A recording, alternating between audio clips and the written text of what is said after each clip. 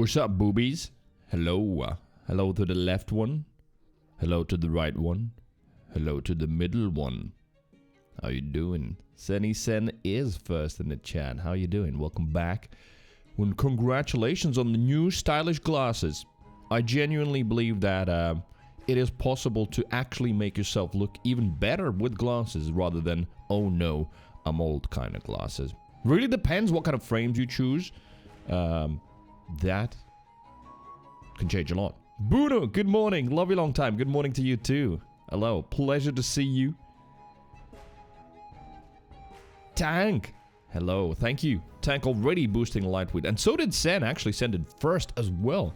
Fast today. I think the glasses make her faster. Siri, hello there. You quarter-century old creature. Welcome back, everybody. Right. I just need to get some water. That's basically it. And then we roll in. There's another bit of news on Destiny. Since, well, yesterday was TWAB. They did the announcement on the build crafting and the changes with builds a day before on Wednesday. So we watched that yesterday. And then yesterday, there was the TWAB. So we've got another video from Dado explaining some changes there. I mean, it was in all of the titles and all of the videos for all of the Destiny news videos. It was everywhere on Twitter. I know the biggest thing. Death of the Blues. The blue loot will stop dropping. Not completely, like once you reach the soft cap, which is amazing. I love that. How many times, like, even when streaming, I've been like, oh, for fuck's sake, you know, thinking to myself, but I've been like, this is not great gameplay. I'm just sitting there in a menu just shredding some blue loot. Obviously, inventory management, part of any kind of game these days, you know, whether you're streaming or not. But just shredding the blues every time you finish an activity or do something, just sitting there shredding the blues. Very nice. You won't have to do that anymore. That is like one of the main things I know. I don't know what else was there in the TWAB. That's why we're going to watch the video. Where Dado is going to kindly read it for us. The chicken strips. Francesco, 8151. Are you even real? 8,151st Francesco. How you doing? Thank you for the follow. Account? About a month old. Could be real. Who knows? Either way, if you are real, welcome. Bless Daddy Dado. Indeed, one of the rare human beings who can read, so we don't have to. 8151 is the bank card pin. Yeah. Seriously, I'm old and angry. What are you angry about? What's angry? Info says, are any of us real? Oh, whoa. Wait a minute. Infotain, it's only Friday morning. Surely you haven't taken an edible already. Are any of us real?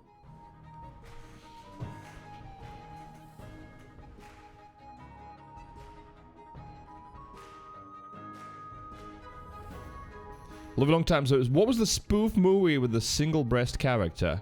Kung Pao? Wait! There was also another one. It was with Arnold in it, where there was like a three-boobed woman. I remember that one. Like, were they on Mars or something? I think it's the movie where he also ends up somewhere at some point outside of the buildings on Mars. And, like, his face swells up and his eyeballs almost pop, but then he gets saved. It was an old movie, long time ago. The Kung Pao single tit, that one I remember, yes. But there was one with triple boobs. Yo, Toos! Good morning. It was called Total Recall? Was it? Maybe. It was such a long time ago. I'm pretty sure I was a kid when I watched that. Very, very long time ago. It was Total Recall? Alright, there you go. So Total Recall had triple boobs. I think so. At least that is a memory that I, as a kid, memorized. For whatever reason. Arnie's face almost blowing up when he ends up in the vacuum. And then the triple boobies. Like, two of my memories from that movie.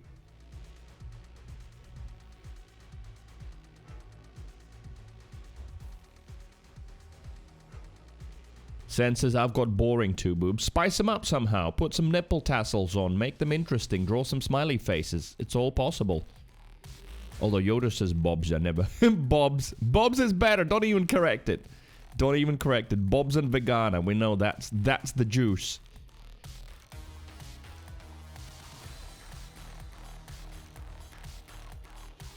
Yeah, and the giant heat probe's melting the ice and making atmosphere in like 2 minutes. Oh yeah. That's how they get saved. Yeah, it's ridiculous. I mean, 3 boobs is even more ridiculous, right? Info says the platform I'm working with today requires that I write all my HTML in a notepad. Not what you see is what you get, editor, and certainly no edibles till much later in the day. Okay, wait a minute. So, maybe too much of a technical question, and genuinely, if it's too much to type info, done. But like, I don't understand. Why would they require you to write a notepad? What difference does it make for them if you write actually in an editor where you can see, rather just notepad? So weird. Also, another question for you, info. Get typing. I don't think I've ever asked, what code can you write? What languages do you know? And for that matter, love you long time, what languages do you know? I think those are the 2 coders in the chat that I know.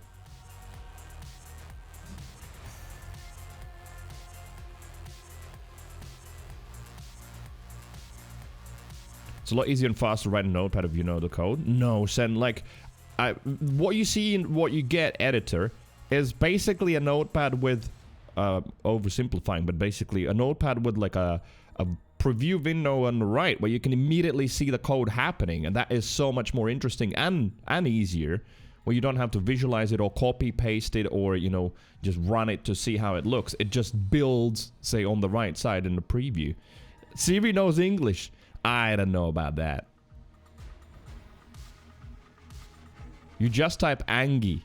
What kind of a word is that? Semba, hello there. Speak good. That mouth is perfect for that. Speak good. Semba bringing in the booties. With one little lurk monkey between the butts. That monkey is having a good time there. At a strip club or something. Semba, thank you for lurking. Love you long time knows Fortan. Never even heard of it. What the hell? Fortan, C, C++, Perl, Python, PHP, Bash, SQL. Though I'll learn whatever's needed. Oh, damn. So many. I'm impressed. I do know that, like, once you learn one programming language, then others come easier, but still, so many. Hey, Topa, what's up? Happy Friday. Hey, happy Friday to everybody, by the way. It is Friday today. Okay, heads up already for the early visitors. That said, you know what? Let me just switch the camera on. Good day, good morning, good afternoon, good time zone deviants. Welcome back in. So we can keep chatting with the camera on.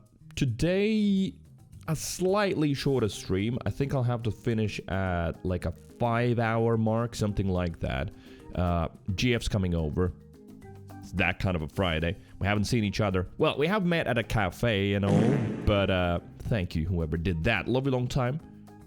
Pleasant interruption. Pumping it up. Look at that. Holding on for dear life, but you're still there. You're still there. Well done. Thank you once again. It was an absolutely amazing Christmas present, for real. Yeah, so GF's coming over. She was away last week. She was in London. So yeah, we haven't had visitations for 2 weeks or so. So she's coming over today. So that's why it's gonna be a slightly shorter stream. Stream with a girlfriend. Tank, yes, but that's gonna be on Pornhub most likely. Although, no, wait a minute. There's no live streams there. Well, anyway, it wouldn't be content for Twitch. All right. Conjugal visits. Those are the ones. Yeah, in my streamer prison, I will be visited finally.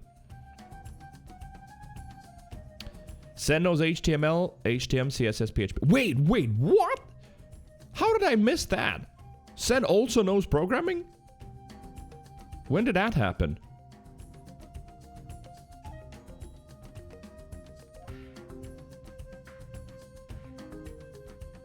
Buddha says, I was just going to say MySpace taught me HTML. For me, I think I learned the first bits of HTML and CSS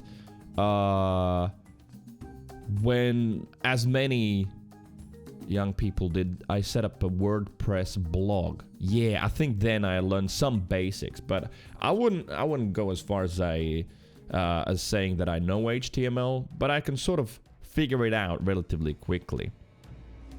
Only Crees, Hippie Mo, hello there. Only Mo's. How you doing? Happy Friday. Sended web design. Oh, wait. So for how long did you do that? Only Deviant? Actually, I like that one a lot. Only Deviant sounds awesome. Well, listen, Only Deviants. There is a link in the chat if you don't mind helping me out with that link a little bit, boosting the light tweet.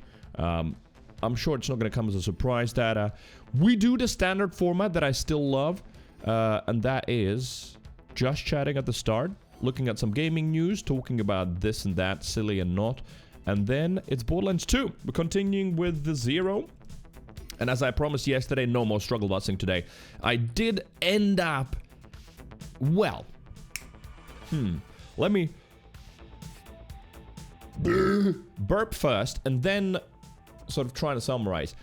I was underleveled all the time, but with BL2 fix, underleveled isn't the worst. It's actually kind of a fun challenge. However, yesterday, what was too underleveled and became a problem was my guns. So I have a sniper rifle that's level 18 and we're trying to shoot level 30 enemies, and that is no bueno anymore. So I have to get some new sniper rifles. We might do a little bit of vendor farming, something like that. And then we can continue. We are at Saturn. Like literally, when I load in, I will have to fight Saturn immediately. So we'll probably teleport back somewhere where we can save, quit, and just farm vendors a little bit, because I need to find at least a corrosive sniper on level. That would be the minimum. Because yeah, my level is fine. I can be like 3 levels below the enemies. It is fine. It's working out actually quite all right. It seems like a fun challenge. But yeah, the weapon situation is not good. So we'll sort that out. Sen says, yeah, I did web design for a few years. Have even my own web server too. What, you hosted like web pages for clients or something? Damn, I didn't know. Interesting. Salesforce Experience Builder cannot handle complex HTML. So if you want anything, even something like a 5-pixel border on the left side of a box, you gotta build it out and then paste it in place. Oh man. And info does HTML, CSS, Perl, PHP, C++, ASP, and frankly I have forgotten whole swaths of stuff till I see it again. Right, so kind of echoes what what Lovey Long Time said. But I guess, yeah, that's what happens at that point when you've been an IT and a coding professional for so long. At that point, it's like, yeah, you've got a whole bucket, a whole bag of languages that, you know, you can pick up and refresh your memory and start coding, and probably learn some new ones as well. It's kind of crazy, though, me sort of learning a little bit more very slowly about coding.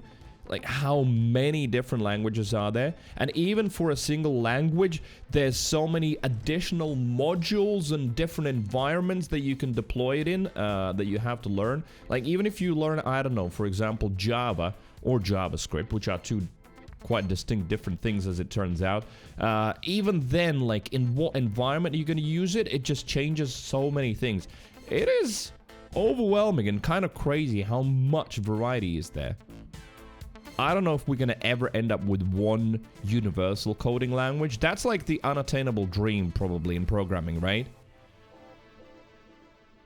Sidu, yo, what's up? Talking about coding, Sidu's here. Coding is a profession which evolves so much. There are so many languages new coming all the time. Yeah, that I've also understood, that coding is one of those, well, I mean, mostly it's in any profession, even a, you know, a shoemaker or something. You know, you're changing things, you're evolving, you're looking at new technologies. But coding, I think, even more so, right?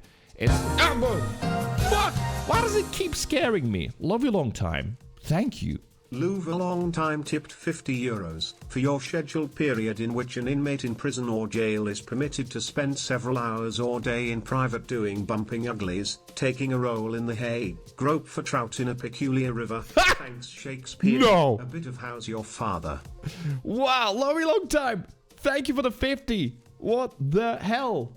Love you long time, just not letting go of the side schlong spot. It is absolutely amazing. Thank you, my man. For real. You've been incredible, especially with 1 week off sick. yeah, you know, since this is not a normal job, 1 week off, you don't get your income. So love you long time. That VOD is gonna go a long way. Thank you so much. Some of it will be used today to order some food, not burgers, I promise. Myself mostly, but definitely will get some food for that. Thank you, love you long time. You're very kind. Also, I have never ever heard groping for trout in a peculiar river. And apparently, according to you, that is Shakespeare. Really? So which one is it? Is trout the dick? Is the river the vagina? What's happening there? I've never ever heard that one before. And a bit of how's your father as well. Why not? Love you long time. Thank you. Thank you, thank you.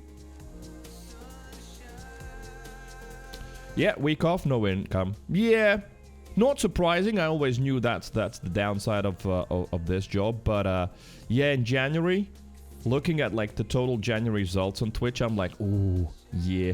You immediately see that. Census 20 euro burgers? No. Not doing the burgers anymore. Well, most importantly, because, well, I did my burger limit for January. So, no more burgers.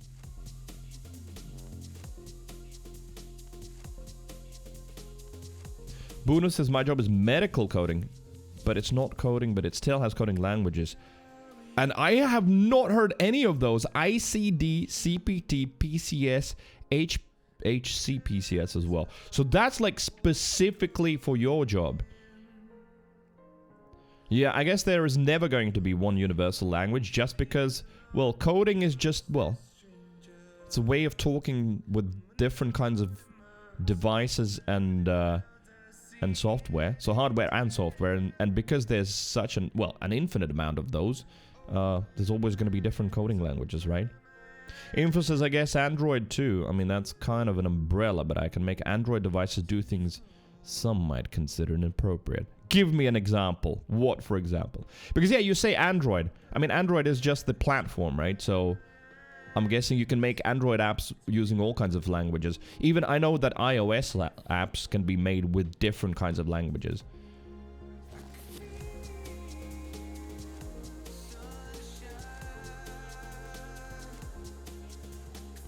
But, yeah, it's an interesting one. This weekend is going to be the first one I'm going to actually try some, a course that I've chosen. What is that emote? I love it. Topa, that is awesome. That is like, I don't know what that is supposed to be. I think it's a bear in a toast. Yeah. I like it. And it's a cyan bear, you know? Good memory. It's a no way it's a llama. I mean, at this point, it could be anything, right? With a face, because that bread is just concealing the ears. Let me see some other... Oh, yeah, I see the llama now. I see the llama. When you click on the emote, you can see the rest of the emotes on the channel.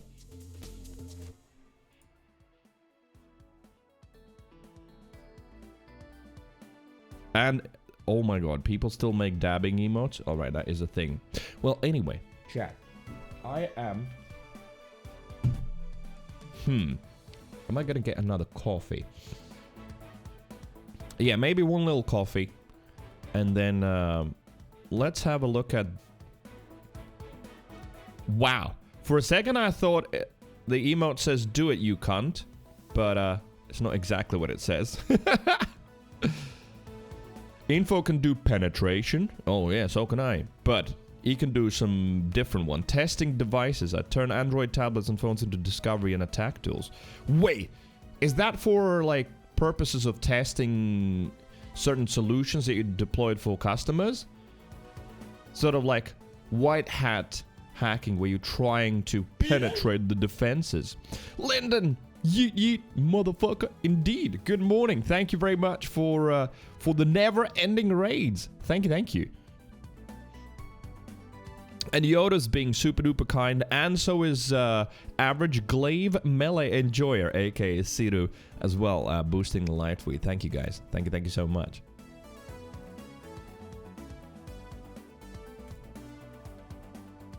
Right, I'm gonna get some coffee.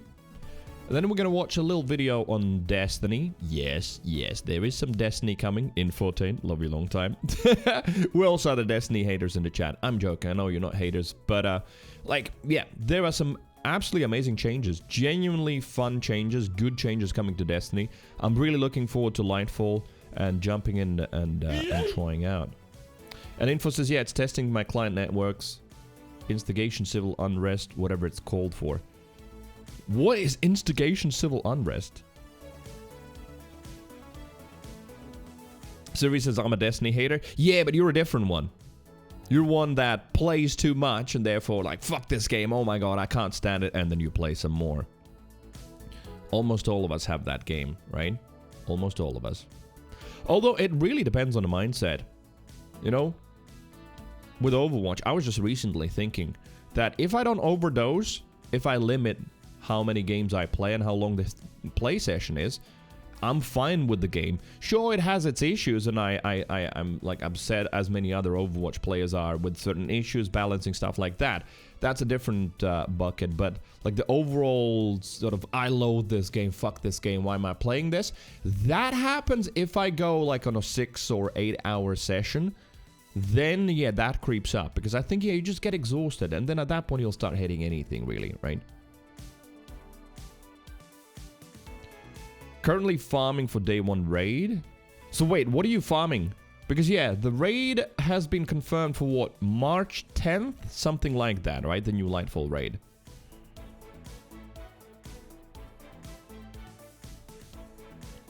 Oh wait, yeah, I forgot about that since, well, chat scrolls fast to talk about a bazillion things at the same time. The trout thing. Pompeii.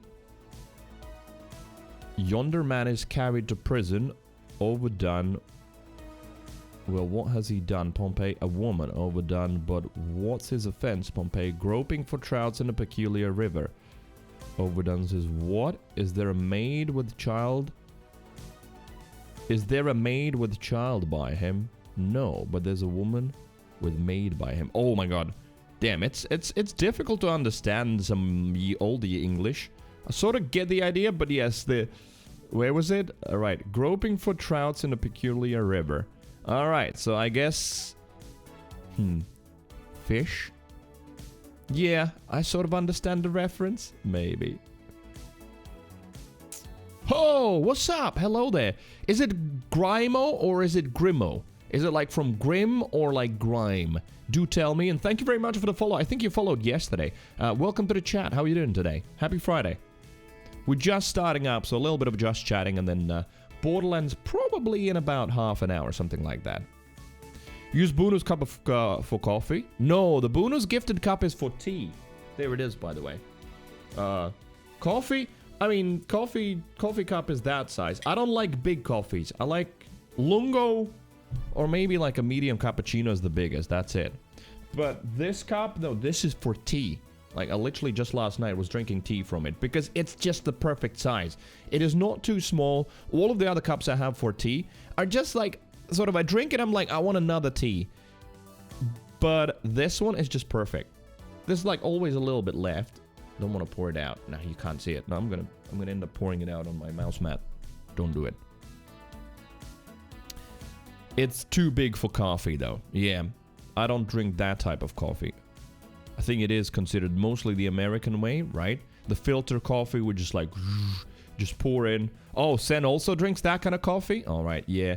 No, I prefer like stronger, but smaller amount.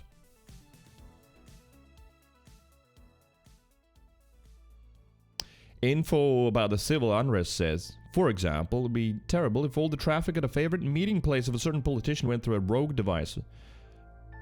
Providing secure communication during protests, I'll leave the rest to the imagination of chat. Oh, does that all come from, like, your work with your police department? Because, yeah, you've learned, like, a lot more about security stuff like that. Especially the governmental one. Grimo, but any variation is fine. I mean, I'll try and remember if I can. So, it is not Grimo, it's Grimo, as in E. Alright. Try to remember. Shakespeare hurts. Love you long time. Says, had an uncle that was a university English teacher, gave me a lot of Shakespeare, and always wanted to talk about it. Appreciate it, yet it hurts. Well, I mean, it's almost a different kind of English, almost. Feels like it. Love you long time has concentrated his coffee down to 1 espresso each morning. Americano, cut with water. Wait. So, 1 espresso, yes, but you don't drink the espresso, you still add water, right? So that is the Americano. I recently, oh, wait a minute. What was it called? I just recently tried, because I was like, there's still too much milk in the cappuccino. You know, first world problems. So I tried, shit, what was the Spanish name for it? It is apparently a Spanish way of drinking it. Was it called latte? Also too much milk. Flat white, too much milk. Espresso macchiato, too little milk. I want somewhere in between, and I found it. It is... What is it called? I suddenly forgot about it. Oh my god, why can't I remember it?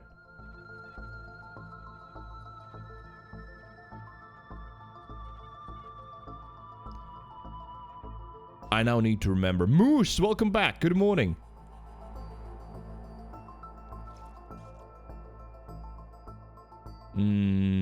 Right.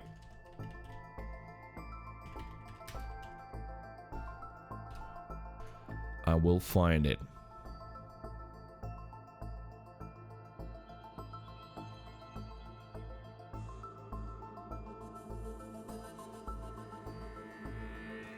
Yes! Lyndon got it! Cortado! Thank you. I was like, it started with a C, and my brain's like, cunt, cunt, cunt, cunt. It's cortado. Yeah. So, I literally was looking for cappuccino alternatives. I want a little bit of milk. I still want it to be, like, nice and silky with that extra milk there. And, yeah, I discovered cortado. It's perfect. I think I'm gonna mostly drink that from now on. Yeah. Bruno's been into canned double shots. Yeah, but Bruno, you were the... Well, I almost said weirdo. I mean, we all are here. But you liked what? Energy drinks even more than coffee? You don't drink, like, hot coffee that much. You actually like energy drinks or caffeinated drinks, right? Can you order cortado from Starbucks? I don't know. We don't have Starbucks here. But Costa Coffee that we have here and Nero's. No, wait. Do we have Nero's? No, we don't have Nero's. But all of the other coffee places will do cortado. In some places, for whatever reason, it's called Court. Now I remembered. Court. But you can get it. Yeah. Senna's got Starbucks. Yeah, we have Costa. And then we have like a couple of local networks. Literally, one is called Caffeine. And then there's Rocket Bean Roastery. Interesting. Not too many chains, just the Costa chain. I think Costa chain is the biggest one. Although I wouldn't be surprised that Caffeine is actually like some sort of a Nordic chain as well. Cortado's basically one-to-one. Yeah, whereas like cappuccinos, lattes, flat whites have more milk, just in different kinds of ways. And it's just too much milk for me.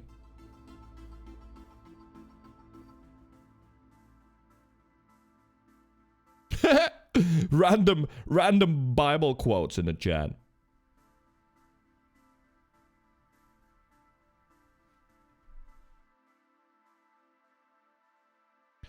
Sen says, you're pretty close to me, Cree. You should have Starbucks. I think this market is too small for Starbucks. That's the problem. Like, Latvia or Estonia or Lithuania, for that matter. There's a lot of positives for a small country. Sort of, even in capitals, quiet, relaxed living in some ways. A lot cheaper. But then, when it comes to opportunities, often work or entertainment, or, for example, ordering stuff...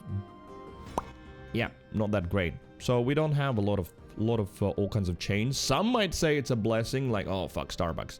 But I wouldn't mind, you know, having Amazon next day delivery and stuff like that here. That we don't. So, yeah, that's the unfortunate part.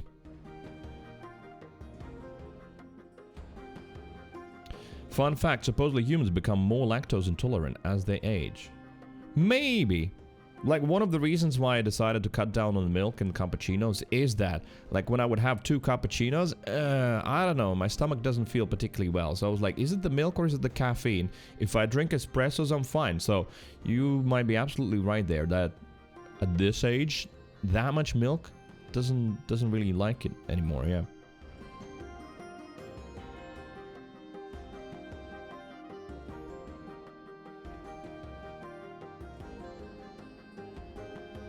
A lovely long time just hitting back with some quotes. I wouldn't be surprised if that is actually some sort of a bot that has just been programmed. Oh, apparently account created on 12th of June, so half a year ago. But I wouldn't be surprised if it's a bot just spamming some quotes, that's all.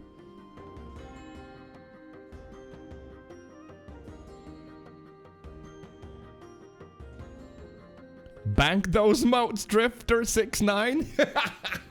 Macaroni. Good one. Thank you very much. Prince of Egypt, welcome in. Thank you very much for the follow. How the hell did you find this channel? What you've been looking for? Was this in recommended or something? Oh, never mind. Account created 5 hours ago, so it might just be part of the follows we've been getting. There's quite a lot of bot stuff happening on Twitch. You know, it just comes and goes in waves. Oh, Jilly. Happy Friday. How are you doing, lovely? Welcome back.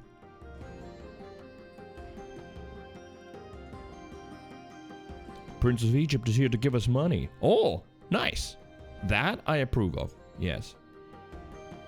It's kind of cross between Deep Rock and Galactic. You can die, but there's nothing trying to kill you. Wait. What game is that?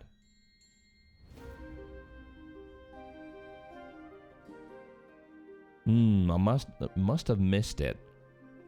Astroneer. Oh, wait. Yes, I've heard of it. I have heard of it. Yoda's giving Zavala quotes. Whether we wanted it or not, we've stepped into a war with Cabal on Mars. Oh my god, I haven't read that in a long time. Also, when I said one, it's like crazy. I'm reading, but then I don't even know how it works. I'm sort of reading. I've read ahead of the sentence. I'm already saying the sentence because I know what it says, and then my eyes start reading the next line, and then like, boom. I obviously say the thing. I'm just trying too hard. Just trying too hard to read too much. That's all it is.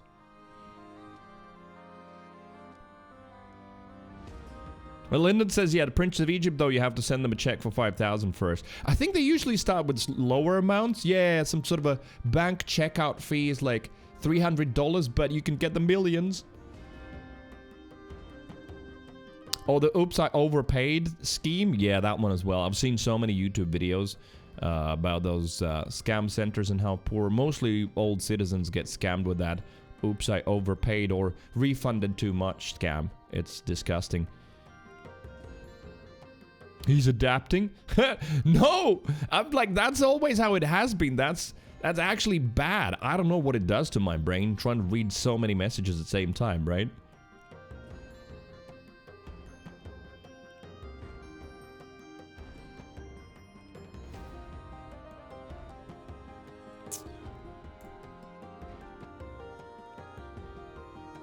There's no stopping me now? Oh, it hasn't been for years and years. Even I can't stop myself, right?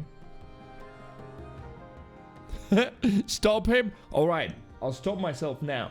I stop myself now. Get up. Get that coffee quickly. I know Moose enjoyed, and probably Siri as well, some ads. It's just how it is on Twitch.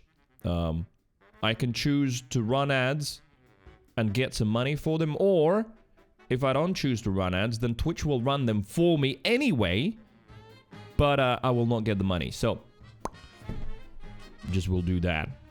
Julie says, I back. Hello, back. Time some tea. Info's getting some tea. Oh, wait. Info makes me think about edibles. I've just realized it's a bad idea to eat edibles and go to sleep immediately. I tried that a few days ago, and I remembered, but I wanted to ask on stream, and then I forgot. Zeri just subscribed. Hello. An anonymous user gifted a tier 1 sub to Zeri. Anonymous, whoever you are, thank you for the gifted sub. Siri, specifically for you, got an anonymous sub gifter. Thank you. thank you for the gifted sub. Siri, welcome back to the Deviants. Well, no more ads for you. Wait, what the hell? And Anonymous again gifting to Moose as well. One sub to Peter Bed Moose. Thank you very much. So no more ads for Moose either for at least a month. Thank you. Thank you so much. Up to 89 subs. Thank you. Moose giving me some sip it as well. So there we go. I'm gonna go and get that coffee. I'm gonna run the ad for subs. I dare you. Oh my god. I should. But I'm too lazy. I have to go now find the settings. See, that's the thing. That button is like buried in the settings. I have to find it again. I don't wanna. Samba with some stretch it as well. Bring it at me one. Run it. Oh my god. Okay. Right. Let's see. Where was it? Settings. I think it's in partner settings. Yeah, there it is. Allow subscribers to watch your content ad-free. Off. Voot says, I'll dodge these ads too. No, you'll watch him. And Anonymous, thank you for the 2 gifted subs. That's awesome. Thank you so much. Right. Playing the ad break, getting the coffee, and then I'll ask about edibles, all the edible specialists in the chat. I shall return. Let's see. Is the ad break playing? I've got no idea. I pressed the button. It says it's in progress. So maybe now? Not for Sen. Oh, there it is. Yes. Okay, it's working. Oh, it's working. Nice. Stretch it as well. Big stretch. Look at that. I'm very stretched.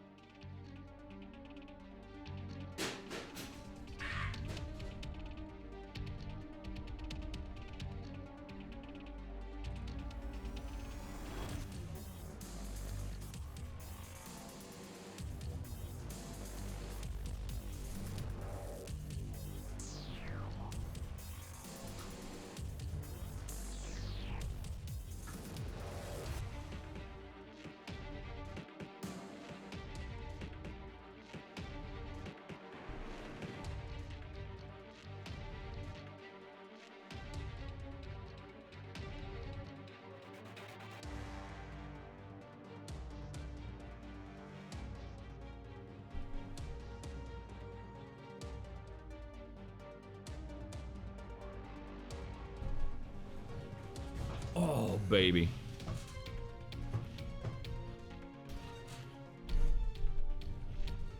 Okay, I gotta switch the switch back. I don't know even who can hear me right now.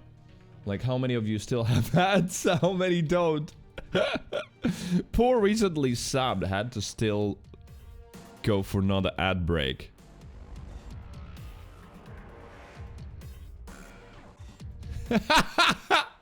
Info's like, help me understand why. As a subscriber, I have to watch ads like a pleb. Actually asking, are there new options for ad revenue? Yodis had 5. So, who's back? Yodis is back. Okay, Yodis can hear me. Who else can hear me? Jilly didn't have any ads. Alright. The world doesn't want to sell you anything, Jilly. You've already got all you need, and that is happiness. Smile. Sen only had a 2-second ad, that's it. Love You Long Time only had 2 ads as well. Interesting. And Info, what the hell? Info had 7? Why so many for Info? But yes, Info, if you're wondering, then yeah, it was just a one-time experience for subs because, well, chat asked for it. Send Love You Long Time someone else as well. But like, do it, run an ad for subs. I dare you. High tier sub, higher ads. I don't think it would work that way. It's location based. It literally is just location based. So that's why some run out of ads and some have a lot. Okay, well, I've got my coffee so I can do the sipping. I did the stretch it with T-posing, Samba. That one's done. Yo, what the hell? Zvoot just subscribed. Zvoot! Anonymous user gifted a tier 1 sub to Xvoot. Zvoot and Xvoot, both of them have been subbed with 1 sub. Anonymous, whoever you are, thank you very much. Bringing it up to 90 subs once again. And Rootson, welcome back to Deviants. It's my pleasure to have you here. Or main resident gym rat. For real, can't wait for the before-after pics. Voot, it has to happen during the summer when you go on a full rippage. Das Boot. The amount of ads is based on how uncomfortable you are with feet. Nice. Well, where was I?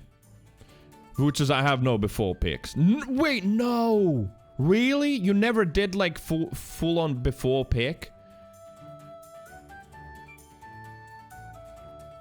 I most certainly will take one. I will not show it initially because I'm ashamed of my shape right now. But gotta do the before pic. Moose says, but I love feet. There you go. You should have had very few ads then. Whoa, what the hell? Anonymous with 5 more. Anonymous just subscribed. Yo, what the hell? Thank you so much. Mornlith, Blaze. Oh my god. I don't know if Blaze still watches. I think he doesn't. But either way, I mean, he gets a sub. Sergeant Bruel, Smoke, and Tuggy as well. So, sounds like some regulars. I don't recognize Smoke Damage. Smoke Damage, if you're lurking, though. Maybe it was during yesterday's stream. Well, enjoy the sub. Welcome to Deviants. We're up to 95. Almost to 100 subscribers back again. Thank you, thank you. Blaze Sag. It's fine. It's how it is. I don't know. Some people, for whatever reason, just decide to sever all ties with the community and just walk away. It does surprise me. It does make me sad. But I always remember. That over the emotional side, I gotta remember that, you know, this is just a TV show. Anyone can switch it off and forget about it and not care about it the next day for whatever reason. Just how it is. It is rough, but that's how it is. I was thinking about it yesterday. It's kind of interesting. Like, we recently had that person come in, say, wait, you're not playing Valheim anymore? And I'm like, no, Valheim is done. And that's it. That moment, they left the Discord server and probably unfollowed the channel too. Love You Long Time, thank you. Long Time gifted a tier 1 sub. Love You Long Time with another gifted as well. 324 for Karma. Subs in the channel. Thank you, Love You Long Time. Karma, welcome back. How are you doing? And thank you for the host. Thank you. Feisty Flowers, yes, Siri. That is thanks to Siri. This song is in the playlist. Username Vood is still taken. Vood, at this point, I don't think you'll ever get it.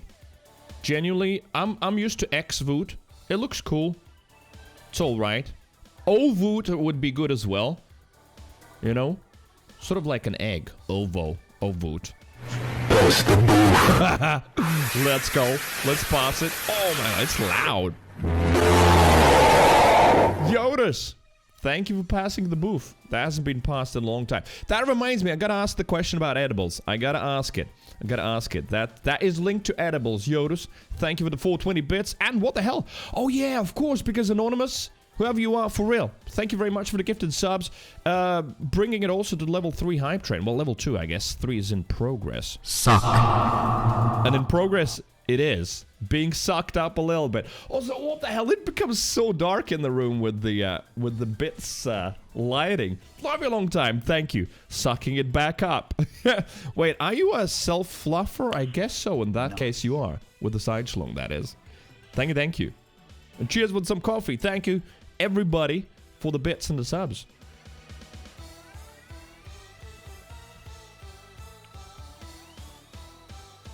Infosys work kept me away from the stream for what, like almost 8 months, but I missed to be able to be with the group. How you too, Cree?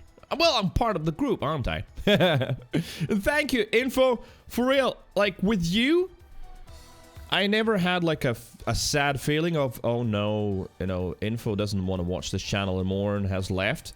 Because I genuinely, you popped in now and then, but like from what I could see is that, yeah, you are literally very busy. You did say that you're restructuring in many ways your business. I mean, I know a decent amount about running a business. Did it for like, what, 3 years, 4, something like that. So yeah, it can be insanely time consuming and very, very stressful. So that's that.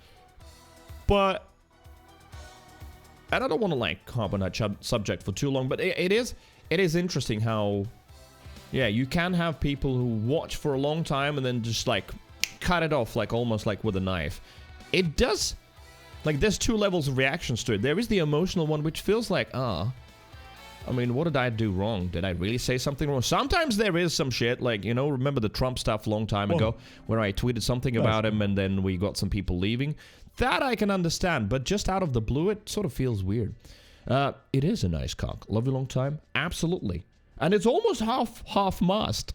Thank you. Thank you so much. So yeah, the emotional response for, you know, as a streamer definitely feels a little bit sad, and you take it personally, where it's like, yeah, what have I done wrong, or what do they not like about me?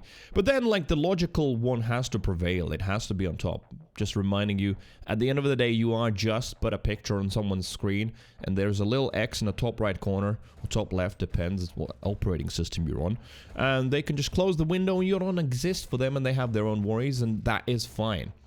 Just like recently what happened, yeah, I was saying earlier, with the Valheim person, right? Just came in, said, whoa, you're not playing Valheim anymore? Oh, that's it, leave.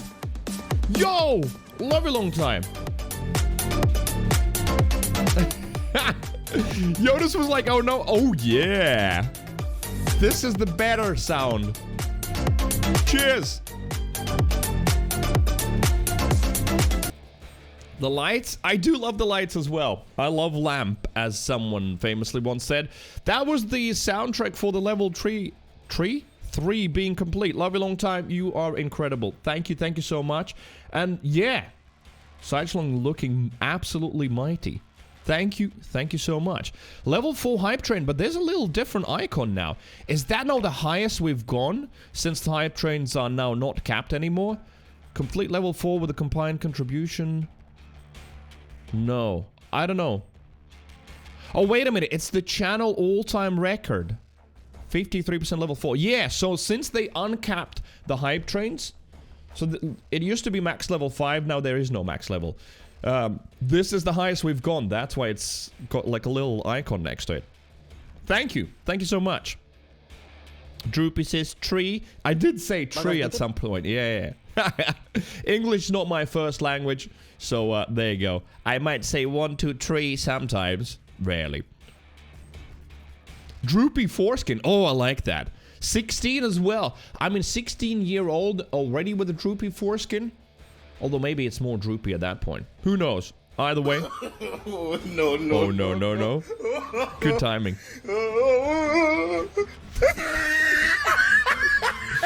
Love you long time. Thank you so much. Testing all of the good old sound effects as well. And Yoda's with some Bogos Binted too. Exactly that. Oh no when I'm talking about droopy foreskins. Probably good timing. Love you long time. Anonymous, Yodas. Thank you everybody for the gifted subs and the bits as well. What the hell? And Buddha with a 50! One who tipped €50. Late to the party, but here is money to blow on post gummy munchies snacks. Tell your girl chat says hi wink creep eye. I will. It's still, and I know I'm a dumbass. I opened, but there's the chocolate still for Anna. I ate one of them. Yeah, I'll give that to her as well, and I will say that chat says hi. Chat most certainly has been saying hi, and you have been saying hi. Bruno, thank you. Thank you so much for the feeding. Bruno's just literally feeding me with sweets. First of all, the Christmas sweets that I've consumed all of them, apart from the edibles, of course. I will talk about those in a moment. Got something to share. But now, more munchie snacks. Oh. Feeder fetish? Yeah, I mean... Mama fetish, isn't it? Mama the feeder. Junk, what's up? Hello, how you doing? If I missed anyone else in the chat, apologies. Chat has been happening. And Bruno, thank you so much for the feedy. Love you long time. Did a lot of work to make the schlong bigger. It is smaller again, but it's still there. It wouldn't been there if not for Love you long time's generosity. Thank you. Nice indeed. How much to level 5? I think if you click on the down arrow and expand, does it show?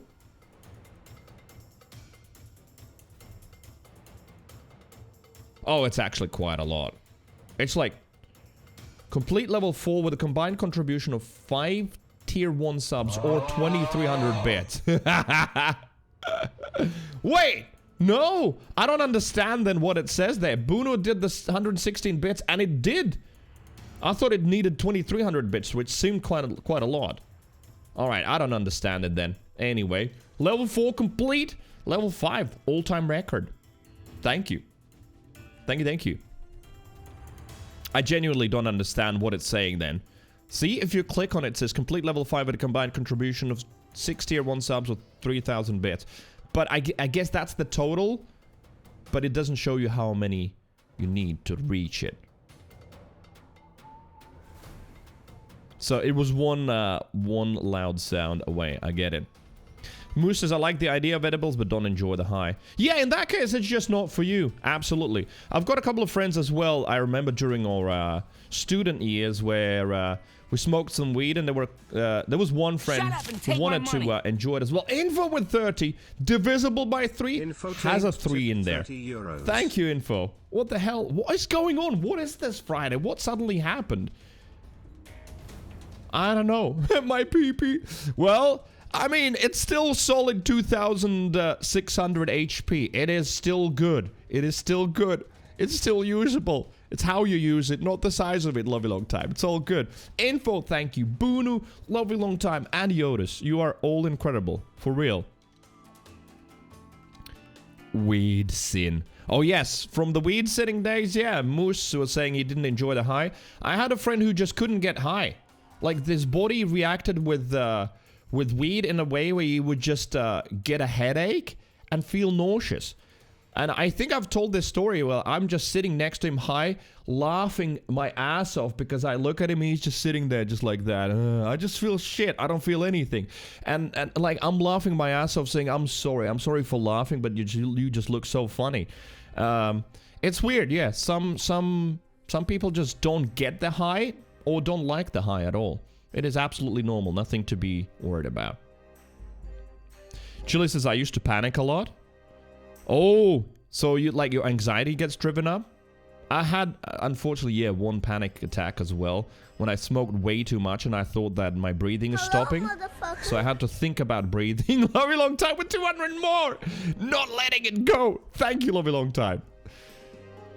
Yeah, I had a trip to the hospital, I'm ashamed to admit, when I was like, I think 19. Because, yeah, I thought that my breathing is stopping because I had to think to breathe. And if I stop thinking about breathing, then I will die. And I'm sure, like, from today's perspective, having used a lot more drugs in my life afterwards, I know how stupid it is and how it's all there and it's just a panic attack. But at that point, it felt so real, so I couldn't do anything. But it has happened probably to most people who've, like, tried weed a little bit at least. It's such an obvious typical symptom, but at that point I didn't know. So yeah, it just spiraled out of control. Julie says, but since now I'm older I can chill with it. Same, not only that, I have had it even with edibles where I'm like, ooh, I feel that little weird thought coming in, like, ooh, is your heart racing too quickly? Are you gonna have a heart attack? Well, you know that sort of the panic attack part of your brain? But because I've experienced it in life before, especially that really bad thing, I'm like, even when I'm like super duper tripping, there's still a conscious part of my brain that can tell my anxious part, just calm the fuck down. It's a typical symptom. Shut the fuck up. Enjoy the ride. It's weird, but you kind of like, you're working at multiple levels with your brain.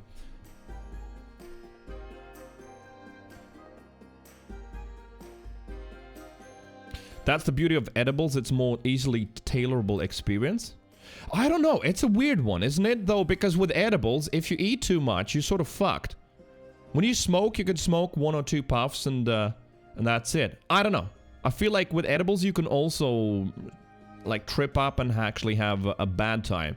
Because you could eat one and be like, oh, well, it's not doing anything 40 minutes later, and you eat some more. And then, ooh, the first one starts working 20 minutes later, and then the second one kicks in, and then your face is melting off.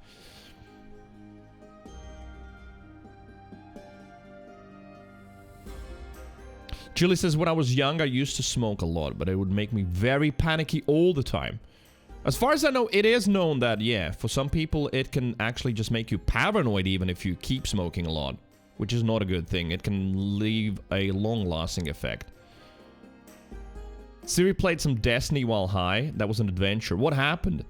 Like, what was different? Yo, and thank you, for real, everybody. Thank you for, level 4 completed hype train. That's going to be our channel all-time high for a while, that's for sure. I've even collected some emotes, so there's new emotes. Yeah. Says show me, I clicked and then I can't see anything. I don't know where they show up. Thank you everybody, for real. Thank you Infotane, thank you Bunu and Love You Long Time. All of you for your generosity and, well, for real, being incredible. Absolutely. January, well, the last few months have been rough and these kind of days just seem unbelievable. Thank you, for real.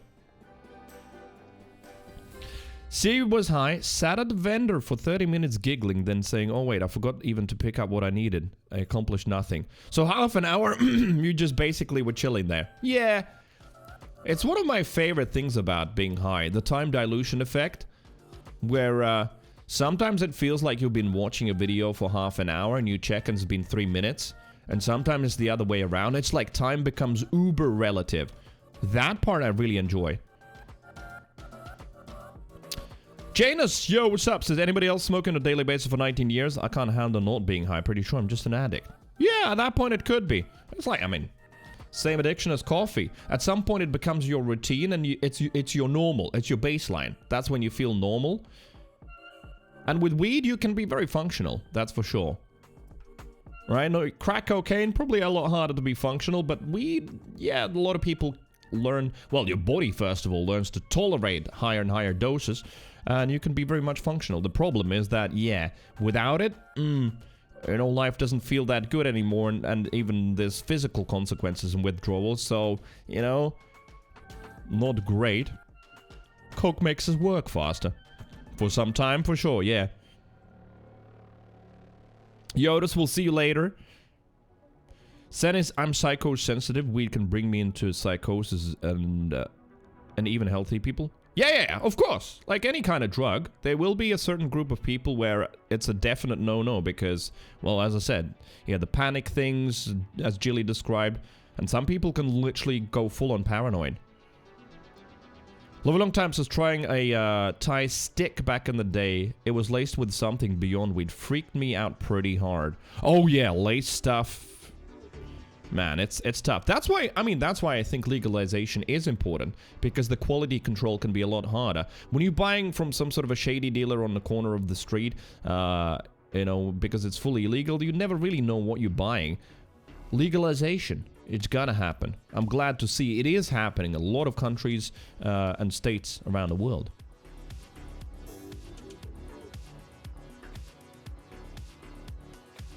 Boona says, I can't drink right now. I have been doing less gummy. I was only doing 1 or 2 nights a week. I haven't had them in a week or so now. Wait! So your normal would be 1 or 2 nights a week? Oh, still, alright. Jilly says, have 1 night a week. It's the good munchies night.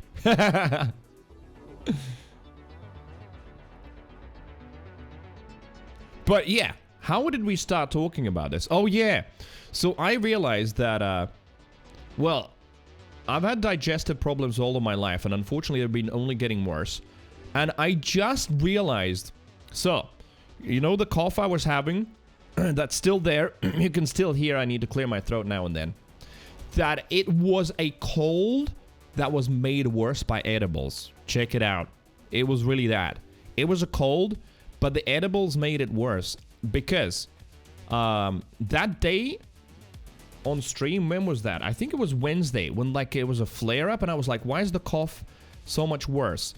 So I took an edible, and then I realized that if I go to... Basically, if I take an edible, and within an hour or two I go to sleep, it just burns my esophagus, and that little part where... Somewhere here where it connects to your stomach, because that muscle there is a little bit loose for me, and I already get like a lot of acid reflux naturally, etc. Like for whatever reason the edible makes it a lot worse, and like there's literal acid just creeping up my esophagus.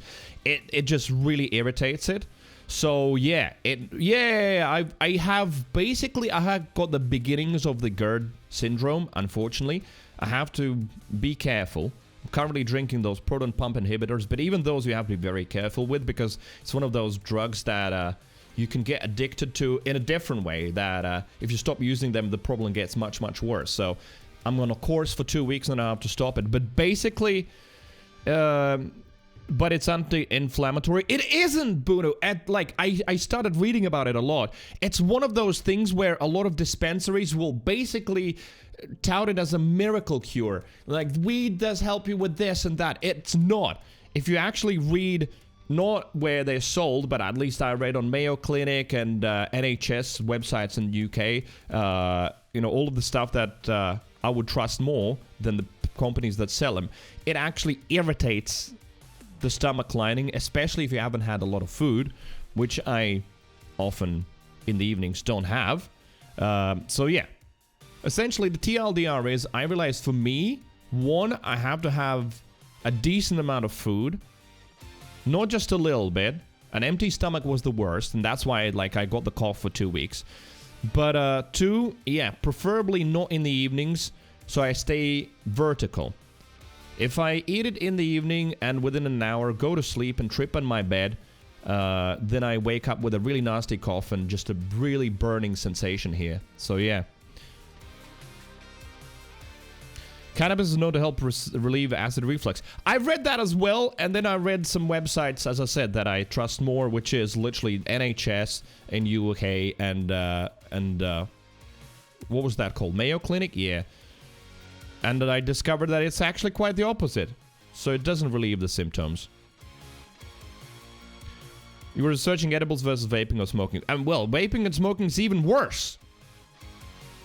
It makes it even worse than edibles. So yeah. It is not an anti-inflammatory, info says. My doctor is who got me on it. That was the first thing he knocked down, but still prescribed it for the pain. Yeah, the anti-inflammatory thing, I think, is just basically... You know how it is. Fans, diehard fans, and probably sellers as well. Yeah, take this. It's great, but it also helps you with headaches. It helps you with mood. It helps you with digestive issues. It helps you with everything. Well, it doesn't, really. Actually, it makes some things worse, unfortunately. Just like coffee does, for example. You know, coffee actually is not great for me either, but I can't give it up yet. It tricks the brain to forget the pain for a little bit, but then, yeah, once it wears off... Well, basically, anyway, what I wanted to say is I discovered that it actually makes... well, it fucks with my digestive system quite a lot. And it's not the munchies.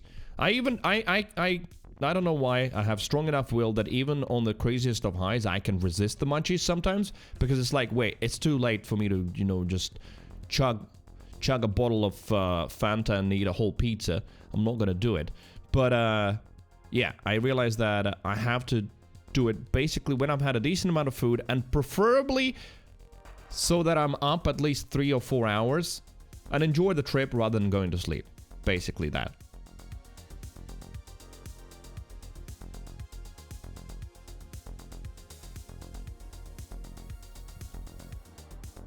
you get the shitty dookie splatties? No! No, it's not like I don't get like any kind of diarrhea or anything like that. It's just literally, it's a really nasty burn, a really nasty acid reflux, like extreme. And from then on, I probably breathe some of that acid in and I cough like crazy. So it's not good. Info says you feel better before you feel high. I think honest folks conflated that with anti-inflammatory effect. That's what doctors take and mine too. You feel better before you feel high? Wait, wouldn't it be you feel better after you feel high? I don't get it. But anyway, yeah, that's what I learned. It's not for everybody. It reacts different, obviously, with different people. But that's the lesson I learned, especially with that one first edible that I took this year. That I took on completely empty stomach. Oh my god, that's basically what caused the extra week of coughing. It wasn't the cold; it was actually that. Well, anyway, yeah, that's an interesting thing I learned. So gotta be careful. Digestive system is not one to be fucked with. Well, this felt like a full-on trip. 1 hour of just chatting. The freaking bits and tips and just intense discussions about so many things. And suddenly it's like, oh. Back to reality. What happened? Love you long time says, was at a party with a friend. Someone discovered a small bag of coke in the bathroom. My god, did the party vibe change after all that? Should we do it? How did we end up here? Who wants some? What could it be? It was just nuts. Oh my god. When you say someone discovered... Oh, wait a minute. You used quotes for discovered. Okay, then I get it. Yeah. It was like my New Year's when someone discovered a little bit of MDMA. It was a fun New Year's party, though. I really enjoyed it. We didn't overdo it. We just liquefied it in a cocktail and shared it. Love you, chat. Group hug indeed. I love you too, chat. Love you, Deviants, because we can talk about serious stuff, we can talk about this kind of stuff, and then we can just completely derail on some idiotic jokes. I enjoy that. Before you feel the high, but the lower level pain relief kicks in. Oh, I didn't know that. See, info providing a little detail. So before you even get to the high, the pain relief feeling kicks in? Oh, okay.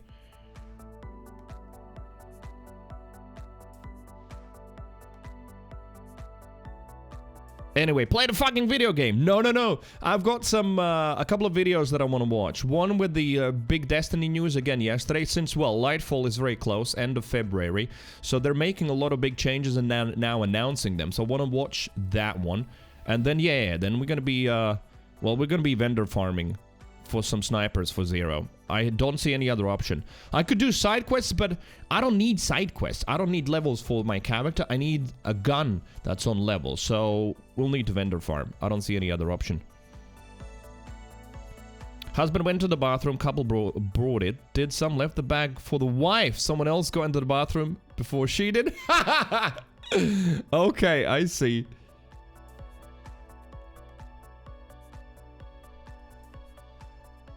Right, there was something else I wanted to read. Where was it? My dad had to go to ER because acid reflux caused scarring on his esophagus and food got stuck. Yes, yeah, that is when the GERD, I think that's how it's pronounced, or GERD, symptom gets really bad.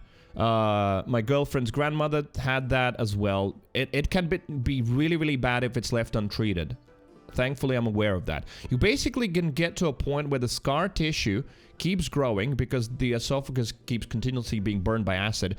The scar tissue grows, and at some point you basically can't even swallow any food. You have to, like, eat soup and liquids only. It is kind of scary. So, yeah, no joke.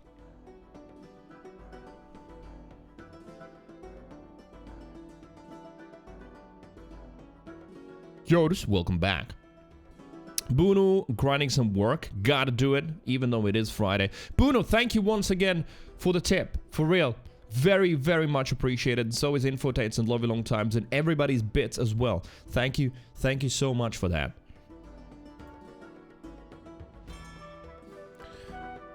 Okay, well. News. What news do we have? Quick one, Cyberpunk 2077 Phantom Liberty, which is coming out this year. I will play it. Is CDPR's highest budgeted expansion ever. I don't know if that's great or not, you know. Cyberpunk 2077 was also extremely hyped. Genuinely, I just want it to be good, and that's it. Fat Destiny 2 news, yes. Jilly, thank you for the lurks. Always brings a smile to my face. Reading your username, basically. Jilly. It's just, I don't know. Sounds fun already. Jilly. I'm feeling very jilly today.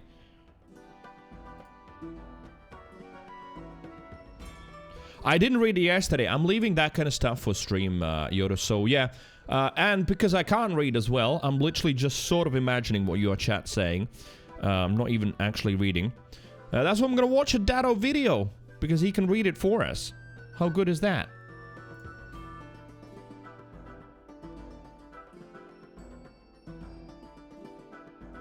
Right, where is it? React on stream. Dato. Shut up. That's how his video starts. Literally says shut up. Okay. There's a daily dose of internet as well. And then there's a little bit of news on Destiny Overwatch PvE. I believe even some of you who don't even play Overwatch currently are not interested in PvP. I think you might end up playing Overwatch PvE when it comes out. And we apparently have got a little bit of news on it. Who dat? Who did it?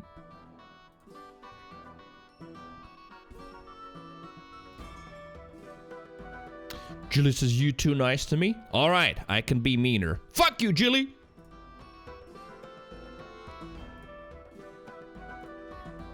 I mean, you're nice to me, therefore I'm nice to you. Just how it works. Super duper easy. Right, Destiny news. Destiny news. I am genuinely interested. Sit down, listen to me, talk about the TWAB. TWAB! Okay, here we go. First up, the death of blues. Good! Starting That is the very big soon, news. upcoming patch, The I'm death guessing of the blues. 24th.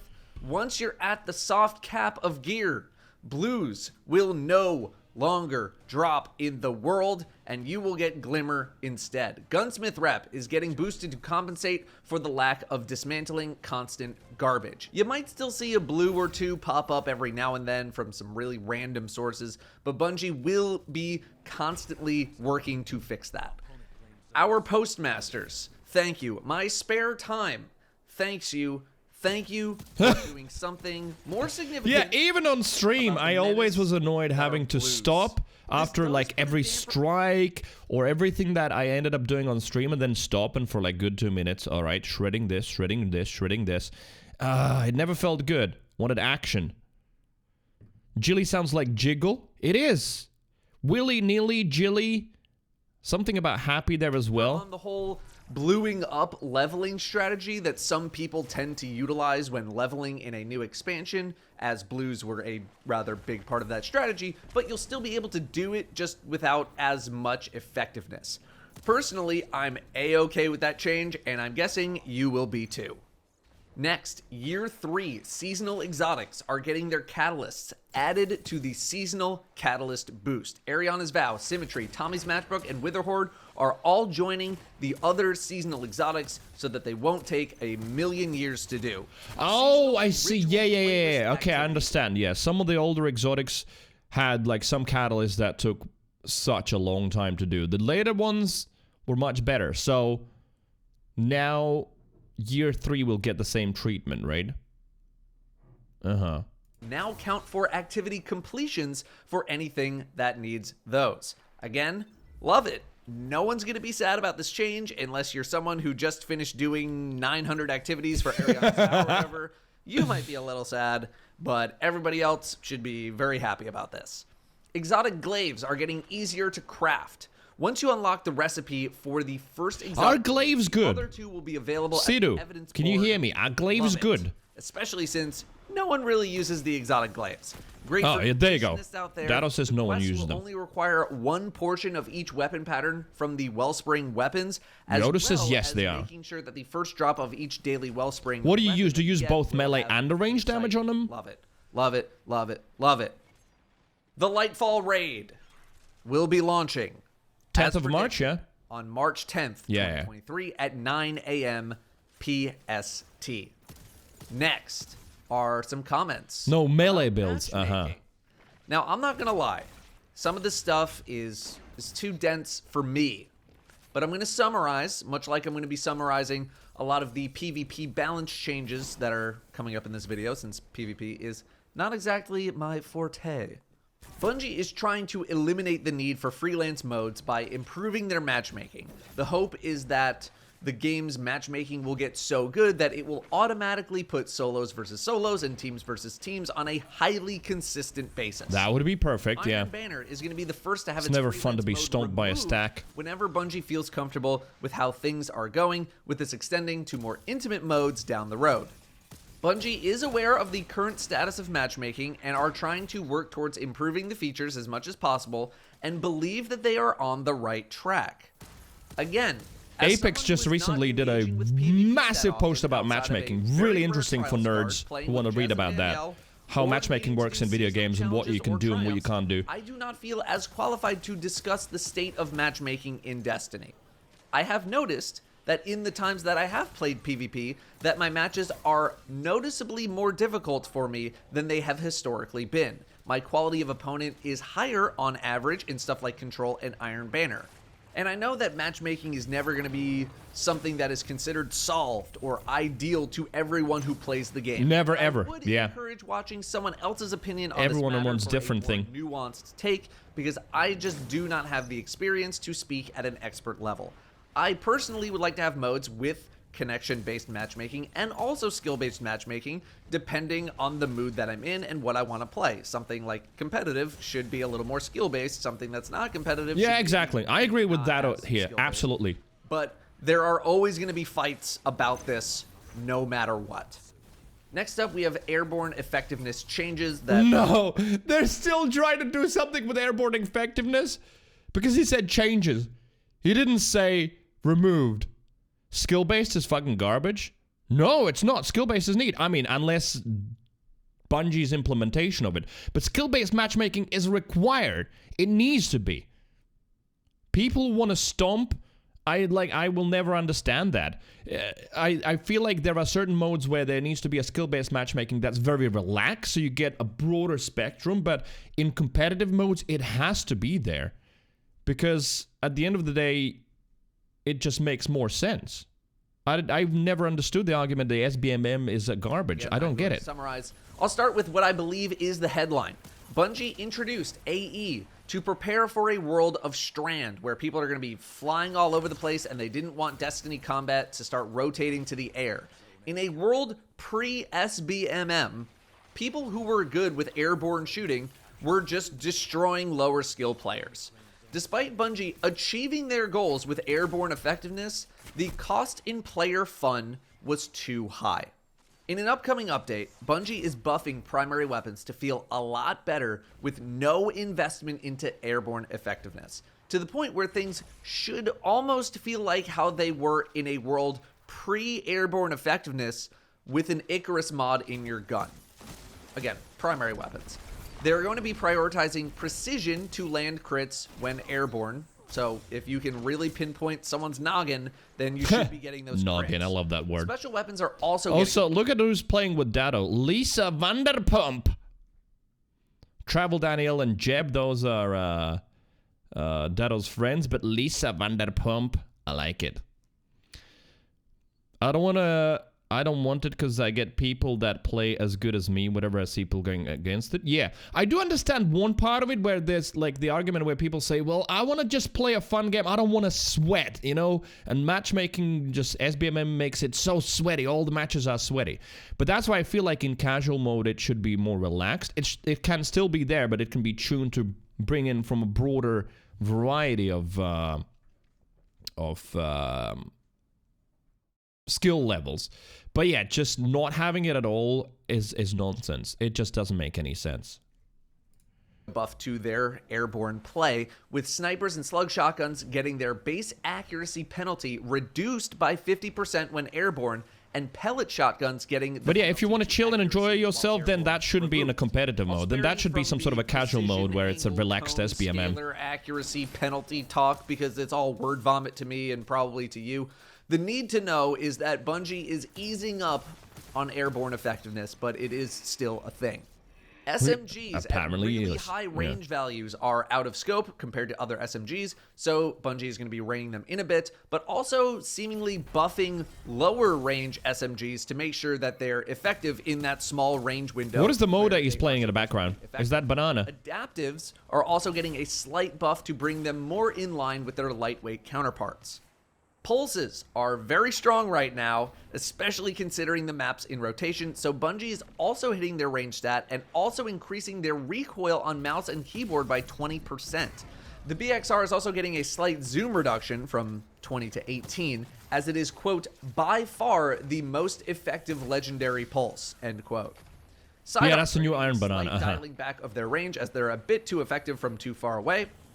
Dead Messenger is really annoying to play against when combined with other abilities or effects to basically one-hit kill combo someone. Bungie is nerfing the wave splash damage against players by 35%. Yeah, this stuff I don't know since I haven't been playing PvP in forever.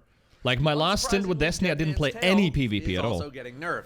The slight change they did to it recently to make it prioritize headshots over body shots when certain accuracy aim assist cones were overlapping was too much, and DMT is bringing chaos to PvP.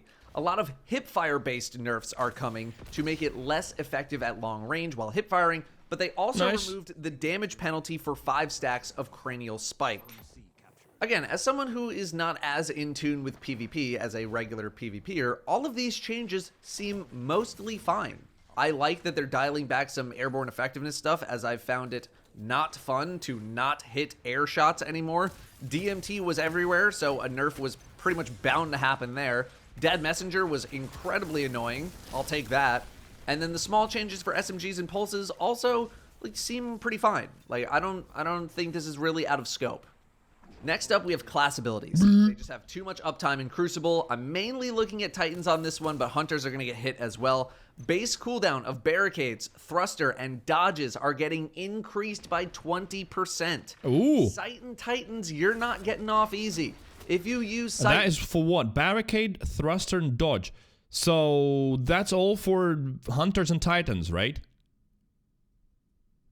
The cooldown on your wall is going up by 70%, and damage dealt to a Sight wall is going up by 25%.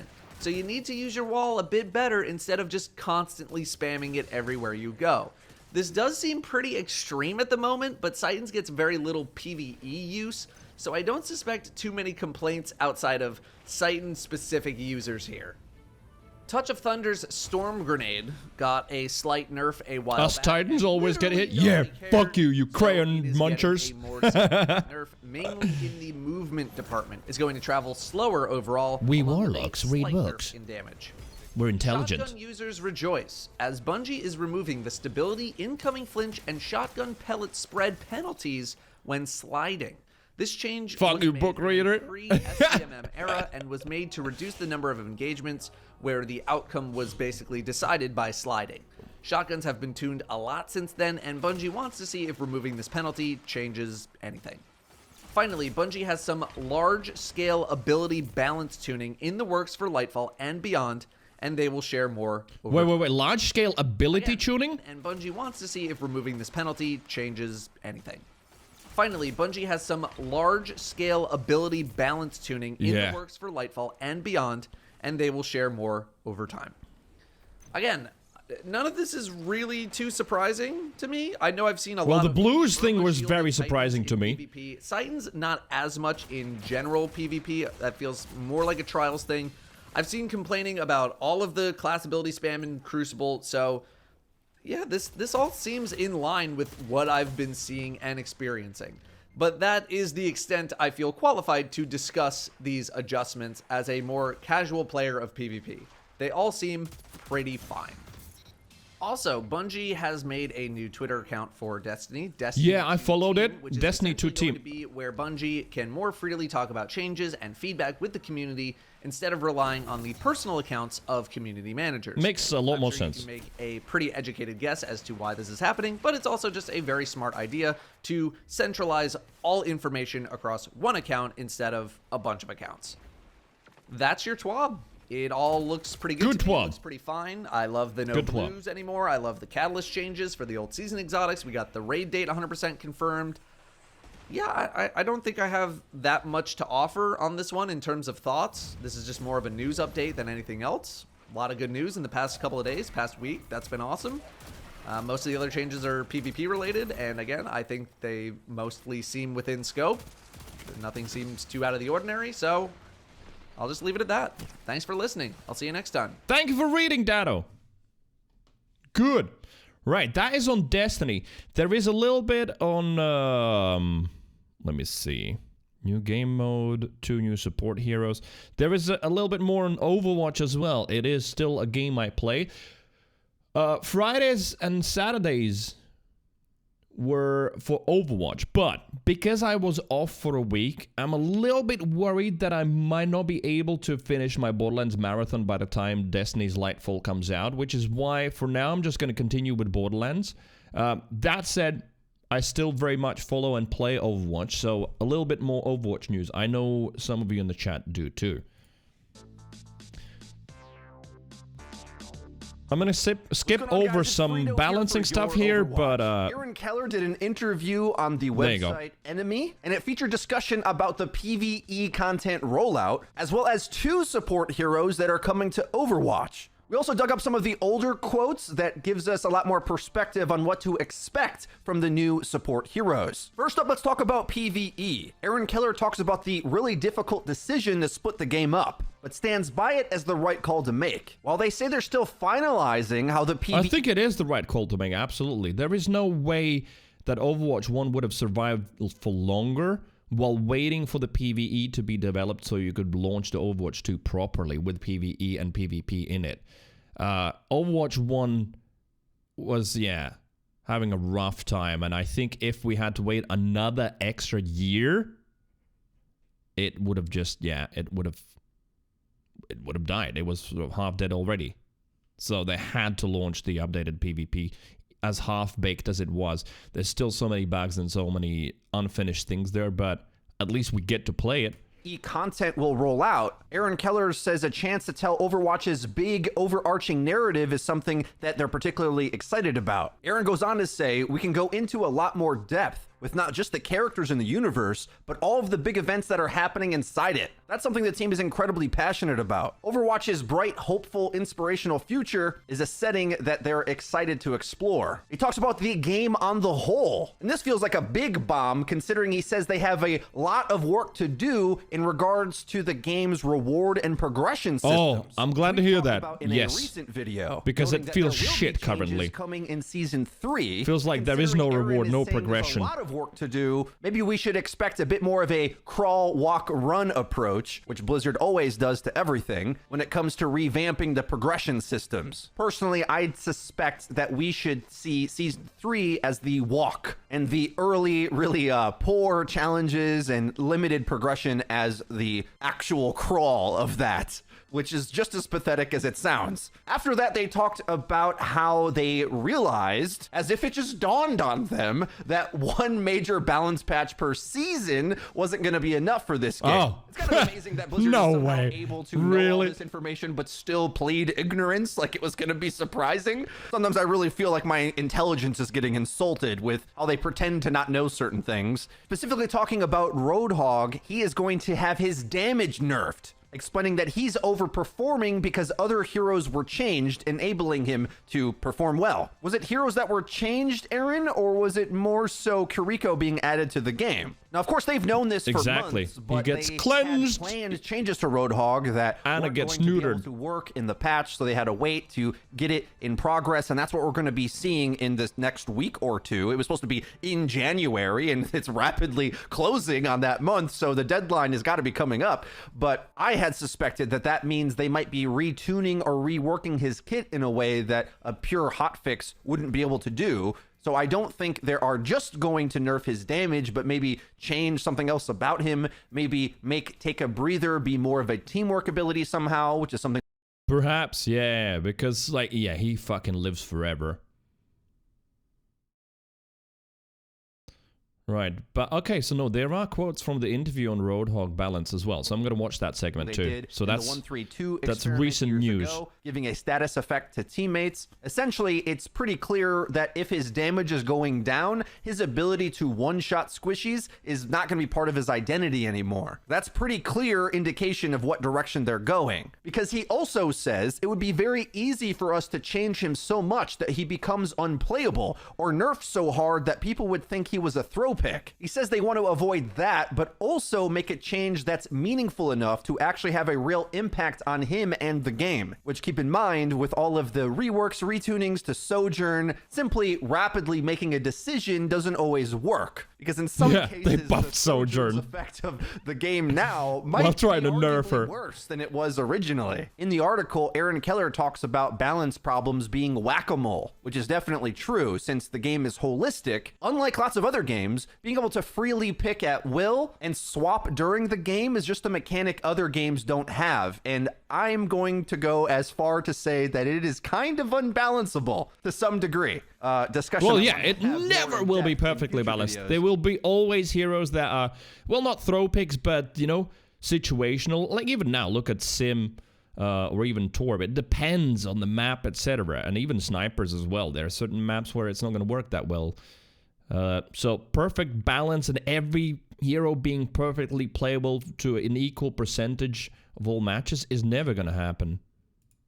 Yeah, it's really interesting quote here in saying there's a lot of nuance that goes into balance. But yeah, if something is just like there are too powerful and steamrolling shit, then it's got to be addressed. That when they do become really strong, the community has a pretty adverse reaction to it. I think that's all very natural. One of the things we've been talking about internally, what happens when heroes that have mechanics that can be frustrating or stifling to play against become really powerful? The draft mode discussions have been raising in popularity again. I feel we'll have that talk at another day. That's my answer to this, because the truth is Overwatch mechanics are almost always mutually exclusive. The game is multifaceted. Players enjoy different subsets of it, so you can't please everyone at the same time. Aaron goes on to say, when heroes like Roadhog become really powerful, the community can have a big reaction to it, while there are others like Orisa, who is fairly powerful as well, but her kit feels fairer or more steady. I hate Orisa more than Road, like genuinely. If it becomes the new dominant tank, it's more accepted. Well, funnily enough, I think a lot of players would say Orisa is the dominant tank because after they hotfixed her, she did in fact have a straight up great matchup against Roadhog and is decent against everything else. Orisa kind of is the actual meta tank right now, but you have to understand how to so annoying to play against as well. Swap, which that aspect is actually what I don't like. The counterpicking in the game being intentional is really bad for Overwatch if there's not a draft mode. Because Overwatch 2 is arguably far more rock, paper, scissors than even Overwatch 1 because the matchups are so discrete. Whereas Overwatch 1 had team comps that were overly oppressive for sure, and you'd auto lose against them. With the power of your team comp isolated a bit more just in your tank, let's say, now that problem has more localized to like one player, so it's like easier to obtain that same effect, even if it's unsurprisingly, right? Unsurprisingly, especially in sort of mid to lower levels, like the tank diff is so massive. And yeah, making two tanks into a one, making it such a key player, it's no surprise that, well, if your tank isn't playing well and the enemy tank is playing really well, then you lose. There's nothing you can do. You can be the best DPS in the world and the best healer, but it's just that much you can do against the enemy tank that's good. So, unsurprising. In some cases. And I don't know if I even agree with Aaron Keller's assertion here, I think a lot of players hated playing against Orisa, even at launch when she wasn't very good. The average player found her to be unkillable and not fun to play against because of that. But what's the alternative? Having a character like Winston that is easily counterable to like joke status, in my opinion? I think there's a balance to be found in the balance of the game. While to some degree, I think the community does approve of Orisa being a good tank above one-shot Roadhog as he exists now, but I don't know if it's as positive of a reaction as he's trying to paint it as. Tanks who tank instead of thick DPS are more preferred, but being overly tanky DPS is also not that preferred either. But I don't know what Blizzard does, and this as well is another bigger conversation I want to have about tank design in the game, because it's kind of gotten out of control with the new additions and reworks. It's hard to know what Blizzard's base point is trying to be, when at least for Overwatch 1 players, the gold standard would be to have Winston or Reinhardt be good. And whenever they're bad, I feel like the game the game's worse, bad. Yeah, I've heard that idea. Characters like Orisa or Hog who have this over 1,000 effective personal health. Aaron Keller goes on in the article to say that it's something that he's wrestling with, or the whole team is at the moment. He says, quote, "We don't want all of the heroes to feel samey. We don't want the tempo of every fight in the game to feel the same every month, and that they are acutely aware of many of the mechanics that can get pushed too far. There's a push and a pull, a lot of nuance to it, the way we want to do this." A lot more I want to say about this tank topic as well, but there's a few more subjects to go through in the article. Talking about new content coming down the line, there are multiple heroes and a lot of maps planned for 2023, along with a lot more events being added to the game, like Battle for Olympus, which I think we can just call like a skin event, a skin reveal mode. And while a lot of players I never played it. I don't know if anyone in chat played the Battle for Olympus. I think it's a good excuse at least for them. Yeah, I'm just so focused on just comp or quick play if I'm too tired. I don't even play the other modes. And improves. For example, I never got too excited over May Yeti Hunt. I didn't think the mode was that good. But there's certain Creator Workshop modes that are so good that I think if Blizzard had their own Blizzard TM version of, or develop new ones, that the potential is there for Overwatch to really broaden what it gives. Hero Gauntlet being one of my favorite additions to the game of all time. Keller also teases several new and returning game modes, including an entirely new one he's so excited to announce. Wait, an entirely new game mode? Does he mean a arcade mode, or what they would normally call a core game mode? Yeah, that's what I was thinking as well. Like, there's so many arcade modes anyway. That's not that exciting, but modes have their own a new maps main as mode, well, though. So that might be one and the same. Looking at other games like Team Fortress 2 or Call of Duty, I think there's a lot of modes they could pull from that would be good ideas for Overwatch. And we might feel a bit better about playing push every other game if it, say, got rotated out for a season, or a different new mode came I don't like in. push. That could be pretty cool in Overwatch, to be honest. Oh, Squiggy! I think What's up? Thank you very much. You're too kind. You're too kind, rating me so often. Thank you very much for bringing the Squiggy people over. Appreciate that. How's your day? Welcome back. We're just watching some Overwatch news. Just finished on Destiny news now. Some Overwatch updates from a big interview that happened with the game director Aaron Keller. And then after that is a daily dose of internet and some Borderlands. Slightly shorter stream today. I will be finishing around the 5-hour mark. But nevertheless, pleasure to have you here. Hello, Squiggy. Thank you. Thank you very much for the raid. Thank you. Thank you.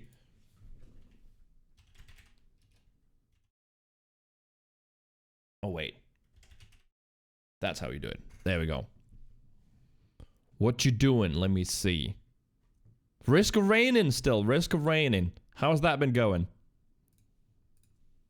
Just severely underplay how important the decisions of the map pool per season is. First of all, a lot of players just want all the maps in all the time. Me too. Like, why the rotations? I just want all the maps. Too overwhelming for players that don't play a lot. I personally care a bit more about something like both Junkertown and Circuit Royale being in the game at the same time, because that automatically biases us towards Snipers. Widowmaker. Whereas I personally would prefer to be able to vote select a map, ban it. Realistically, my dream scenario is a tournament mode where you and your team, just like in the Overwatch League, in their playoff tournaments, are able to pick the map you go to next if you lose in the series. Yeah, isn't that a Something just, thing in like emotionally amazing about Counter-Strike that, where you on your vote for the home next map? right? At least some of the time. Because some play sessions, you get stuck in a rotation where you get a bad map for you or a bad map for your random teammate. And that can happen a few games in a row in Overwatch to make for a very frustrating experience. We really downplay how much maps play a factor into the seasonal map meta, as well as our own personal enjoyment. It's as if we totally forget or gave up. Yeah, and casual Counter-Strike, you get to vote for the next map, yeah. Okay, folks, I've been arguing this since day one. The random maps are a bit of a problem. I'm going to keep fighting this good fight, because let's not pretend like the matchmaker works great with the randomized rotation anyway. This, like, forcing you to play every map already doesn't work. And then on top of that, they give you these random map pools, but then expect the balance to make sense and then gain player data based on the power and performance of heroes that are changing based on the maps they selected. And then the next season, we go into a new map rotation where now those rebalanced heroes are playing on new maps. The bad results we get from some of these decisions are so obvious to see from miles away. I don't know why we can't talk about these things like Not bad, tried Huntress today. Oh, wait, for the first time? Yeah, Huntress is awesome. Huntress was my first character, and she can... Oh, man. Huntress is pretty amazing. Yeah, she's strong. She's strong. Talking about the new support heroes, and I'm thankful that he admits that the role has the least amount of choice, and it's exciting to hear that they're focusing on supports. And the next two heroes they're going to be releasing are support heroes. Oh, 2 in a row. nice. He teases what they are. He says they bring some things to the game that we haven't seen before. Some new mechanics and really exciting ways to interact with your team. To me, this sounds like it's got to be a utility of some kind. And considering there's 2 supports lined up, we can basically guess what gaps they want to fill in the roster because they've already said it in the past. In a previous interview, Aaron Keller explained that a new support hero has a mechanic that's brand new to the game, and it's something that players have been asking for a long time, and they're excited to show. Cleanse is brand new as well. So Kiriko already added Cleanse. We didn't have a full-on Cleanse. Well, Zarya's Bubble, I guess, was closest we had to a Cleanse. So what else then?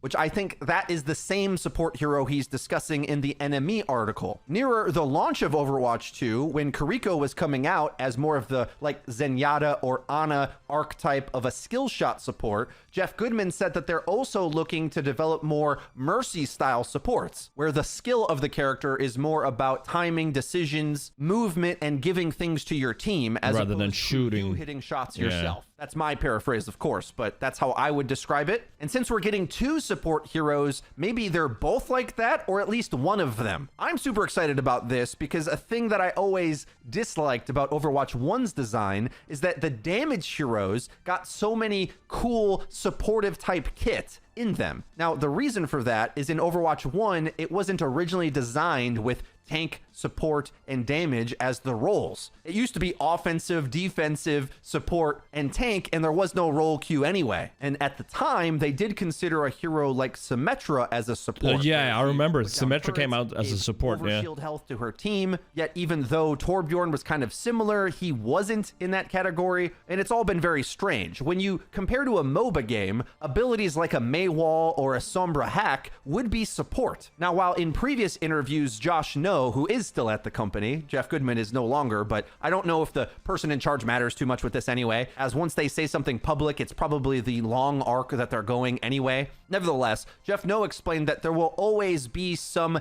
healing in the support class, but as we've seen with Kiriko, we've already seen the limits of where they're willing to go with a Shimada style support. As much as Kiriko has made for some troublesome meta mechanics, I think the design of her has been amazing to make a Shimada style support who is both mobile but with burst damage potential, and it's not like her damage is what really overpowers the game either. She still feels like a support. Nah, it's freaking ult and cleanse. It's kind of awesome, honestly. So strong. And really unique to Overwatch that they can even one shots are just annoying. So I'm kind of excited at these new supports, especially as a support main myself in Overwatch 2, because I also like to flex and counter pick, but that's not so big in the support category right now, considering how dominant some of the top meta picks have been, where in Season 1, it was pretty much Lucio Kiriko, whereas Season 2, it shifted a bit more to Mercy and Kiriko, focusing more on her damage rather than her healing and ultimate. I'm really excited about the new hero Jesus, additions, even because I in think metal Ramatra ranks, you get was a great design, Mercy boosted Kiriko, Sojourns an and quick amazing play. design, It's kind of Junker Queen, insane. an amazing design. Sojourn, let's never talk about again. But on the whole, the new content and reworks have been really good. It's like we easily forget the successes they've had so far because the current meta is so bad. But thinking about the Doomfist rework or the Orisa rework, like, That sleep that Anna hit midair. They Nice. just dropped the ball with balancing and implementation, but there's an opportunity for them to reclaim that and make it good again. If they do commit to rebalancing, the next balance patch is good and the new heroes are interesting, I'm starting to feel a bit more excited about it, because since they're adding new support heroes and they gotta add new mechanics, that means supports have to be getting cool things that are at least interesting or allow you to make plays in different ways. But I'll be honest, with 35 heroes in the game already, it's kind of hard to imagine what the design space even has left. When you pull And that's the thing. I don't know, like, is there a limit how many heroes they want to have? I don't know if I'm, like, happy with the whole idea that there's just got to be an infinite amount of heroes being added. Then again, League has done that, right? And what happens? There's still probably a meta of, like, I don't know, a handful, 40, 30 heroes that get used, and everything else is just sitting on the sidelines. I don't know. Team Fortress never added an infinite amount of heroes. I think it's kind of, you gotta stop at some point, have like a nice roster that's just solidified, and then just go with new maps and new game modes. I personally don't understand the need for like more heroes. Like, I understand it maybe from a business perspective, but like, yeah, from a balance and gameplay perspective, why do we always need more heroes? Look at Rainbow Six. Yeah, and like there is a limit also how many things you can add. Well, there isn't. It's just at some point you start adding just some silly shit just because you need to think of something new. And it's like, why do you need more?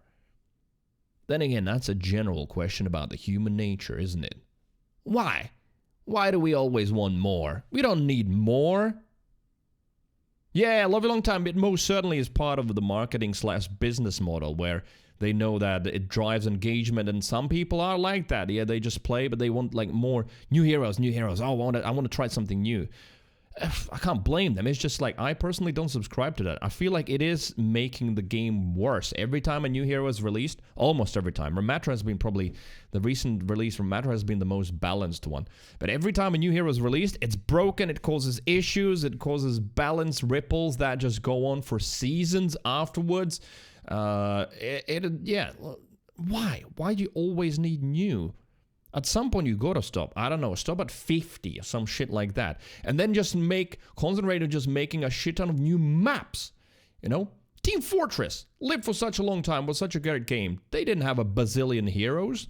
And that was the first proper hero class shooter, wasn't it? They're shooter games or MOBA games. You gotta think one of the upcoming tank heroes is Mauga, but beyond that, we don't have a lot of clues on what to look forward to next, because they haven't really been too revealing with clues and teasers, etc. I'm curious if the campaign might start to give us some story so we have more information to pull from to even guess like where the next Junker Queen is, a hero that we knew about years ago, right? There needs to be more lore connections for us to even begin to guess. But the reason why I bring up a character like Mauga, who we expect to have like a rage mechanic, Mauga. to start thinking and I think it's theorizing what kind of Mauga MOBA abilities I think is probably the best place to still, look. it's going to be the Mauga character. I see how it's going to get memed. Support characters that add more negative spell effects to the enemy team, different positive buffs that we don't already have, though I think those are kind of running out because there won't be it's like speed and health, like we have that already. What else? Say, since Kiriko added one with her ultimate, which also is an attack speed boost. We've got power-ups with Nano Boost, Mercy Blue Beam. The only other design space I think they might go back to is more of the deployables or summons. And if the character is supposed to play a bit more like Mercy, what's a way that you could sit from afar and help a teammate that we don't already have. Remember, it can't be healing because he's talking about a new mechanic that players have been asking for. The best I can think of What is have a been players cleanse, asking and for? we I already don't got know. that. What else have we been asking for besides better balancing? Guys, let me know your best thoughts and guesses in the comment Interesting. section All down right, below. interesting If you did news. enjoy this video, please be sure to leave the video with a like, and don't forget to subscribe. Overwatch 2 is definitely still early Click access. the bell icon. Live a Long Time says maybe political, maybe controversial, but more new must-haves is one of the things I despise about capitalism. Always more because more is more money. I'm not saying making money is evil, just some aspects are really meaningless in the scheme of things. Yeah, I sort of get what you're saying. Yeah. It is always more new, more new, more new. You don't even get to appreciate what you have because you're already looking for the new thing. The crazy shit, though, is there's generations who have grown up with that mindset. Is it even possible to change the course? Probably not. Fortnite added a new item. It's a remote control hawk. Pretty cool. I'm guessing that's inspired probably by some of the remote control robots in Call of Duty. Maybe something like that, right? Yeah, but I've got no idea what they could add to Overwatch that would be like a new support effect. Well, I guess we'll see soon enough.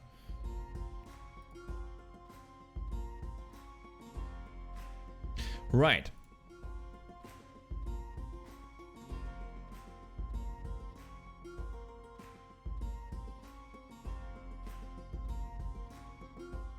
Let me see.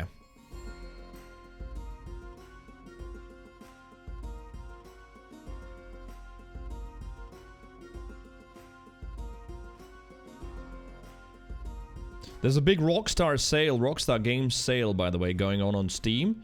If you want to get one of the remasters, they're decent. They're playable now. Yeah, check out Steam. There's a big sale going on. You can get Red Dead Redemption 2, one of the arguably best games ever. That's on discount as well.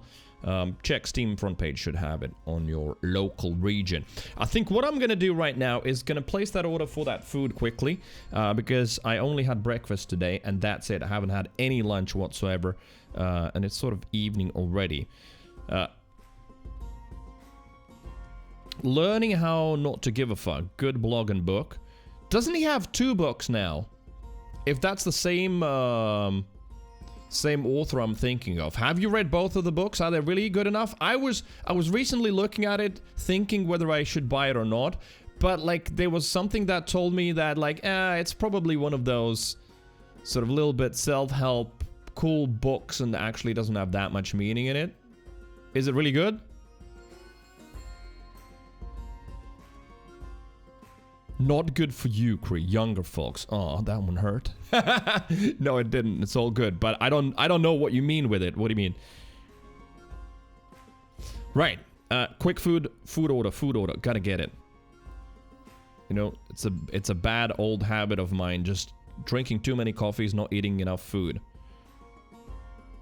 And perhaps, maybe, if girlfriend's up for it, maybe we could do some edibles tonight. In that case, I definitely need something in my stomach. I can't just go empty.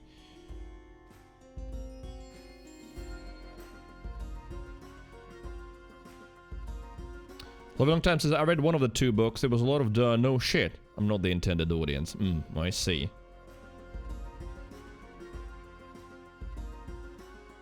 Yeah, for me, I probably would be one like a more deeper psychological, you know, in terms of like from the standpoint of psychology rather than just sort of fun memeing about don't give a fuck.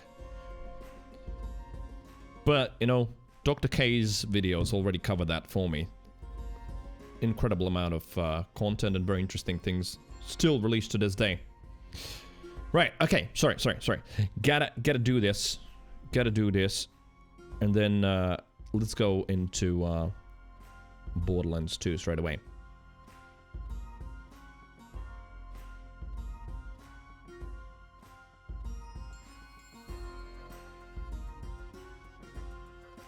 Do.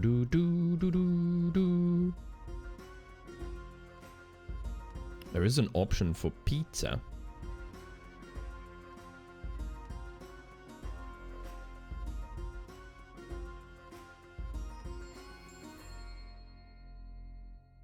Do-do-do-do-do. I think that's it. Pizza it is.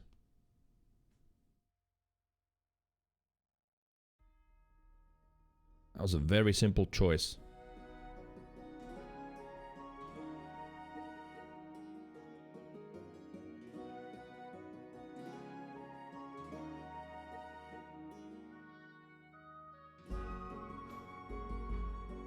No daily dose of internet? Well, I could switch that on while I'm eating. While I'm eating food. Once that arrives. Let's try and get some gameplay in today. I would really love to. At least vendor farm for new weapons. Because as I said, slightly shorter stream today. Girlfriend's visiting. We haven't seen each other for 2 weeks. And therefore, yeah. We'll finish up a little bit earlier. I will be back tomorrow. I'll be streaming tomorrow and possibly Sunday as well. As I said, and I'm sure regulars know, I was away for a week off with illness. And therefore, well, yeah, I want to catch up a little bit on streams. So possibly, yeah, streaming this weekend and the next weekend as well. Well, definitely tomorrow, for sure. And I'm going to be going with Borderlands still, so not doing the Overwatch weekends for now. Because I want to make sure that I manage to go through my Borderlands marathon by the end of February. And there's so much content in Borderlands 2 and the pre-sequel still in there. And then Borderlands 3 has the DLCs and everything that I want to make sure that I get to do at least most of that stuff. So I'll be pushing for it a little bit. It's a good book, but not that deep. At times it comes across as this is the only way you can have a loving relationship. I'm like, no, overall I get it. But I wanted it to be more. Good book to know, and that there is a way of thinking that needs to relearn that. I.e. the Untitled. That there is a way of thinking that needs to relearn that. Oh, I see. Yes, yeah, okay. Well, yeah, entitlement seems to be strong these days. You even see it with streams, you know, and the attitude towards streamers, how some people are. True. You do see some entitlement from especially younger streamers too, where they feel entitled to a lot of stuff. So you can even apply it to this. Right, let's see. So what are they saying? They are saying... Oof. I mean, what am I expecting? It's Friday. Like, normal food delivery is about half an hour max. Now, it's an hour. But, makes sense. It's Friday night.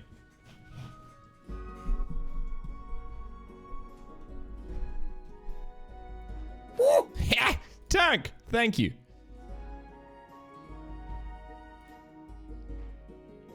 Right, switching to Borderlands 2!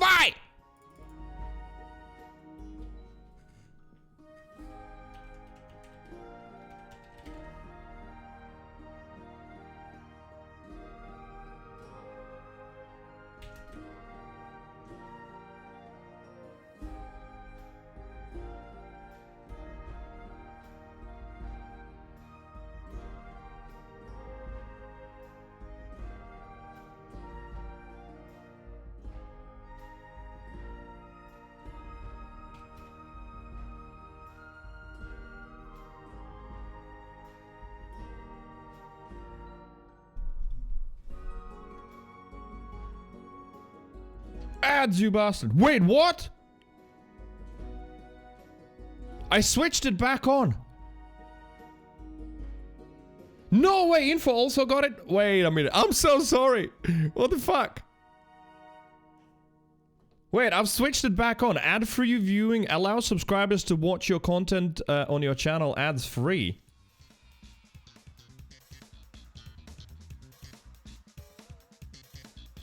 Dark Blue also got ads. Ah!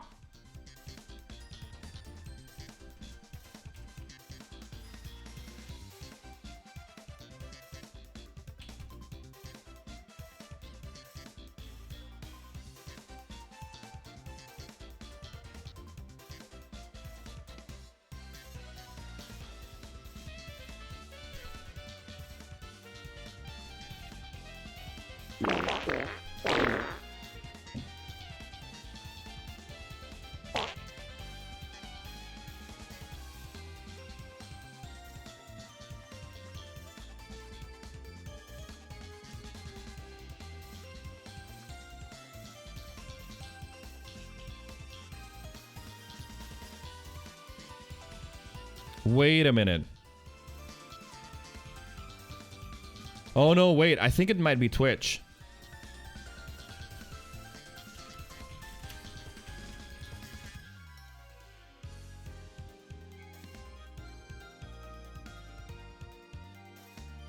Oh, even my badges are gone. Yeah, I think Twitch is falling over.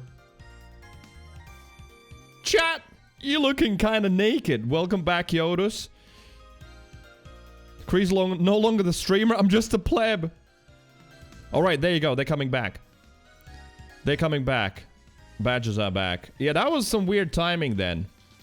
Sort of linked today as well. I don't know if info is back in a long time. But I think what happened is... Well, I did do the ad-free viewing for subscribers. I switched it back on, and then I was like, maybe you need to refresh for it to activate. But I think it just also happened to be at the same time as Twitch was having an issue. Because if you can see, yeah, everybody lost badges in the chat. So, weird timing or abuse. Well, in this case, Twitch is abusing you, not me. Big Face, what's up, Dark Blue? Pleasure to have you here as well. Welcome back. Info says, I am back, angrily. What have you been advertised that you didn't want to buy? Or maybe you want to buy it, and that's why you're angry.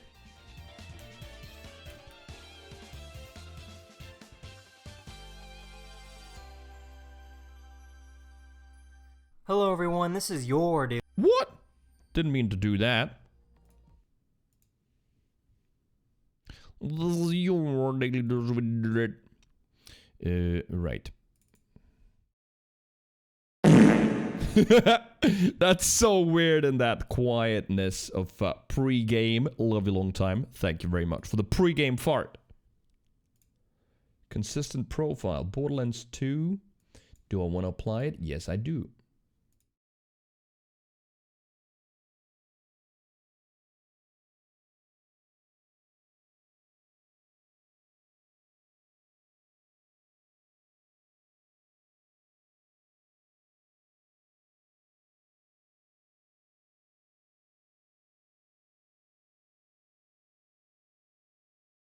Oh, it's having its little issue where it doesn't want to launch. Yoda's got condom ads? Wait, really? Oh, wow. Love you long time did take the #1 spot by 9 as well. Very nice. Thank you. Love a long time. You're incredible. Thank you so much. Beating Weirdo. Lyndon's back as well, got Amtrax. Yeah, I think, Lyndon, it wasn't even my setting, because I did switch it back so subs don't have to watch ads. But I think it just ended up being weird timing, because it ended up also... basically, yeah, there was a glitch on Twitch. Everybody lost their badges. Wait, Amtrak, isn't that your local train services? Which are infamously bad in US? What are they advertising?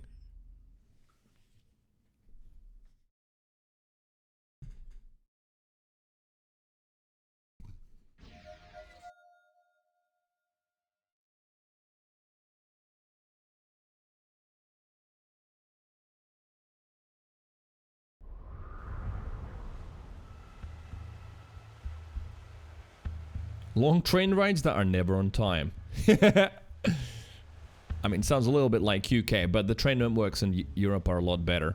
We watched a video on why trains are so bad in US. Because you do have some pretty decent rail network, but apparently there's a... I vaguely even remember the video. There's a weird law that prioritizes freight over passenger trains in US still.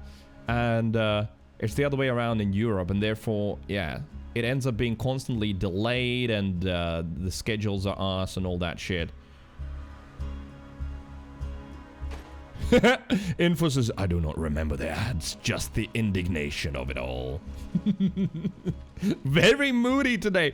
Info, has this week gotten to you? Are you looking forward to the weekend? Just like Rebecca Black. Talking about Rebecca Black, I'm getting Rebecca Black TikToks, and man, she's so good looking these days. Do do do do do.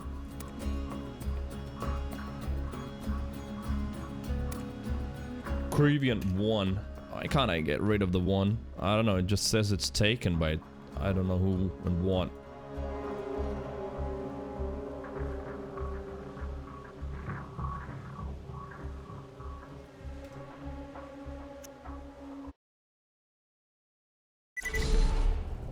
Yoda's actually going for a nap? Nice. Wee. Yep, food in an hour. There we go. Just gotta keep an eye on it. So here we are at Saturn. But the issue is not my level. I am level 27. I think Saturn's 30. That is normal. The problem is this. It is a level 18 sniper rifle. Like my highest weapon. Yeah, so we used the spinny gun to actually finish off Saturn yesterday because, yeah, it was just not possible with any other means. So yeah, we need to get some better guns. Because like even normal robots, it takes like 3-4 shots, right? That's not okay. That is too much. It's a sniper after all. We should be able to kill them a lot faster. Also, let's just bore some. Oh, the bore sounds.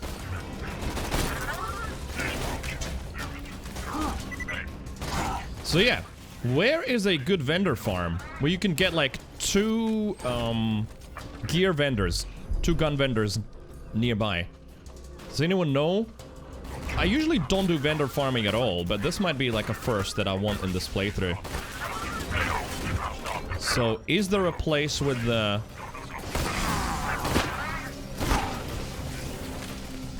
Turkey DLC? Wait, really? It has got 2 gun vendors nearby?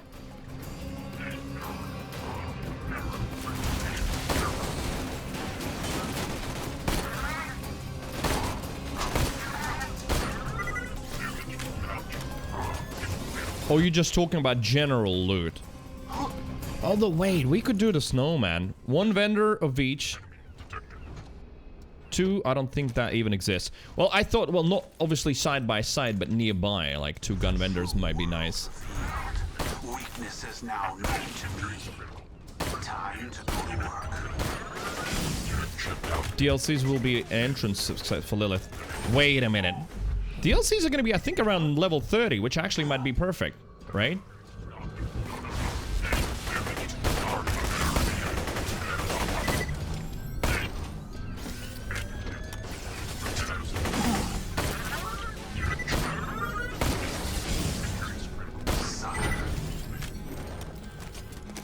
Right, we could check out the snowman. It's Sen's favorite. And I've got a fast fire sniper rifle. That might work. It's a fine day, full of opportunity. Doom. Oh yeah, I'm waiting for that amplify shield. Might be something in that chest. Maybe let's check that out and then because yeah, there's vendors at the start of the snowman as well. Snowman's my favorite for loot. Especially it's such an easy fight. I don't know, the turkey just runs around too much. Think slaughterhouse should have scaled to 1 of each type there as well. Wait! That is a good location. There's 1 of each type. 1 by the entrance, right? No, wait, that's an ammo and a health vendor. And then you enter... Not Think Slaughterhouse, I'm thinking of something else. The Animal Slaughter Dome, that's the one I'm thinking of.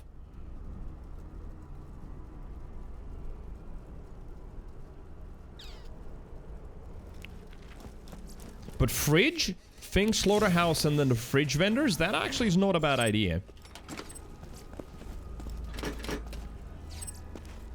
Please insert any donated organs into the... Organs! What are you? Jacob's recoil. Uh-huh.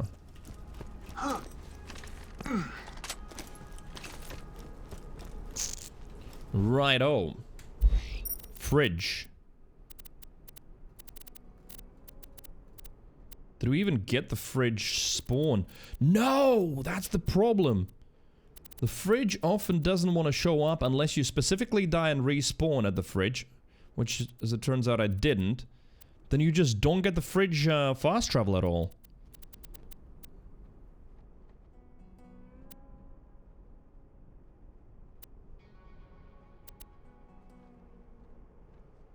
Bloodshot Stronghold is the closest to fridge, right? I think so. Casper, hey, what's up?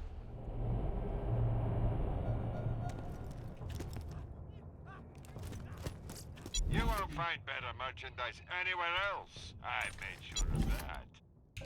Wait, how did that not mark as trash? Oh my god, I know exactly why I didn't. Right, I need to go to the menu first. I forgot to activate the patch.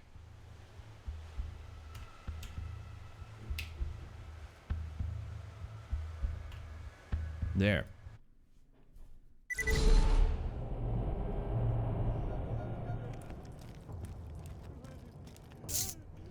Now... Right, we're selling that too. Let's just get this out of the way. Yes, most of my merchandise... Pistols, just general fire rate. Just go out, kill Badmore. And then go to the fridge. The true world revealed. Weakness is now known to me. Poor Badmore. 17 XP as well for that. Oh wait, the little guys fell off. Yeah, all of this is gonna be low level. Oh wait, isn't fridge going to be low level as well? Right, the vendors want scale. So actually, wait a minute. I need something that's to scale, so that would be DLCs then.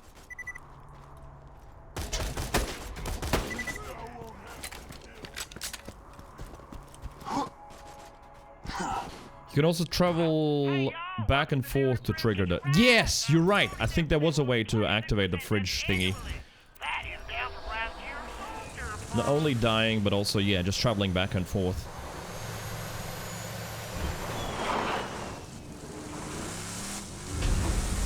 But I just realized that, yeah, it's gonna be low level anyway, so I think DLC it is. I'm gonna do my favorite snowman.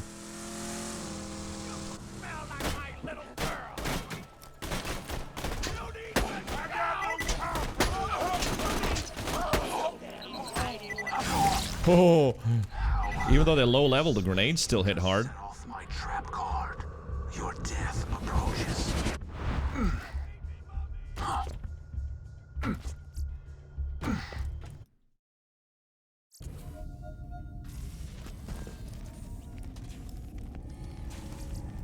So, we've got ammo. Right, did this now trigger?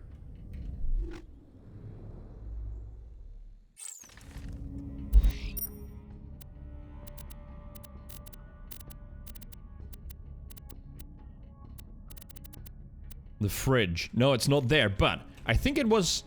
You go out this door and then come back. I think so. So you go out this door. And then go back in. Wait for the save thing to appear.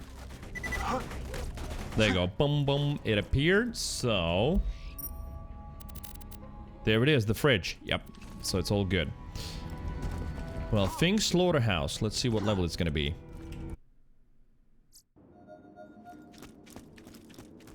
Buy a gun already. Okay, 2324.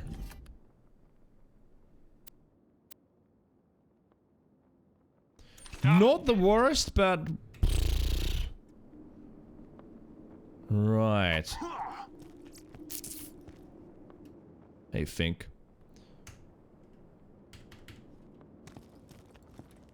Interesting, you can't fast travel from here, though.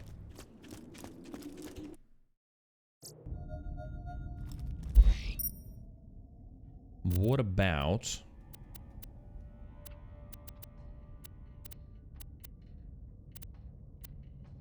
this? Let's see what level this is going to be.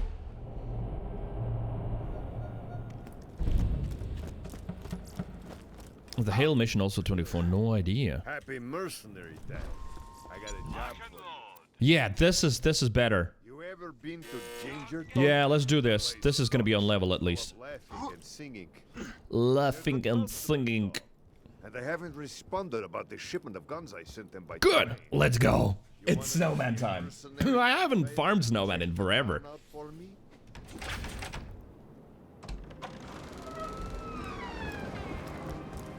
I love the entrance to this DLC, the music, the reveal. Just so nice. And the only place you get Yetis.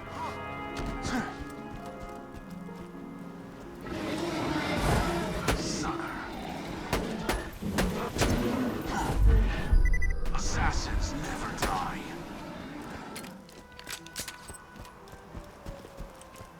This takes me back to Kree streams of old. Specifically the snowman? Interesting. Not like Borderlands 2 in general that we've been playing for the last 2 days, but just the snowman. I enjoyed that. Where did the boar proc there? You found this so hard? Yeah, snowman was... Because, see, this was one of the ways to get a top near for the peak. Since it doesn't have like a dedicated drop source, so this would be for Topnius, which, yeah, were needed for a lot of runs as a second wind weapon. Wait, why do I have the corrosive nade on? There you go, let's go slag. Ouch. Well, we'll farm some more today.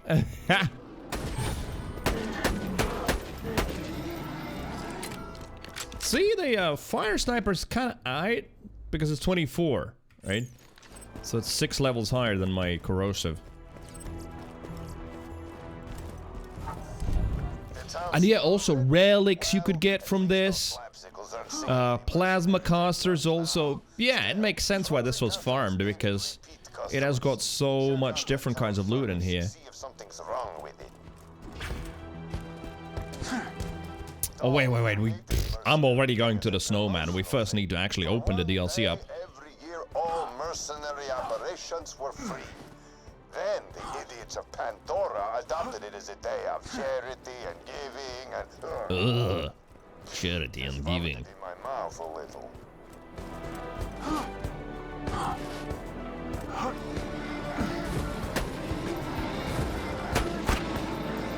Was that a double kill? It was! He landed in time to get bored.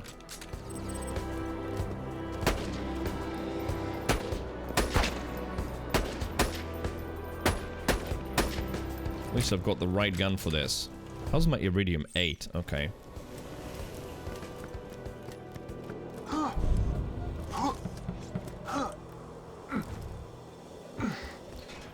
G1 pearls? What do you mean with that? G1 pearls. Who would steal the coal? Gingerton is now my domain. Warm blood. Children, get frosty. Children are getting frosted. What the hell? Where did my bullets go there? I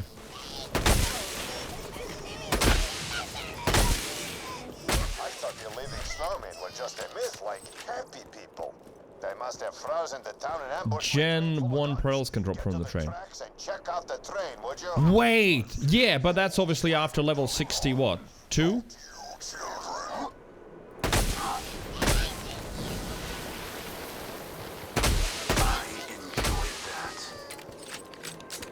I forgot about the pearls. I don't think I've ever hunted pearls in this though. Pearls was usually tubby farming. Bought a bunch of guns from me so they could just give them to each other. Oh, class mods as well, right? This is where you can get the first legendary class mod as well, reliably, which doesn't have again a dedicated farming location. So yeah, that makes sense. That dude jumped right into the exploded barrel. Nice. How hilarious. You just set up my trap card. Trying to hit this little bastard. I like someone after fastball farming to farm XP and loots. Loots until 18. The neat thing is the dust has a maximum level of 13 at that point, so you can just plow through it until Wilhelm. Ah, so you just pump up your level and then just people run once. through dust. I gave Moxie everything when we were married. You know she's why I'm fat, right? She said, Marcus, make your enemies I feel like Mox is not the reason why he's fat. I think he's just using Moxie as an excuse. Sorry.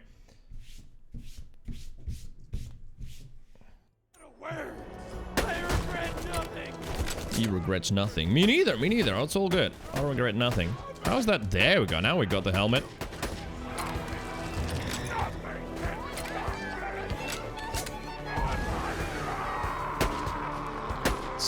Sweet mother of God. I'm trying to lead this shot. This time it's not working. It's too fast. You're not spending my playtime, sword. Avoid me, or you. Oh, Jimbo, what's up? Marcus is a storyteller, so such I don't believe anything he says. True. I agree with that. Marcus just, well, he's a businessman. He's a manipulator. How's your day, Jim? How's your week, indeed? It's Friday already.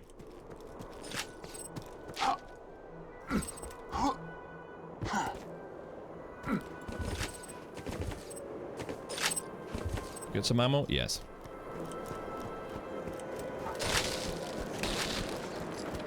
And some more. Nice. Tiresome, but now we're gaming. Oh, what you playing? Those bandits are stealing my guns. Take them out.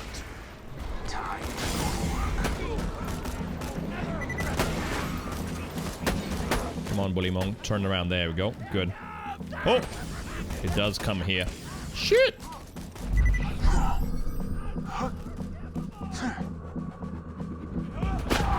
Double kill.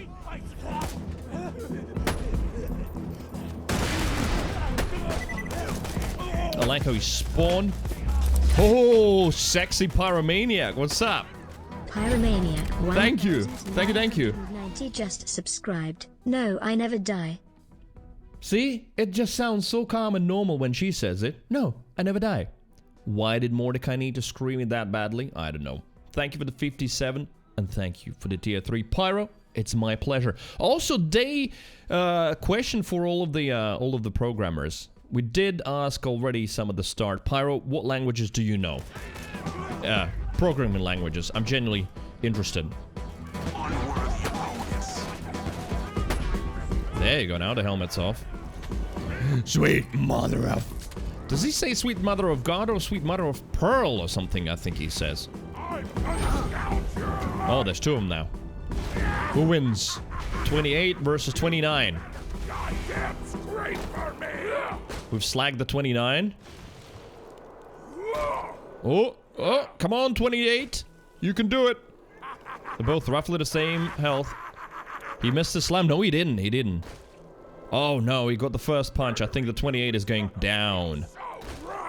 Yeah, there you go. Last hit. Oh, wait. What the? Oh, that was so close. Did you see that? That was much closer than I thought it would be. You gotta lower the bridge, but I think the gears under. See, there we go. We're already getting snipers.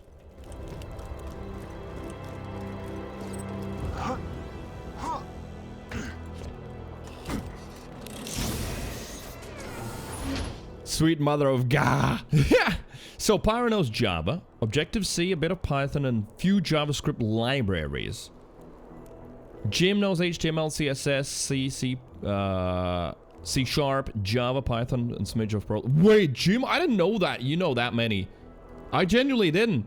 I thought you were mostly to do with IT support.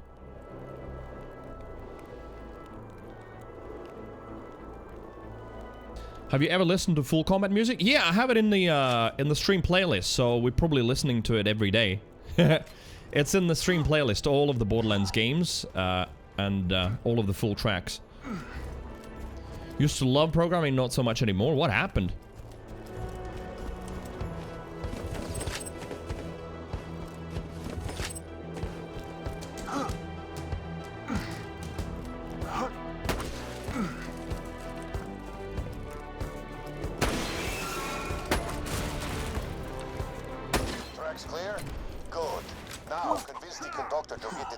moving. Once Have a love-hate relationship with watching you during work. Gotta be careful, right? Can't react too hard. bandits stole the guns, and I'll keep my money and my merchandise. Alright, that's some green shit. Programming is a real roller coaster, Jim says, of emotions. Thanks for protecting my And nice, everything works perfectly. Oh god, why does everything work? Until it doesn't. Oh, you didn't like the part where you can't be done with it? But it's the same in IT support, isn't it? We'll get moving. You fix some shit and the next day someone has broken it again.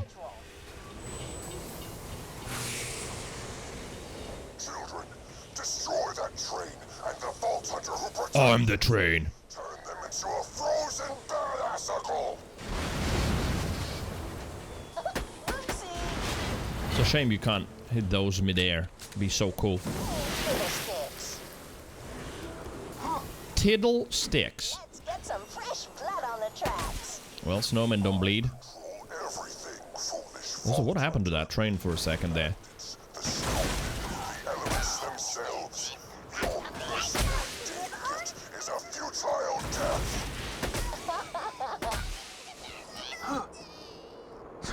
At least this part's easy with the sniper. So snowman should be too. I'm gonna cry.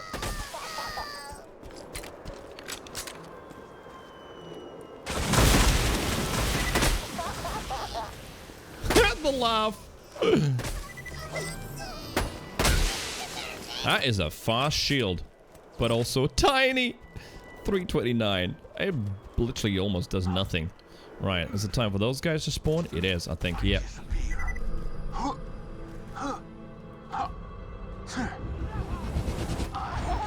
Wow, that dude just vaporized. Ha! This is the last thing I'll say. Damn, I love those. His face. Stops at Gingerton, New Haven, And hell. Alright, there's more. There's more. They AoE on that stuff.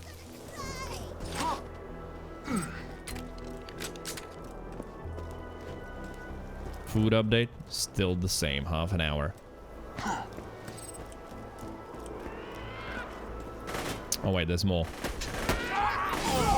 Come on, helmet off, helmet off, helmet off, helmet off. No, didn't want to take off.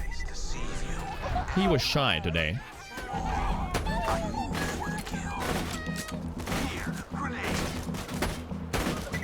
Oh, badass bandit. There it is. Although, you know what? We could fin- No, I can't finish him. Ouchie.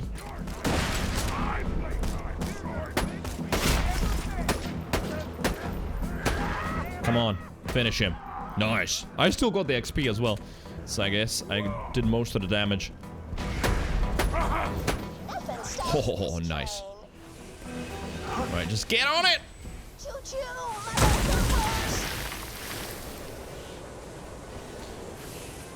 Love a long time since using Pierre's script. I point out that one of the options doesn't work. He replies, yeah, I stopped working on that feature back in December. What the fuck? Then delete it. Why do you leave it in there? The stuff angers me about programming. Laziness. Woohoo!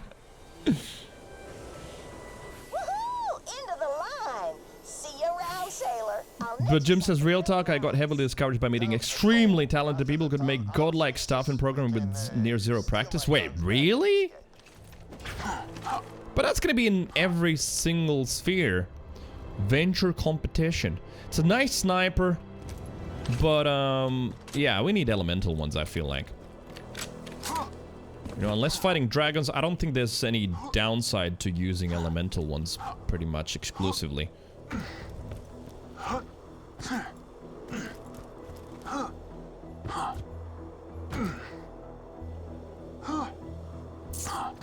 Hoi, Monolith, happy Friday. Yes, yeah, anonymous gifter. We had like, what, almost 10 gifted subs from Anonimo.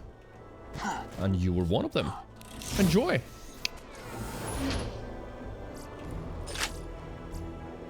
Turtle shield.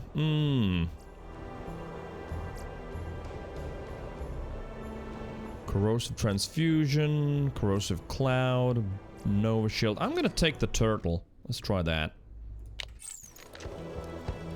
actually, instead of having a tiny shield, have a big shield. And then, yeah, this one we can sell. And that one as well. I don't think I'm going to want the simple purple amplify shield. Although, like, the amp damage is nice, but eh. Right, get rid of that too. I'm going to get something better anyway. Surely.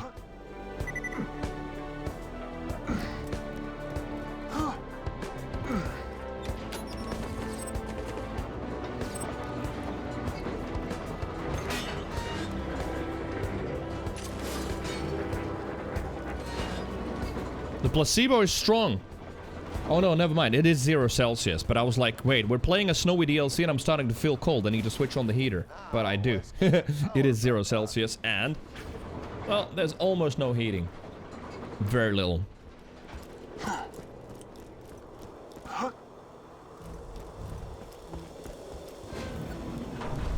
Go. Alright, now let's get out of here before the townsfolk wake up. I'm alive. Jimmy. 16 Celsius, Jim. That's like a cold summer's evening here. Well, I say cold, normal. Blinky, blinky. Sing my heart out. Oh, yes. I snatched it from his chest. Play the song. We gotta listen to this once. It's good memories. Gotta listen to this. The fact that someone came up with this idea and they decided to do it. I would love to hear the story behind this. On how they decided. Like, this doesn't serve any purpose. Just for fun. I'll throw you screaming off of it. The murder music commences. This is a song from my mommy mom, singing hummy hum till you're in my tum. 3 swinging midge, all in my fridge. Teeth a rattle, tatin', nice and shakin', shakin'. Soon my nasal spray will be 3 midgy fillets, warming up my tummy just like my mummy. Hello, who are you today, tonight? Do you think my face looks alright in this light? Sometimes I think maybe I should drink, but then I feel a sudden that maybe I should summon someone to feed me that will never leave me, but then I'll be not who I say is me. Not who I say is me. To me, it's better to transcend reality. So though I may be very senseless, I can keenly see great immenses. Doodle, all the noodles come to play with me. Good stuff. Whoever came up with this, genius. Thank you. Yes. Thank you. Hey, thank you. Beautiful. I just love the fact that it's just a booth in the corner of a DLC, just a random thing, and that's it. It doesn't serve any other purpose but just to be silly. The giant snowman who froze. The giant snowman, okay. Saving us. Little boy's ripped. To pay with, but could your vault hunting friend kill him for us?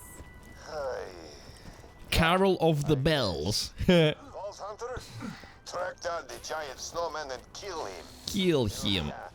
Ooh, it's actual purple in that chest. Give to Gingerton.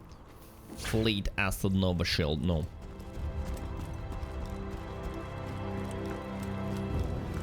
Please insert any donated organs into the receptacle below. Any receptacles in the chat? What are you doing? Oh, this arena. Welcome back. Someone had to write that and someone had to record that. Yeah. That's what I'm saying. Like, I would love to be part of the creation process. How that came to be, why they came up with it. Were they just doing some silly shit was not supposed to be in the game and they're like, how about we just put it in the game? Fuck it. Welcome back to 80% of Borderlands 2 farming. Yes, for me, for sure. Our people will sing their hearts out with joy. Mr. Snowflake hates the sound of joyful singing. Ring them bells. Do you hear that, Snowflake? So that I know whether to talk about it or not, Info says. Are we doing sub-ad rolls? Oh shit. The way I don't really care, just got another one. And if it's a fluke, I want to point it out. No, it is a fluke. I definitely... That was just a meme joke thing that we did. Where Sen and some others were like, come on, do a subscriber ad. So I did, but I've switched it back off. So there shouldn't be. Monolith also got an ad. Wait a minute. Right, that's not okay. Have you refreshed info? Have you refreshed since the since that happened? Maybe everybody needs to do like a quick stream refresh because I switched it back off.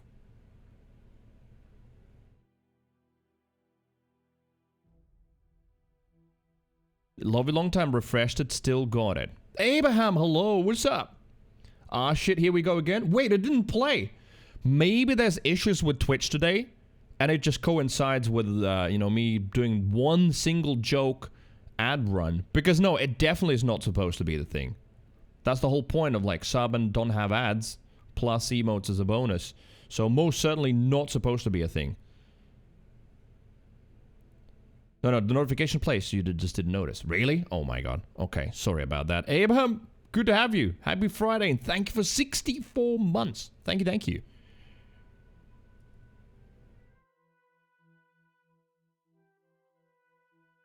Right, well, let me just check. Maybe it's one of those switch it on and off again things. Since that setting doesn't have a save button. Which is annoying, but it doesn't, so... Right, let me switch it off. Navigate to a different page, come back. Switch it on. Subscribers... Allow subscribers to watch your content on your channel. Ad-free. On.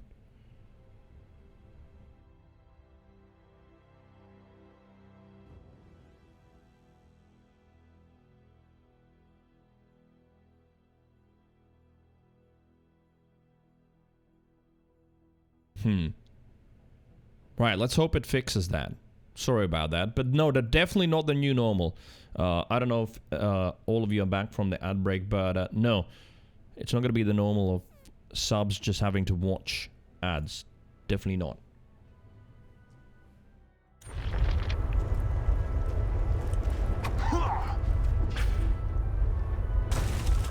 Right, let's see if it triggers again. Up. Man, I missed this sound somehow.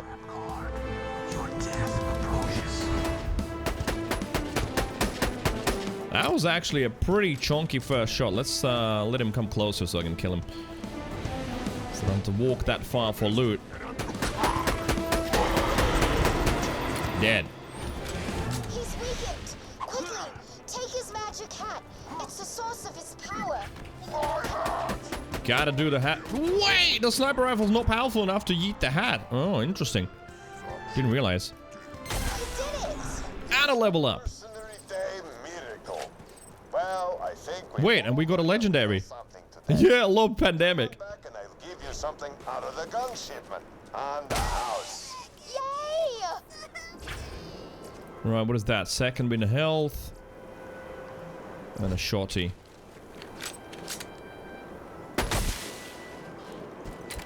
Twitch might be borked. That is also a possibility, because we did see the thing where everybody's badges disappeared, so maybe. If you're mobile, quit Twitch entirely. Might need a full reset, maybe.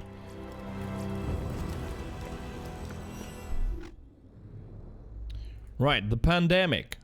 Lobbed 0 fuse time. That's good. Might use it. Spread the sickness. Also skill point. Badass token and then skill point, skill point, skill point. Just kill confirmed, more crit damage. And because I'm on community patch, it's instantly maxed out. The description I don't think has been changed. Aiming down the sights with your gun grants you increased critical damage. It has been changed. Because in vanilla, it's like the longer you look down the sights, the higher the damage. But this goes immediately to 5 times, because it makes way more sense. Sitting there waiting for it to count to 5 is just, nah, wasn't good.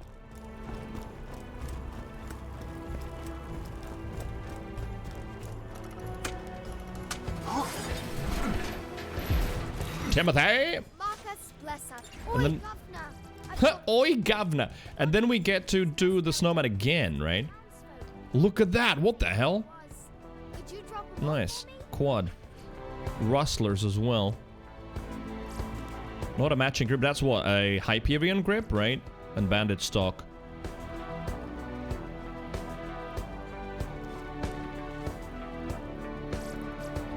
Right, what do we have?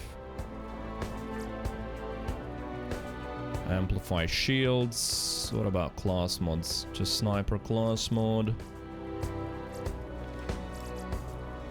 Team accuracy, then some Maya shit. Booster shield. Green absorb shield. We are in normal mode out of all things, so yeah, the loot isn't going to be particularly impressive. But wait, you can get snipers in this, right? In the train. In before you can't. That would be so stupid. Right. You can kill him twice immediately. I still remember Borderlands 2 parts. I don't know how to feel about that. I remember, but I would say about 50%. It's weird because as long as I was playing, I was always using guides to see what my parts were. So you didn't trust yourself, basically, is what you're saying. Moose doesn't remember any. With BL2 Fix, you'll probably get a Luda. Well, I'm not supposed to. If I remember correctly, BL2 Fix doesn't adjust the loot drops in normal mode. It only goes up in TVHM and then even more so in UVHM. Like better parts and shit. I think. But I don't remember the whole patch notes.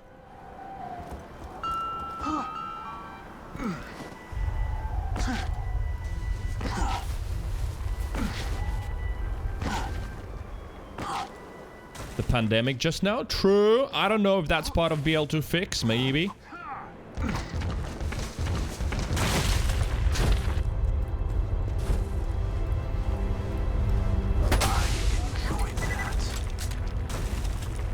Dum da da dum. Here's a thing I don't remember. Can snowmen be slagged even?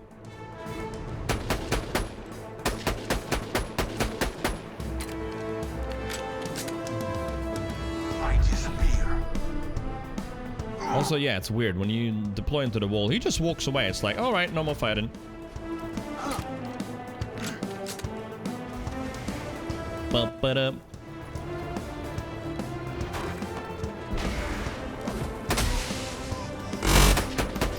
Snowman boar. Bruh. Come here. Oh, he still pulls you. What the hell? He dead. Oh yeah, there you go. Don't even have to go to him. Perfect. Ba-ba-ba-da-bum.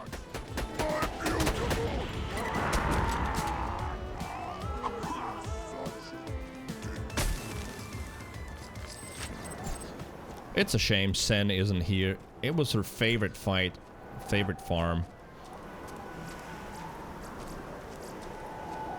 Well, yeah, at this point, I don't think I've got any skins that are not unlocked. Abraham says, I think it's one of the... It gets the effect, but it isn't a visual thing, enemies. Slag, I mean. Yeah, see, I don't remember that.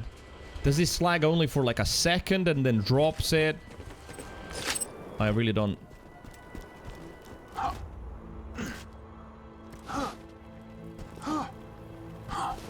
Give me another train.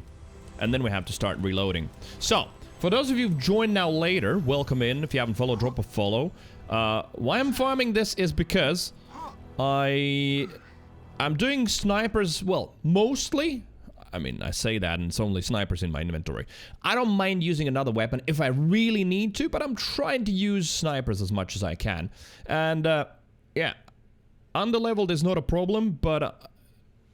It's not a problem if it's my character that's underleveled. My guns, though, that's an issue. And we have, like, level 18 and 19 guns, and I'm struggling a lot in the main story. So, I decided to farm for them here. So, hey, Earl! Good Friday to you, Mr. Mustache. How you doing?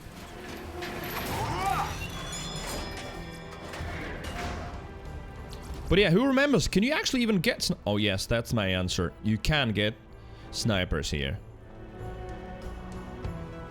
Alright, this one's... Gromki Pushka. It's the loud gun translated, basically. What is the fire rate? 4 versus 4.5. Reload 4 seconds. Mag 9. Burn damage higher. Ignite chance higher. I don't know if I want that, to be honest. I feel like this one's better than I have.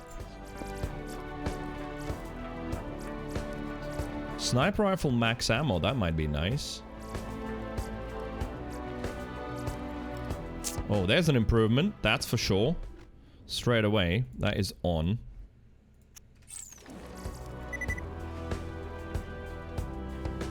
Can you get snipers here? Here's the answer. I can. 1. I got 1. That's all I managed for now. Oh. Succinct. Professional. That's how you read that word, right? Reload speed, shield capacity, ambush, two-fang, killer. Unsurprising. Let me check. So, one skill will be good, right? Yeah. Crit damage and reload speed. Ambush, I will get. I actually need to drop 1 point in there. Two-fang, I don't know who even uses two-fang. It's terrible. But... Crit damage 70. Faster reload after killing. Alright, I'll try it.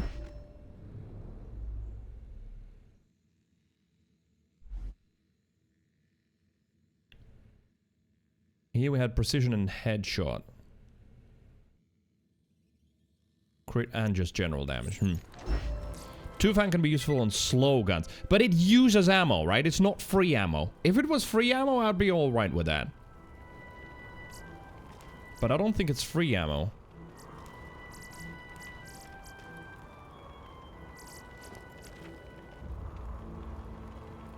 Abraham says I use two-fang.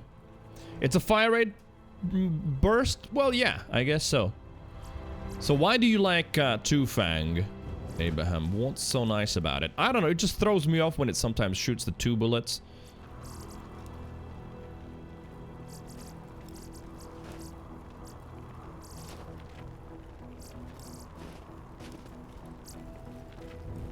Right, grab presents. Oh yeah, like what was the presents thing? Just drop those off and I'll give you what few shillings I've got as a reward. We get little loaders in them, don't we? The kind-hearted folks at the Hyperion Corporation. The kind-hearted folks at the Hyperion Corporation. Things Mr. Jack did. Because 2 bullets is cooler than 1. Fair enough. I mean, if it was permanent, that'd be cool, but it just when it sometimes shoots 2, it just feels weird. Mission success. Really gives you hope, doesn't it? Hyperion nearly ended the world, but now they're trying to make good on their mistakes with these presents. Aww. Oh wait, you again.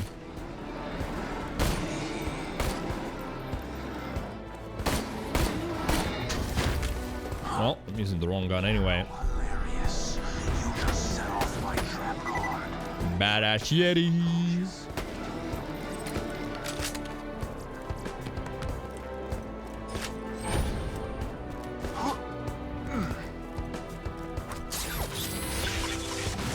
Success. Success. They look like toy robots. Perhaps they will sing songs and dance for our entertainment.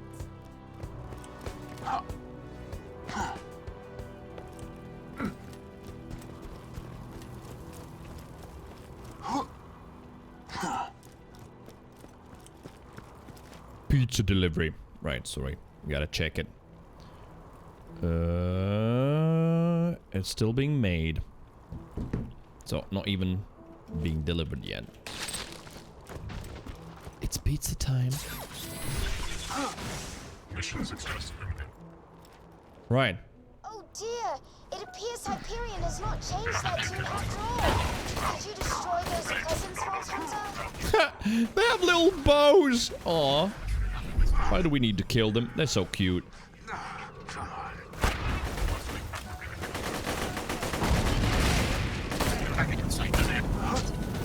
Wow, what's this collision box? Just jumped up in the air and that tiny little shit still managed to push me. Damage no error.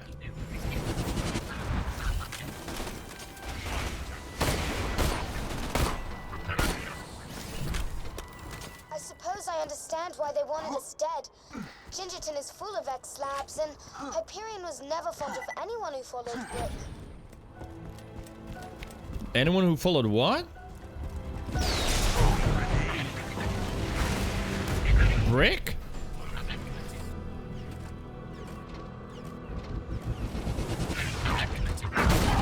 Try to set up Boar, but it didn't happen. They look adorable. Oh wait, no more nades, no more nades. And I need some ammo as well.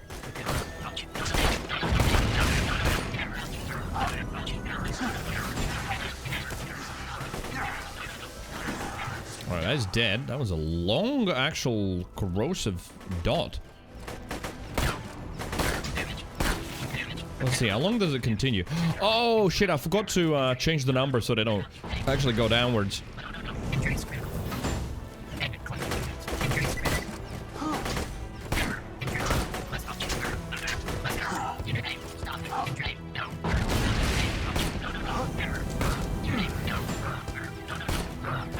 Does Boar really make that much of a difference? Well, not really, I agree. It's more of a gimmick on smaller enemies, genuinely, it feels like. But on bosses... Well, with Pimpernel, though, that's where it shines, even on single targets. You can just make him go but... On other guns, yeah, not much. Oh, the fun times we would have had.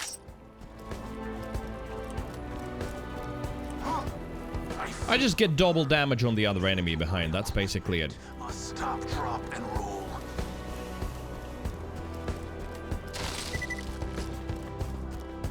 Didn't know I needed some Borderlands 2 today? You're welcome. I definitely needed some today. I've been enjoying this playthrough a lot. It's one of those things where if you don't play something for a while, it's a lot of fun to play it then. You know, instead of grinding it every day, that's very different. Why is it all freaking bull loaders? They don't have... Well, they have crits. They just mask constantly.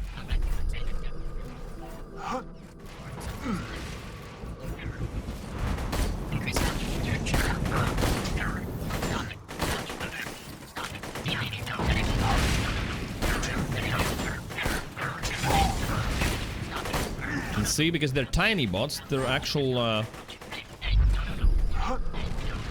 joints don't work as crits.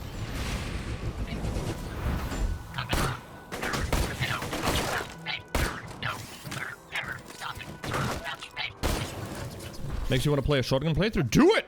Why not? Maybe it's time. And try DXVK. It just runs so well with it. Your mere presence is my mercenary day gift.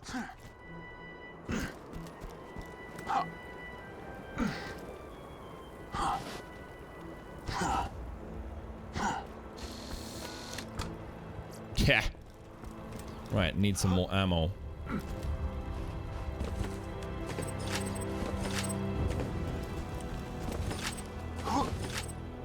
Wait, there was some? You get a constant ammo scavenging in sniper playthroughs, though, is kind of annoying. But if I remember correctly, having a Bone of the Ancients was still better than the ammo relic, right? Because with the Bone of the Ancients, you just do so much more damage per bullet that it compensates for you having lower ammo, right? I think so.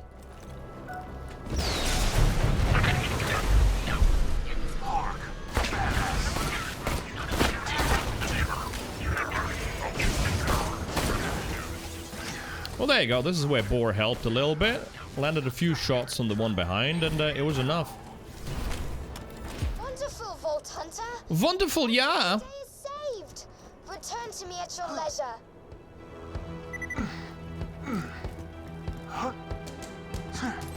Huzzah! This has truly been the best mercenary day ever. Yes. Well, almost. I haven't gotten my gifts yet. But we'll get those too. Oh my god, I forgot I had the pandemic. I could have just thrown that down and it would have shredded the bots. Anyway. Right, reload. Reload. Don't have the save quit macro anymore. Right, I'm gonna go for a quick toilet break. Let's do the test. I will run an ad now. It should only be on for non-subs. But subs shouldn't see an ad. Let's see if it's fixed. I made sure that I switched the feature off and on again. Let's see. If it still plays an ad, it might be a glitch with Twitch today. I'm sorry about that. Right. Toilet break. I shall return.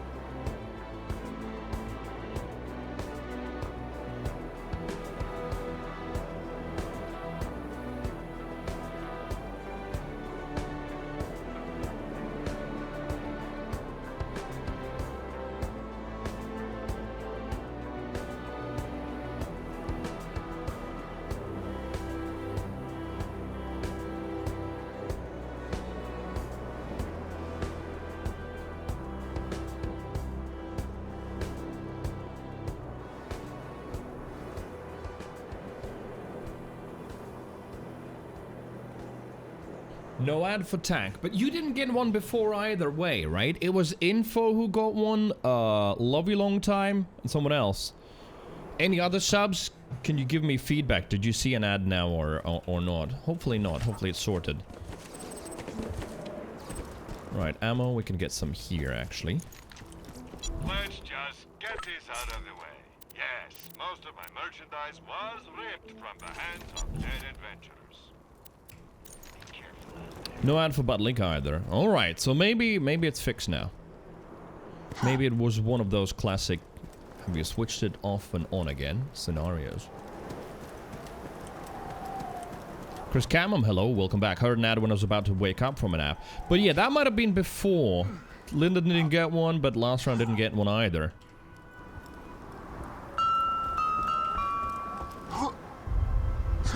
Yeah, it might have been a Twitch glitch then.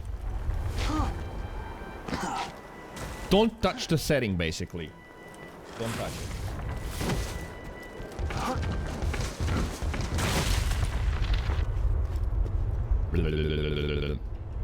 Come on, snowman.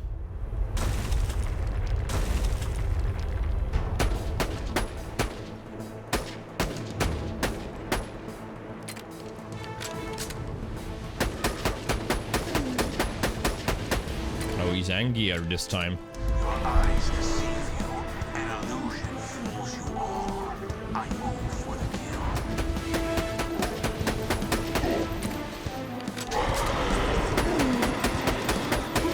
How did he not land that on me? That was interesting. I wasn't even particularly hiding from the breath. I was like, all right, we'll get the screen shake. It's fine. Didn't do anything.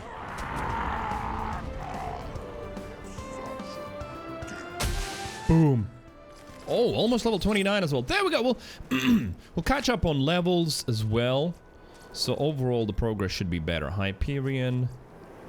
Shock Nova Shield. Oh no. Oh no.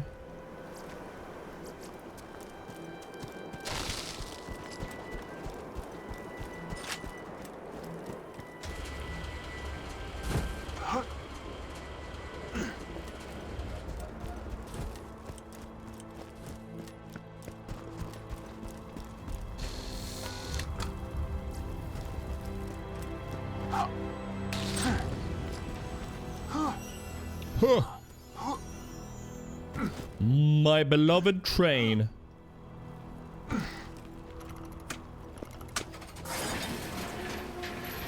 Timothy.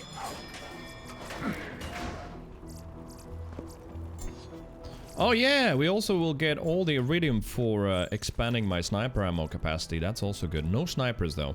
So far I've seen one sniper, right? We've gotten a shield and a class mod out of this.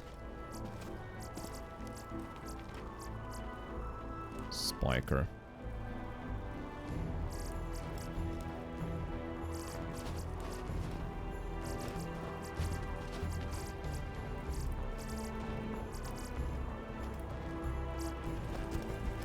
Reloading. So, the minimum would be a either corrosive or non-elemental sniper rifle on level. That's half decent. That's what I will be looking for. Let me know if anything catches your eye. Set out.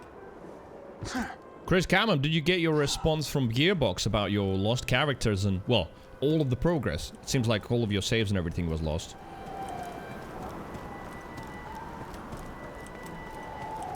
Abraham did a playthrough as Krieg last, was so much fun. When was that? No, I haven't gotten anything yet. Okay.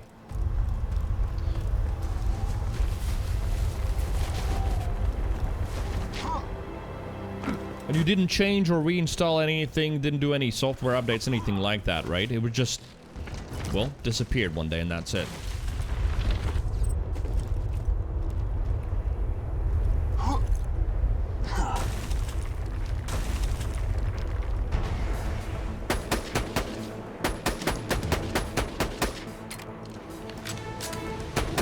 Angie. Imagine how many stacks we could get. Wait. You don't get the screen shake anymore from him? No. Wait a minute. Have I switched off screen shakes or some shit? Maybe. Good.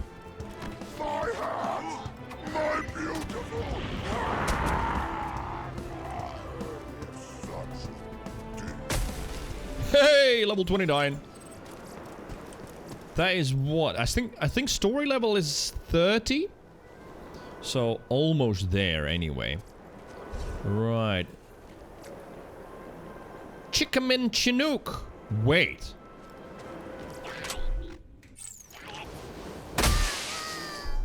Is that good? No, that's the Hyperion scope. Ha! Sen, there you are! I was worried you were gonna miss this. Yeah! Snowman time.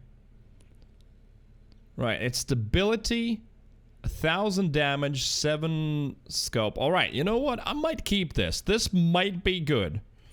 This might be what we came for.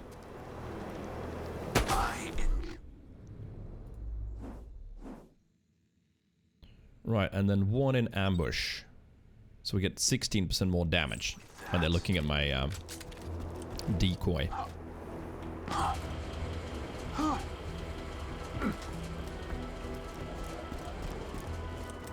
Yes, and he said I need a better sniper rifle. This is the best place to get it, I feel like.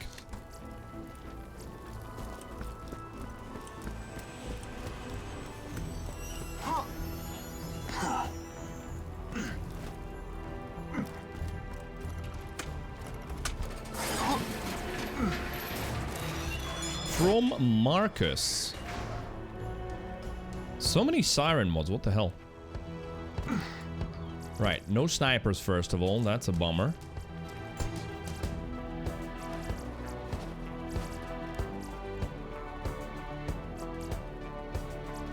This one's a particularly shitty one.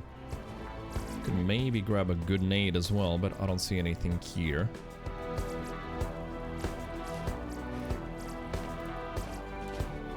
Incendiary resistance. Wait, what is that? That's gonna be a boost. Incendiary damage. What am I on right now? Health boost. You know what? I'll leave the health boost on. Reload. Better get one soon. I've never though understood what is that you don't like about the snowman. Does he remind you of your ex? What is it about the snowman? See you real soon. See you real soon, I'm sure. I'm so sure. Wait a minute. Food check, food check, food check. Done. Okay, so they are delivering it now. It's on its way. But it's Friday, 7 p.m., so it's probably peak hour. Busy, loads of traffic. Might take, I don't know, let's see, 20 more minutes, something like that. It's already late, but I expected that. I don't know, I just hate him since it's nothing to do with exes. He's good loot, though. He's good loot. Maybe you're just a big fan of Christmas, and therefore you don't like Snowman, since he's all against Christmas.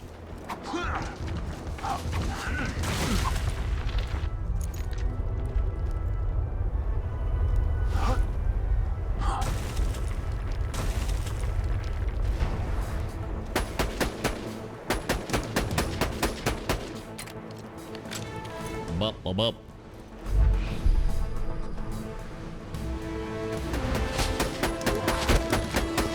That was nice, 13,000 damage.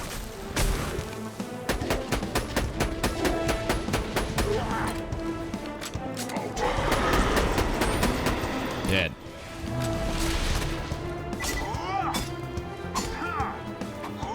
Give me, give me, give me. My beautiful. Let's see, XP wise. Oh, still it's a decent chunk. It's like 15% of a level. Calipine. Chikamin is then the stability, right? Right, I'm gonna compare that to corrosive damage. Actually, you know what? I'm gonna take that. Oh, missed.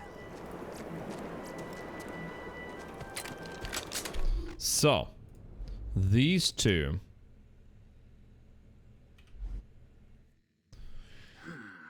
Chikamin, one dial barreled, one Hyperion barreled, right? Same grip, stock differs. But I'm mostly gonna look at numbers anyway.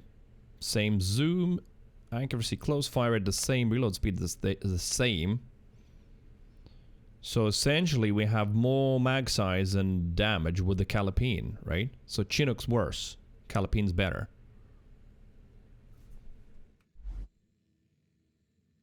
Alright, Calipine stays. Chicken wing sniper, Chikamin or chicken wing, I guess, yes. Carpal tunnel syndrome? Wait, does it work with controllers too?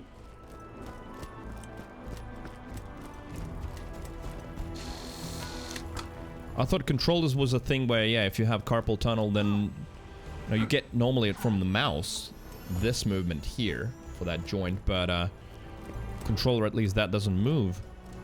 You still can get it. Oh, okay. Hey, it's a sniper. It is a sniper rifle. Loads of zero comms as well on this side, at least. Oh, fashionable rake health. That is not bad. I mean, the Hyperion grip is whatever, but we've got a Malaman stock. Yeah, you know what? This is what I was after. This is the upgrade. Right, we can go. No more farming needed.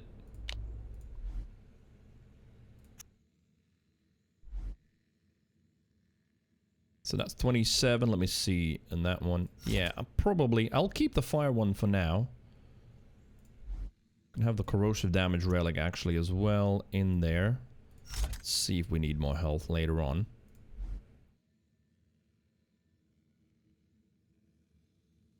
Vladov barrel? Yeah, that's what it is. Rakel, right? That's the barrel that that gives it that name. Yeah, this is decent. This is decent for normal, absolutely. Right, and what else is there then? Hey, double iridium as well. That's good. More health. Fight for your life. Melee damage, max health. Shields. Nothing amazing. What about class mods? Team crit. Oh yeah, wait, these nades? No. Class mods here. Fire rate and melee damage. Backstab and rising shot. Let me have a look at that. Everything else is a bit whatever. So currently I'm on what? I'm on reload speed. And then we've got even more reload speed from the skills. This would be full on fire rate. And then backstab is melee. Wouldn't care about that. And the rising shot would be the stacking bonus. Up to 5 times. We don't have that yet. Yeah, I probably won't keep it. I think that's going to be better.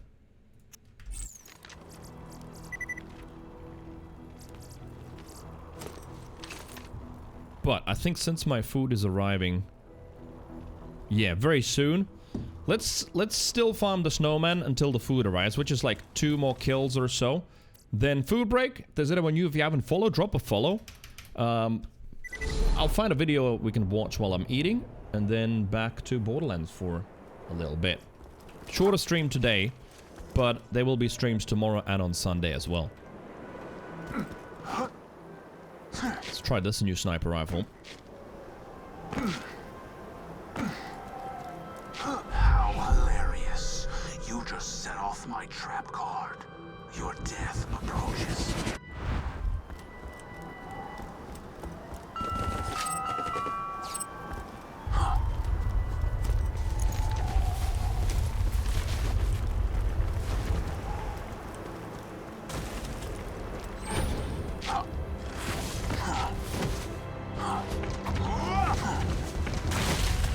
See what the damage is gonna be.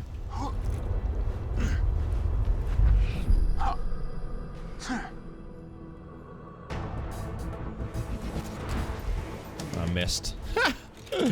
He just moved the moment I was shooting.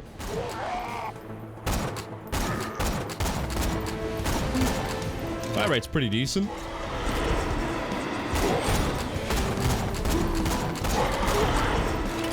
Damage too. I don't know why the screen shake has gone from his breath. It must be... well, either it's something to do with Vulcan, or maybe it was switched off and be able to fix. I don't remember.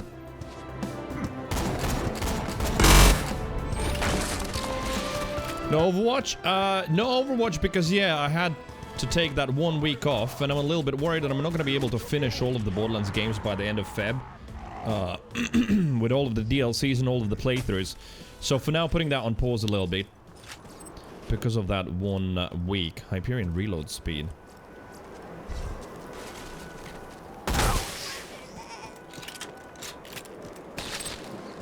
You wanted some Overwatch, Senny-sen? What is the buzz sound? It's when the snowman throws his candy cane stick. It always has made that sound. I don't know why.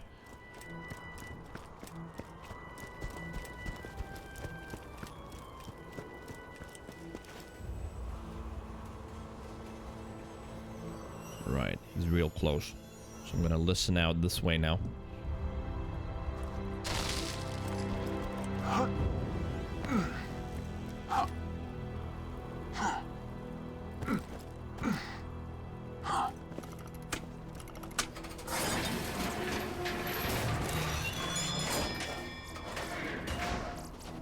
Well, there's another sniper, but that's a dull burst. Night sniper.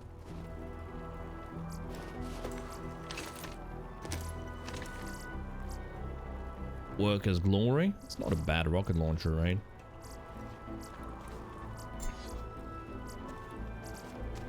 "29% absorb shield.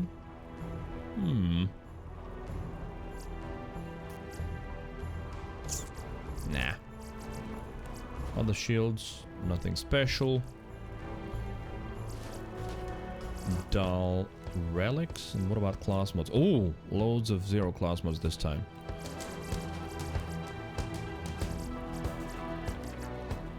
Nothing particularly great though. No. Oh well.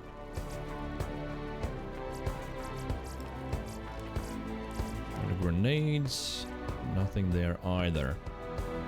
Right. Probably one more. By the time the delivery driver comes up the stairs, we're done with it. Maybe. Maybe he's looking where to park next to the building. Right, ammo. Feeling overburdened by money? Tell your friend. Right, and this one I'm keeping. What was it? 500 versus 1100. I don't know which one's faster actually, damage-wise. It might actually still be this on Snowman.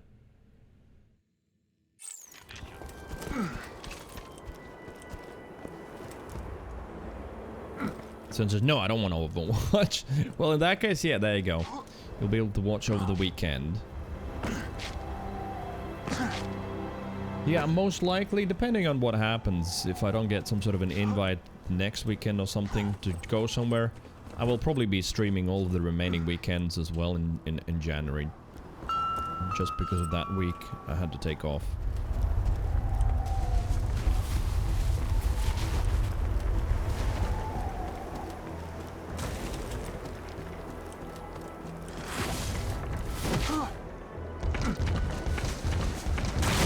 So, Sen, if you had to choose Snowman or Overwatch, how about that choice?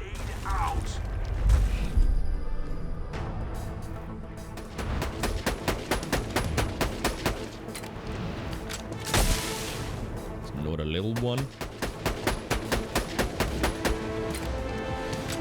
No, I don't believe you. There is no way you hate the Snowman so much you'd rather watch Overwatch than snowman farming. I know fairy tale.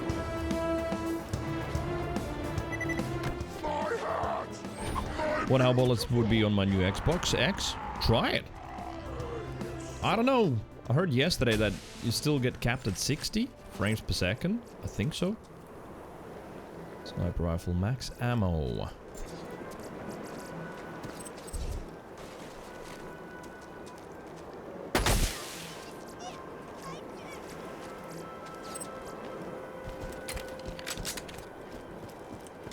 Oh, I think it's delivered. Give me a sec.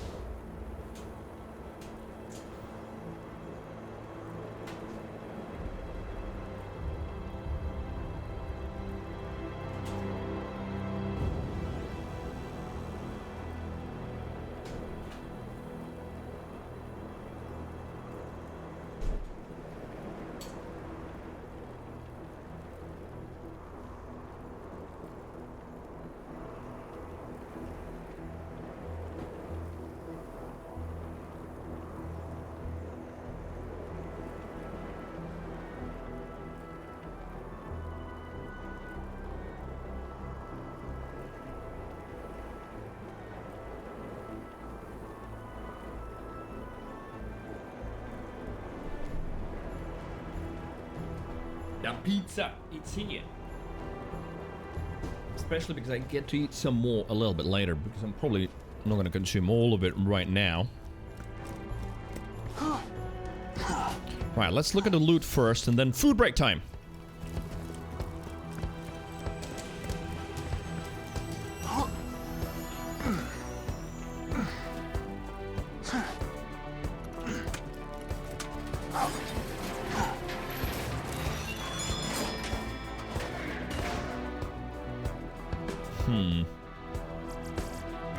Well, happy about iridium. Not skins. Slag damage. Shields. What are you? Pistols.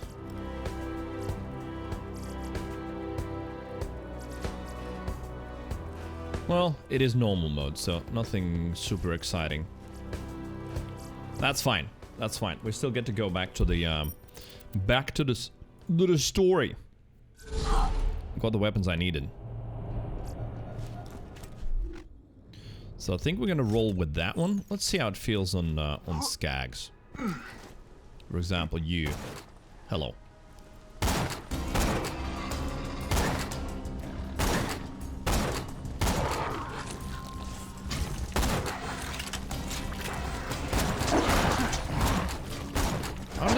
How am I not hitting this guy? Okay. Somewhere there was a mouth. Reload's nice. Get used to the 7 times zoom.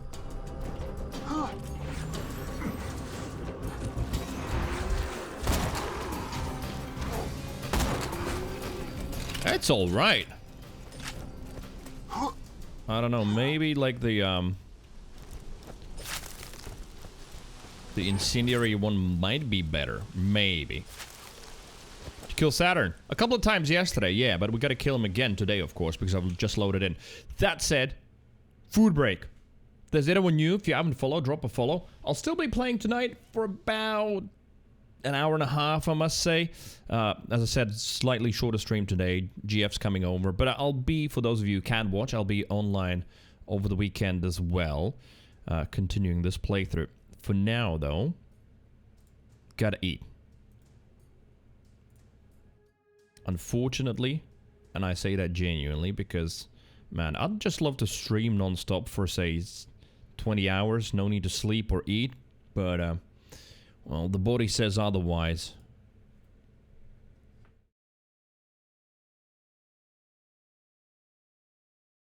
Let us have a look.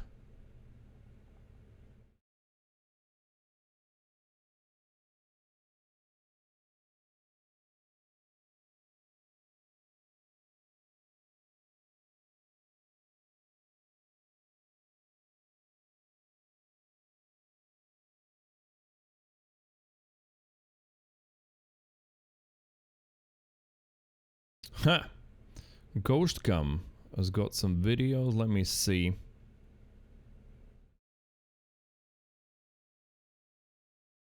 Too many degenerates on Twitch? Wait, did we watch that video already or not? I can't remember.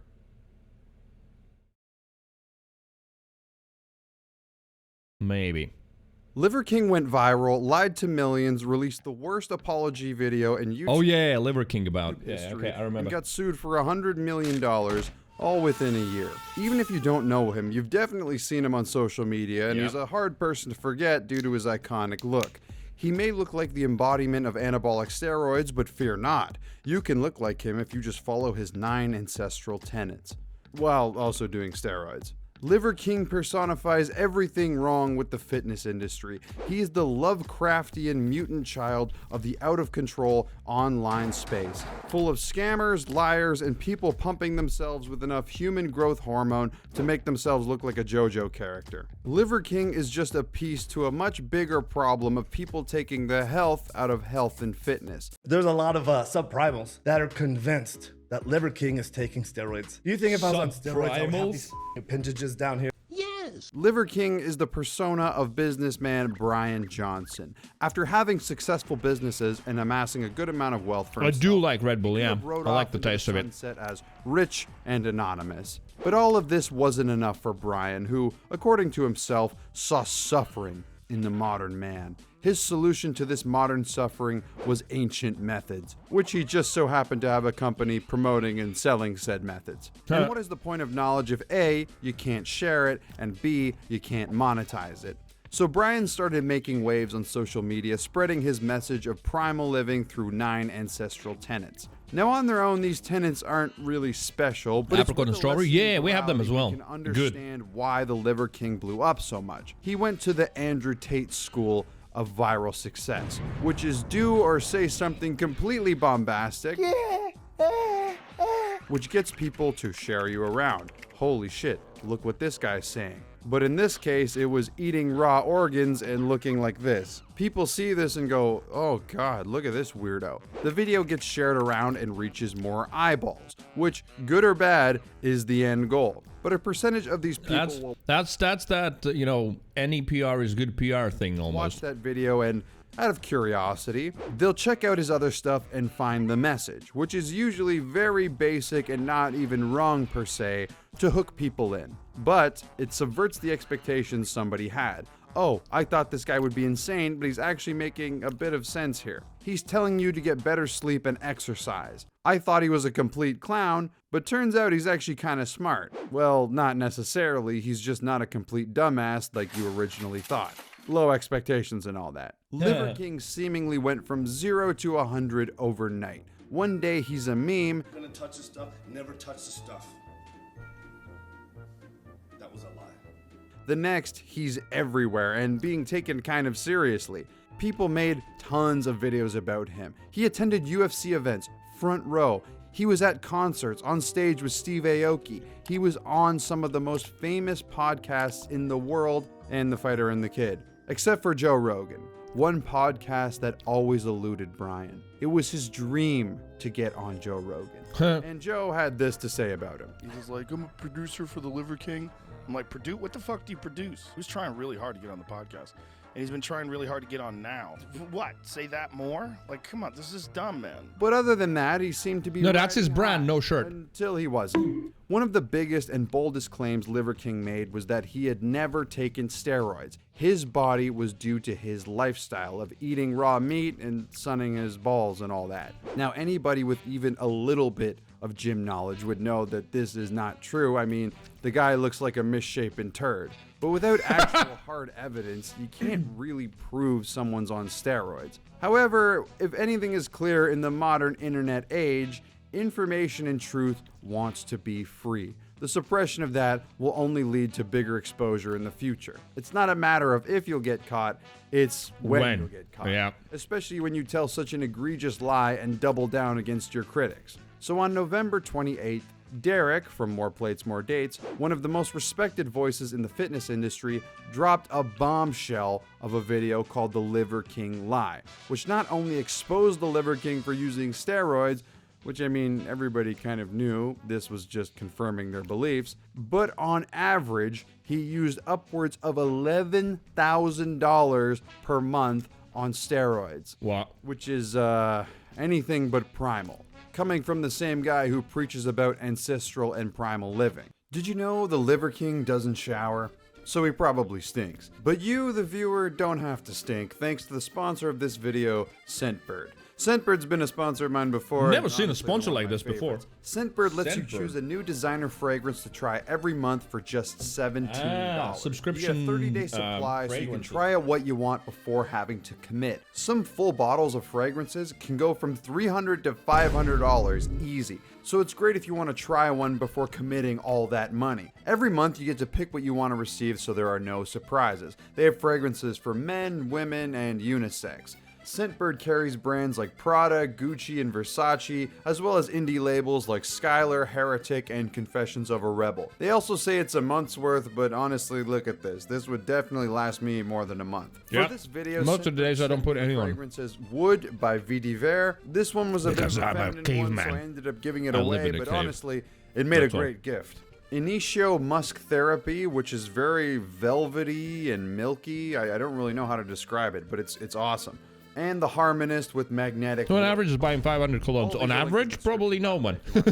I'd say the magnetic wood one is my favorite. It has hints of green mandarins, which I really like, and I've been wearing it almost every day now. So if you want to get 55% off your Scentbird order, then use code GHOSTGUM55 at checkout. This means you'll get it for a little over $7 a month. Available in the US and Canada. Thank you, Scentbird, for the sponsor. I would use that. I would try it out, but after not available here. Brian made possibly one of the worst received apologies in YouTube history that I can think of, which for some reason only had audio in the left ear.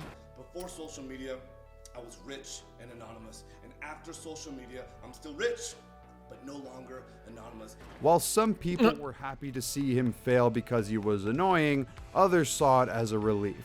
This guy was selling things to vulnerable, insecure men who weren't happy with their lives or And boy, it's a huge He sold audience. them the Vulnerable, false insecure promise men. that they It's could insane. look and be like him. Look at if they Andrew followed Tate his methods and bought his Liver King. products. When in reality, it'd be impossible to look like him without some secret juice. So when he said he did this for people who take their own lives, it rubbed so Oh my many God, people what the wrong fuck? way because he was exploiting the people he said he was helping. Which is why there are lawsuits against him now for almost $100 million. The base of these lawsuits are people followed the Liver King's advice to look like him. And the fact he lied about steroids means he falsely advertised himself and his brand. Liver King insinuated that he never wanted this fame. He didn't think it would ever blow up this big, which is why he didn't know how to handle it. This is a complete lie, and there's even more proof in his emails showing that not only did he want to be famous, but he had specific targets he wanted to hit in specific time frames in regards to fame.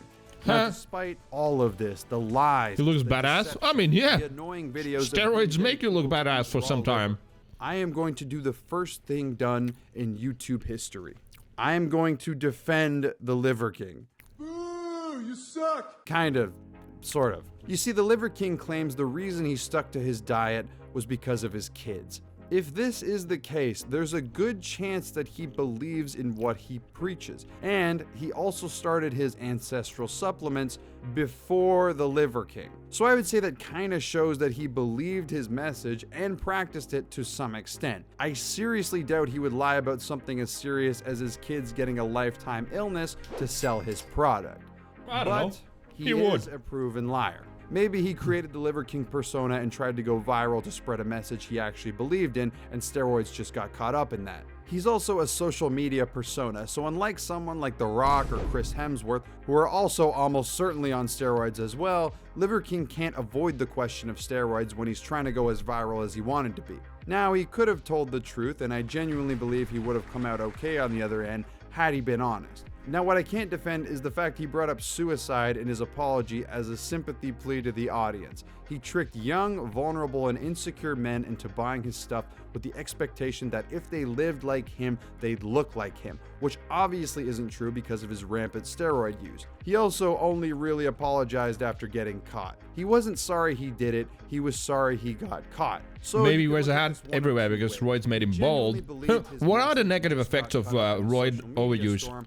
Or he has a massive ego that'll never be quenched no matter what, and the Liver King was just to boost his ego and make him richer, even though he was already rich before. But again, if he was honest about his steroid use, Tiny dick? he would have way Wait, more it can respect shrink? in the public eye. And if you don't believe me, look at someone like Noel Dizel, built like the Where Do You Work Out, the library, and one of the biggest fitness influencers in the world. He is fully open about how he's on steroids and why you shouldn't be on them. In fact, look at some of the most respected people in the fitness industry right now who happen to be on steroids. Most of them are pretty open about being on steroids, and no one really seems to have a problem with it, especially when you know the risks of steroids, which include organ failure, hormone imbalance, and many, many, many more. So if Liver King was just fully open about his steroid Shrinks use, your boys? at least he would still have his Because of the hormone credibility, stuff, right? which is huge Definitely awful when it for your comes to cardiovascular marketing a system as well. lifestyle. I Yeah, mean, that look sounds at bad. his numbers on TikTok now versus what they used to be before all this came out. Like, geez, it doesn't matter how many raw testicles you eat,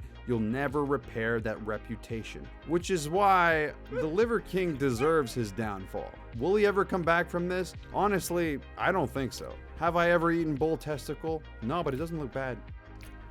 Hello everyone, thank you so much for watching. If you want to support the channel, the Patreon helps out a lot, patreon.com/GhostGum.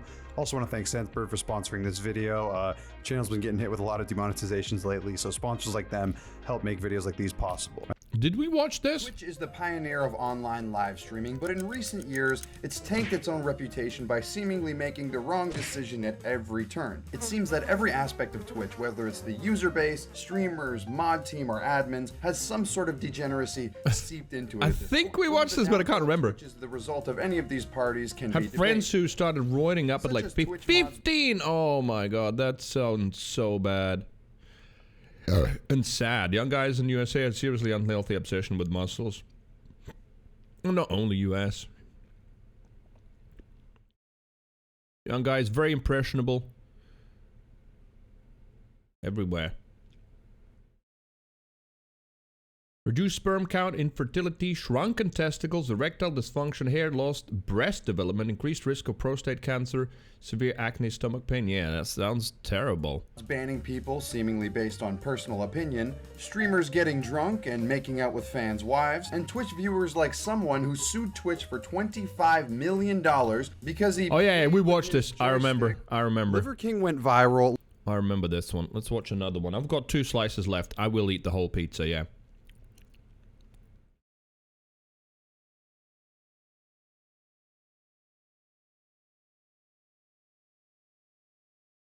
What do we have? The addicts of Reddit. There's a lot of Reddit stuff. Because we found this guy through the anti-work thing. John Cena's bizarre relationship with China.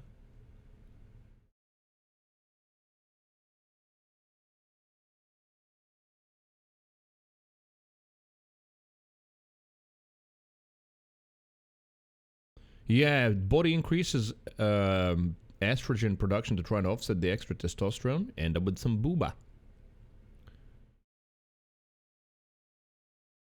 Maybe you'll come back as a ghost scum, eh? John Cena and China. A relationship as strong as developing countries in massive debt and China. Celebrity relationships with foreign countries are a weird spectrum. You have the obvious ones like Shakira being big in Colombia. Then you have Ariana Grande speaking Japanese. After that is where you get into a bit of a strange area. Especially when you see relationships with individuals, not just countries. Once it makes sense. It made sense. There are some really bizarre celebrity relationships with other countries, and I'd put John Cena just below Steven Seagal and Alexander Lukashenko, but not as far down as Dennis Rodman and Kim Jong-un. Now, John Cena, I don't know if you know this, is mega famous, and he's a bit of a jack of all trades. He's maybe the first or second most famous wrestler of all time, behind maybe Dwayne "The Rock" Johnson. Oh my god! He's also hosted game shows like Modern Wipeout, an awful reboot of what it used to be. Speaking of awful, he's now a main character in an awful series of movies you might have heard of called Wild Speed. Now, why am I telling you all this? You already know this, right? Yes, it's because you're a normie. Well, we call you normies. What's common amongst all of these things? Game shows, modern wrestling, movies. They're huge amongst normies. Why is this important? If it's huge with normies, it means the United States can ship it overseas with great returns. People love the stereotype of American badass, ridiculous, I don't give a fuck culture. We have caught and compromised to a permanent end Osama bin Laden. And with a market as massive as China, if you can get in, you can make huge profits. That's why so many American entertainment industries are trying to appeal to Chinese audiences, sometimes even before Western countries. Star Wars, just edit out the gay scenes, and bam, Chinese box office hit. The NBA, LeBron James hates Marvel cape shit movies, ship them out. God, I can't take it anymore. Please make them stop. Most of the American content shipped overseas is meant to be as generic and as bland as possible to please other cultures. It's rare you get something of quality getting massive in other countries. However, it can happen.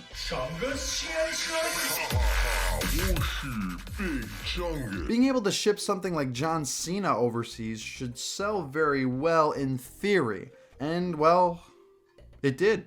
Huh? Wait, there's no catch? Well, in the 2010s, the WWE started having shows in China starring our man, John Cena. And it started to take off, meaning lots of dollars for Vince McMahon. While it was no Attitude Era WWE, and let's be honest, nothing will ever come close to Attitude Era WWE, it appealed to Chinese audiences. Not much controversy here. It's when we start getting into Cena's acting career that we start to see the cracks in this hunk of a fragile man. John Cena is cast in the new Fast and Furious movie. Dog shit, empty calories movie that nobody will remember in a few months. Perfect to ship abroad and make shitloads of money. But they're trying to make this big. So they send their main guy, John Cena, on a tour to China. Now, he'd already built up a bit of a reputation with the WWE in China, so he's a familiar face with the Chinese audience. But he goes the extra mile.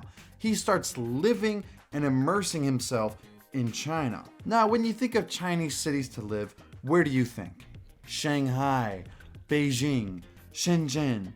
What city is fit for a man like John Cena? I mean, when celebrities come to America, where do they stay? Los Angeles, New York, Miami. So where should John Cena stay in China? Where is fit for a man of his caliber? Where is it? Yinchuan. What?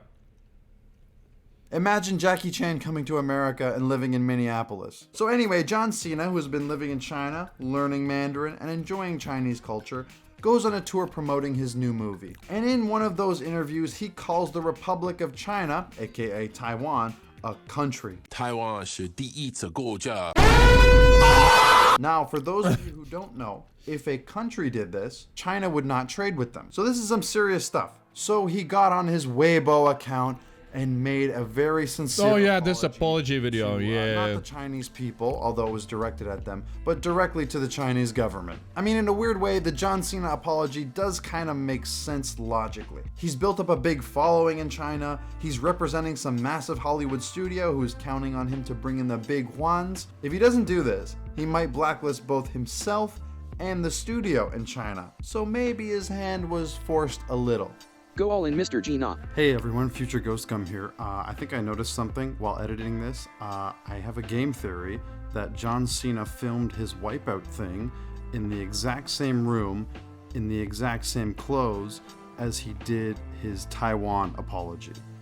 Presumably on the same day. That's fucking hilarious. Now, was it spineless? Absolutely. Do I think he was acting without outside influences? I'll let you be the judge of that. So why did this apology blow up? Because one of the most jacked and Americanized people in the world is bending the knee to China? Yes. Yeah. But it's also because Western news outlets got a hold of this and started reporting on it. And the true nail in the coffin was the funniest people on the entire planet picking up the story. Late night talk show hosts. This future blacklisting is brought to you by Exter. Exter is the largest smart wallet brand. Damn, he's got some sponsors. First of all, this thing has a voice-activated tracker that you can set up. So if you ever lose it, your solar-powered tracker can back you up. This thing works worldwide as well, even in Taiwan. It's also slick and easy to carry around. I've actually been using this as my everyday wallet, and compare this to my old wallet, it's like, geez. So right now, Exter has a holiday sale that runs all the way from now up until December 26th, which is 35% off plus free gift bags on your if you buy that, yes, you're a even if man you have that an drinks abysmal whiskey. social credit score like myself, this still applies. Just click my link below to cash in on this deal. This apology was only posted on Weibo, a kind of Chinese Twitter, so very few people had inside access. But those people began to leak other videos John Cena posted on his Chinese social media accounts. And to say they were weird is to put it very lightly. I mean, maybe some of the humor doesn't translate to English, but John That's Cena where the Bing sitting Chill in comes his from. car, talking about how much he loves ice cream and the Fast and Furious. Oh no. Dude, what the hell? These are very easy meme material, which is exactly what happened. Both John Cena and China have had a significant role in memes before. John Cena from the You Can't See Me meme, and this ancient one, which if you can remember this, you should be checked into a retirement home like myself. Great, because a former decorated member of the United States Marine Corps needs your support. And his name is John Cena. Chinese memes have also been big for a few years now, like this one and this one. 朋友是一个坚韧不拔的纪录片，在香港这座城市。 But none of them have really eclipsed the social credit meme. And when this meme exploded, guess who was the face of it? It's weird, I was having a conversation with a friend about John Cena and we completely forgot he was a wrestler or actor. We just thought of him as the China guy. Yeah, So he is the John Cena. John Cena has taken the task of learning Chinese culture, language, and state propaganda. Long time, all for remember the it? quest Even to we get had it more here, money. yes. A man who is worth a lot. Standing in solidarity with Hong Kong, Macau, and Taiwan has nothing on the almighty dollar, or soon to be almighty yuan. So what does this story tell us all? Money rules the world. John Cena is certainly not the only celebrity that will sell themselves to China. Time will tell what's to come in the future. I mean, Reddit, Epic Games, Canadian and Australian politicians have all sold themselves to China. Let The Rock tell you in Chinese. Uh-oh. Chinese? Ding bong ding dong his. Everyone knows. So it isn't really a matter of will this keep happening, but who's next? Maybe not Rock in that case. 打开海中国，现在我有冰淇淋，我很喜欢冰淇淋，但是速度与激情就。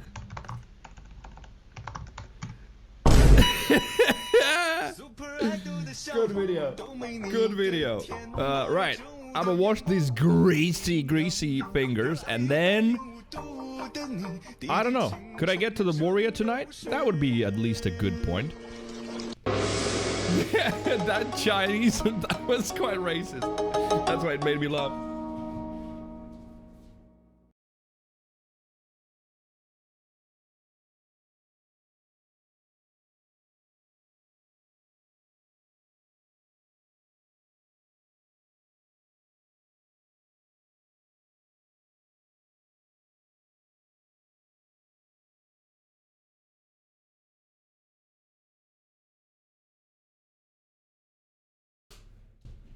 Oh, I ate all of it. All of it. Boy.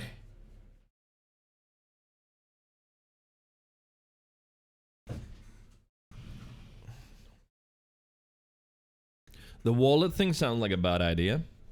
I mean, yeah, it's like solar panel. That said, we will at some point have solar panels pretty much everywhere, right? I just recently looked at the bendy, super thin ones that are like a sticker that you can stick them on anywhere, and apparently they are getting really, really good.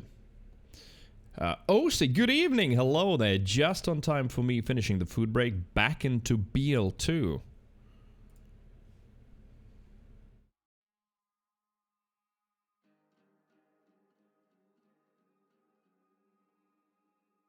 Food break. Off.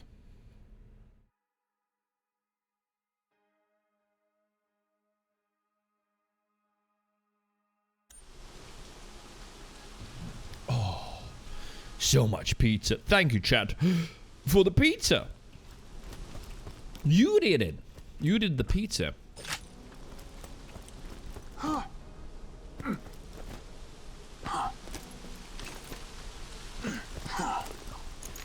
But yeah, like an Apple tag probably then is better to track your wallet. Wallet?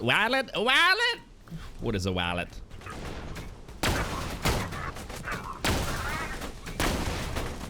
Look at that, that's already better damage. Well, if I would hit the shots.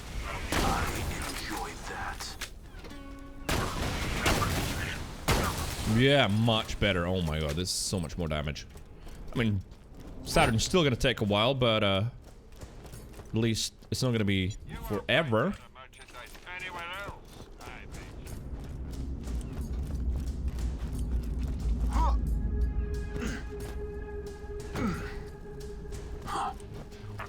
Don't want to jinx it, but in my whole long life, I have not lost my wallet a single time. Never. My phone has been stolen once. Hello! A Varuk dropped from this guy. But, yeah, wallet, never. Shit! Concentrate. I'm not, like, focusing on sniping and missing shots. That's just how it be. Increasing aggression. There we go. See, that's better. 2 shots dead. With the old sniper needed 4 or 5 sometimes. He's almost one-shot dead. Very good, very nice. Man, the sunlight. Oh,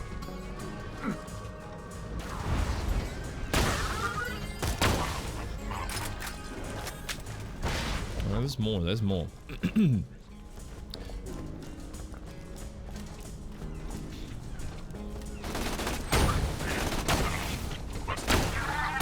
The hell was he made of? So many shots needed for him.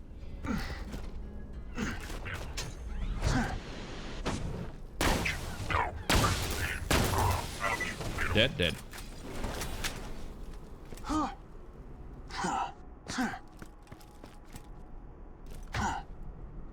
Remember the chest? Let's go get it. Wait. What was the way up here? I don't remember. I think you could just spam yourself up through here. Yeah. Hey, hello. Over here. You still remember it to this day, though, Moonlit, that you lost your wallet at 12? Those $5, imagine how much more they could buy today. Live a long time slowly abandoning my wallet. What does it contain really? That I need license, bank card. Same. It stays in my jacket, and it's just the phone that comes out all the time. Absolutely, yeah.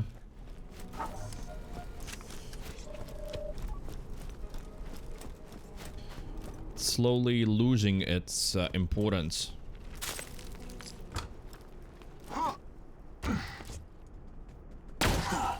Missed? Didn't miss. Right, let's see how Saturn will be. But a wallet person at a trainer at the day. Returned it to the address on the license. Family I returned it to. Well, dumbfounded I returned it. They were all suspicious at first. People are weird. Oh no, it's one of those. Really? They suspect the Good Samaritan who's returned? They were like, did you steal it in the first place? That's just, yeah. Oh! Hello. Interesting. Right. I'll take that. I'll take it. We're moving back to Malamon now. Fire rate 4. Yeah, it's not like the fire rates are faster. Right. Let's see how it goes here. Good. Good. Good. Alright, so just like yesterday, with some good shots you can get him halfway. I don't know if there's a way of doing more damage, and then just the rest of it is just shoot. Center of mass shooting.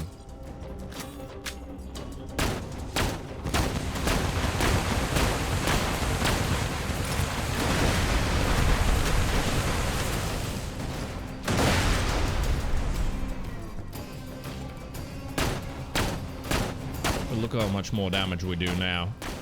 You can actually see the health bar move, which is good.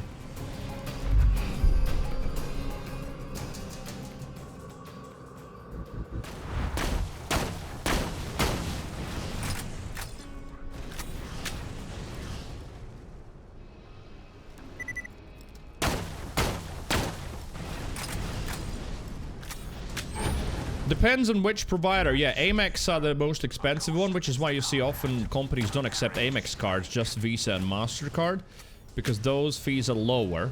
It's usually about 2.5 plus a fixed fee, but Amex is a lot more because they sort of aim at a premium segment, and their claim is that they will bring you richer clients and more business by just, you know, bringing you customers that have way more money. So I guess for a little candy shop, Amex doesn't make sense, but we were selling like electronics goods and stuff, so Amex was a must, even though they actually took so much more profit.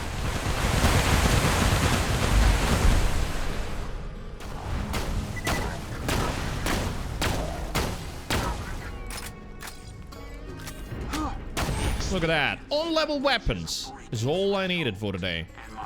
And that's what we got.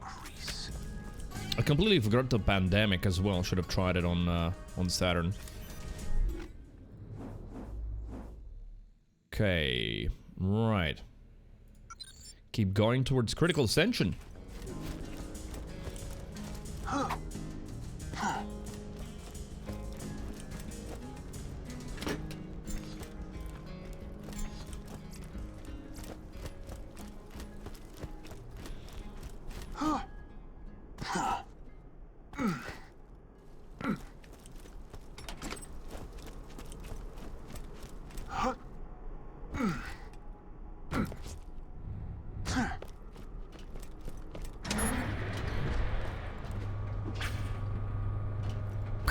Right. Little monologue about Lilith? I think it is. I know you think I'm a monster. You think I enslaved Angel. But He did enslave Angel. We know that. to her mother.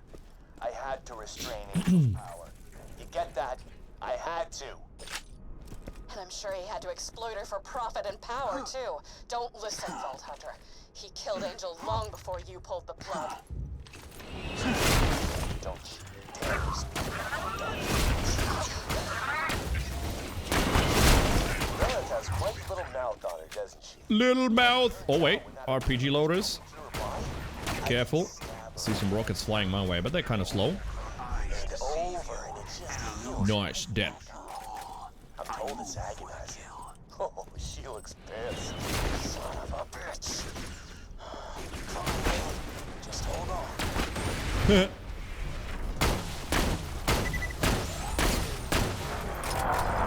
A little bit more.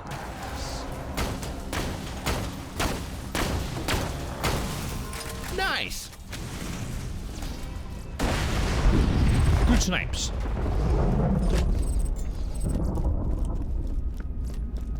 Assault rifle max ammo, no.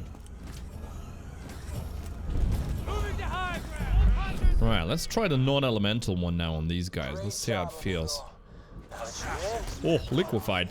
Like a fudge smoothie. Oh shit, didn't even notice you there. Whoa, whoa, whoa. I think I got naded.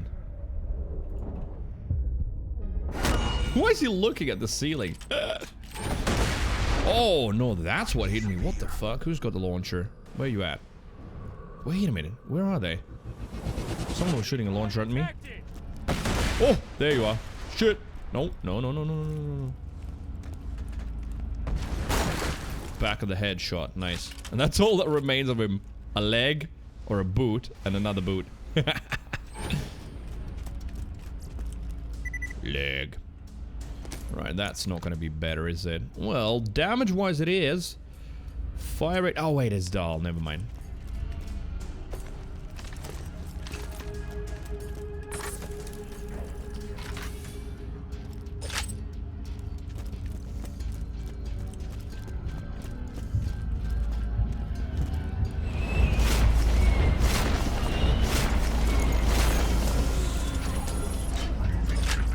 Removing bandit. It's an RPG boy, isn't it? It is. Hello.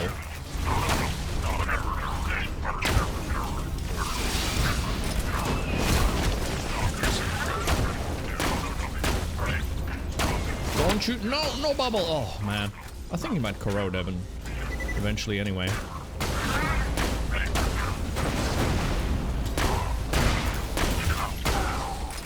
Great. Oh, man. I'm happy I got the gun. Yeah, it was a little bit of snowman farming, but you know what? I enjoyed it. Looking at loot is fun in this game. That's why we play this game, most of us, right? Ow, shit. Missed those shots.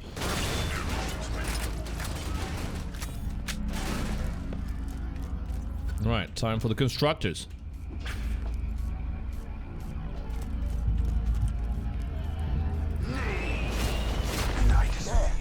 Jack sent all the iridium he's mined straight to the Heroes Pass. That must be where the warriors buried. Get back to Sanctuary.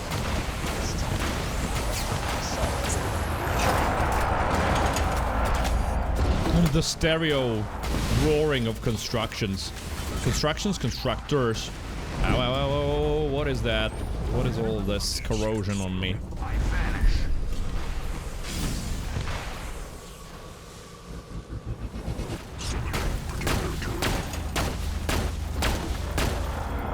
Oh, just one shot. There we are. Good fighting. Good fighting. Commendable.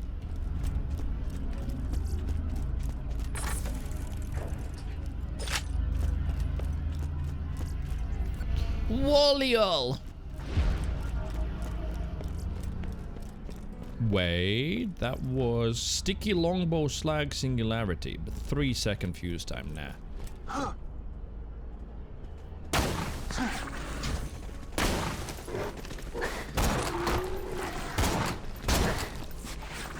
Oh.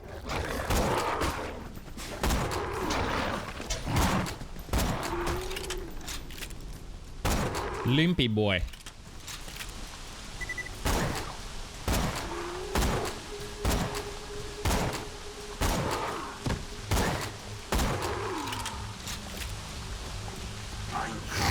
Drink it in. I must seek cover quickly, for pain is coming.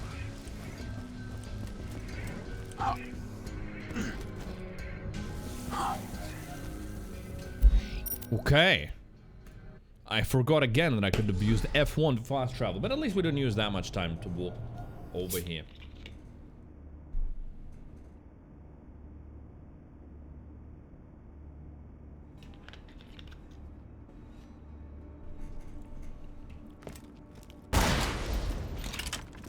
Right, so now we can expand the ammo, since we got all of the iridium as a bonus from farming. Oh wow, just one anyway. Kill stuff better. There you go, some nades, and that's pretty much it.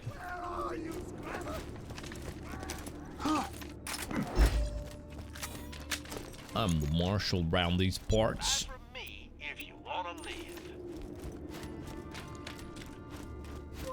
Vault Hunter!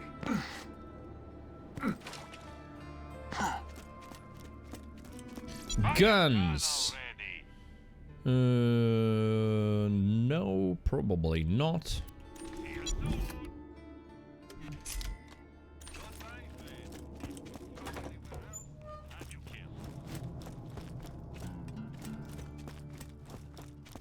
Hi. This ends now. This ends now. Yes. Time to go to TVHM. This is the final fight, amigo. If you gotta prepare, do it now. Go check around the city. These people don't have much, but they still want to help you. Hyperion's locked the entrance to Heroes Pass. Get back to Claptrap and need him to open the way for you. Brick and I will meet you once you're in. Win or lose, we're gonna finish this together. Well, no. For Bloodwing, for Roland, for Pandora! Wait, Tannis can give you a relic, right? Shouldn't say still. The bird ninjas will find. The bird ninjas will find me. See, again, it's a new line. I don't think I've heard that one before.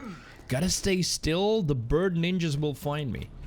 Wait, where's Tannis? Oh, there you are. Though I generally have trouble verbalizing my thoughts into words that will not utterly confuse or nauseate you, I find my mental processes are now surprisingly focused.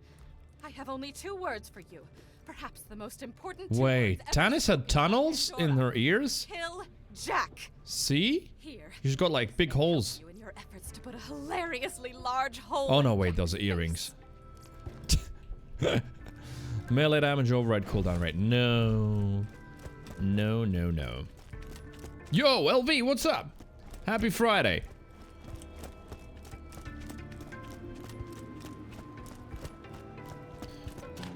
Right, nades, let's see what he's got. Oh, Truxican standoff is there as well. Vault Hunter comes by. You make sure and give him my love, alright?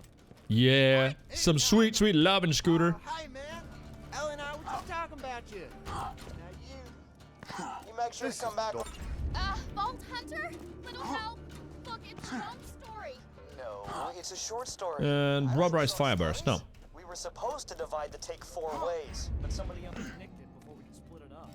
Oh, those idiots. That always has seemed fascinating to me. It's like an alien object floating in the distance. What is there? So I can get back to my nap. Know that only one of them will tell you the truth. The other 3 are Well, liars. the one that has got the bag on the back is the one. Popping the head for me. Also, do you remember where you do see these packs? These things here that is at the top. That's what drops in the Moxie's dome, right? Look, between you and me, okay, listen, Thief. When we were making out, he was all, yeah, baby, Easy. I'll give you all that money. And I was like, no, don't do that. And he's like, oh, yeah, baby, I'm gonna. And I was like, that's so wrong. Oh yeah, baby, don't do that. Right, claptrap, claptrap. I know Hammerlock could have given us a sniper, but we've got a good, good corrosive sniper already. Lurkalini, what's up? Do we have any new ads to the community for that 150 the other day? Wait, any new ads to the new 150? What is the 150? Sorry, Lurkalini, you confused me. I'm not sure what you mean.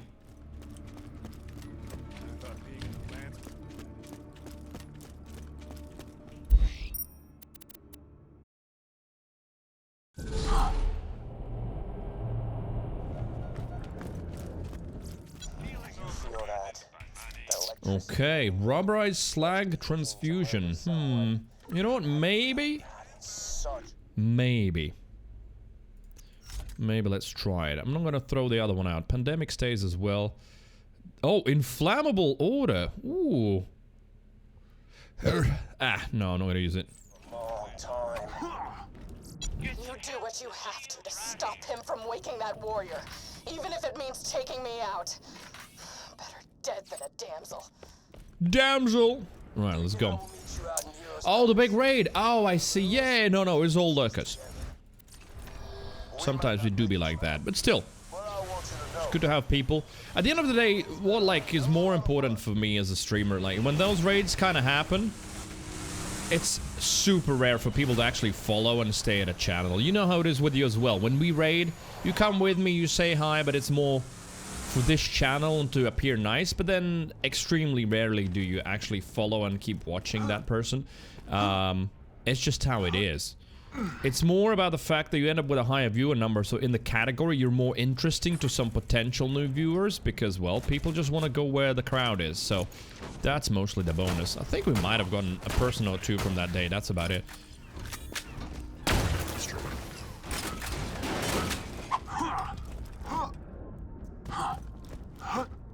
Oh my god, I forgot to meet Claptrap. Shit.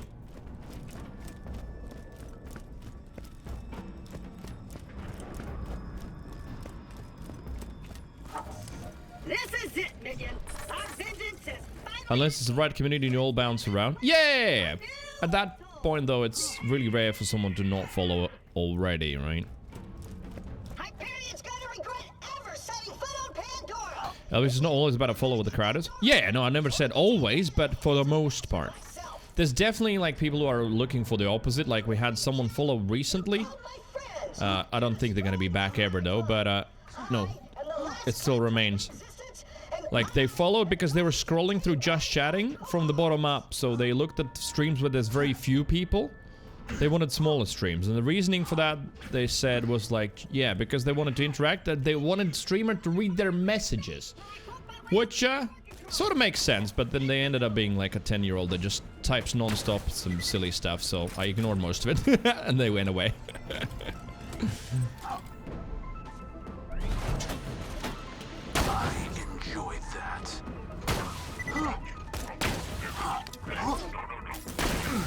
Boom.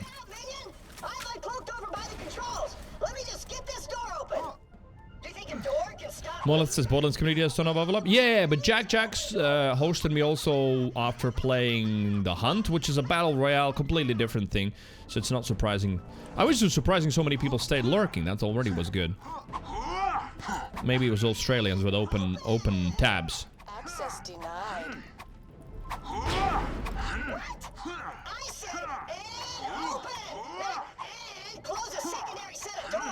Dispatching additional troops. Paris says, damn, I missed that one, sadly. Wait, which one? The kid? Like kids in the chat? But, I mean, at least he was... I say I don't know, they... was truthful. They really, yeah, that was the whole reason why they go to streams. They want the streamer to read all of their messages. And boy, there was a lot of them. About, like, the most random daily stuff that they're doing and all that, you know? It's fine in certain doses, but yeah, I think they wanted to be the central attention of my time.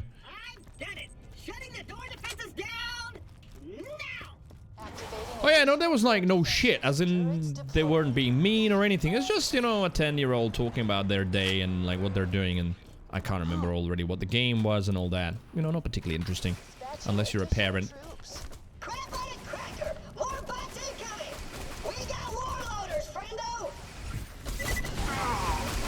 Your eyes deceive you. An illusion fools you all. I move for the... Oh, 22,000 one shot.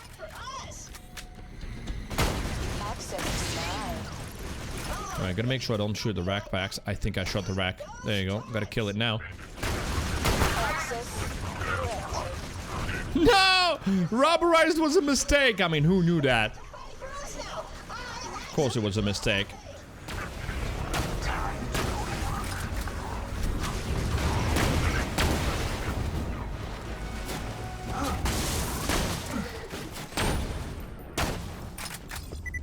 Huh, turrets are still there? Yeah.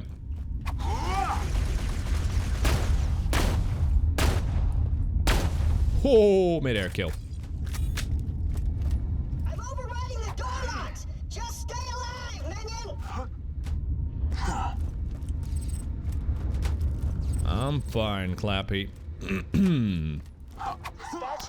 Elvis is gonna be 3 weeks with no alcohol. Want to stay alcohol-free for a while. Start playing sim racing. Yeah, Elvis really caught up in that. You know, in the best possible way. Purchased a steering wheel and pedals and is really enjoying it. I would love to try that at some point as well. But yeah, that's when I can invest in some good gear.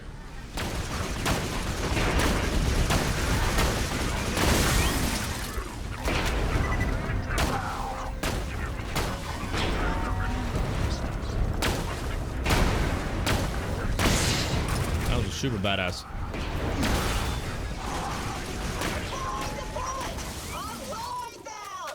Huh? One turret stayed alive.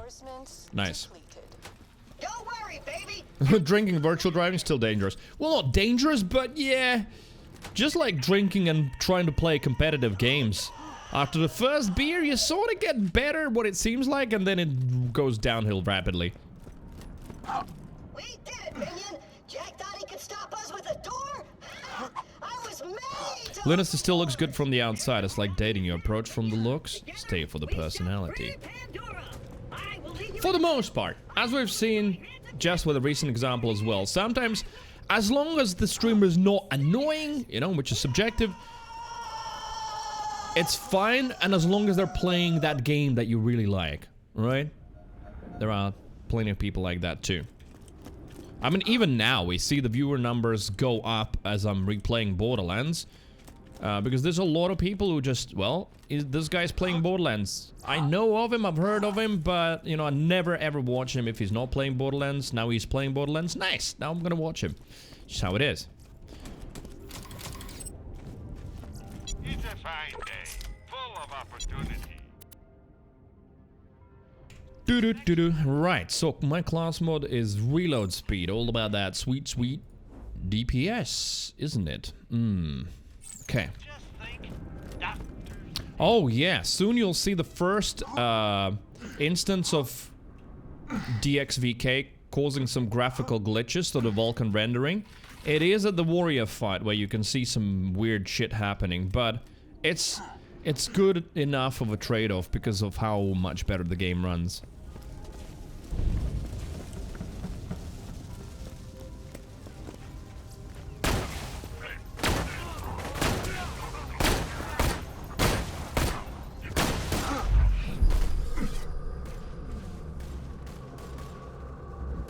Unworthy opponents. Nice.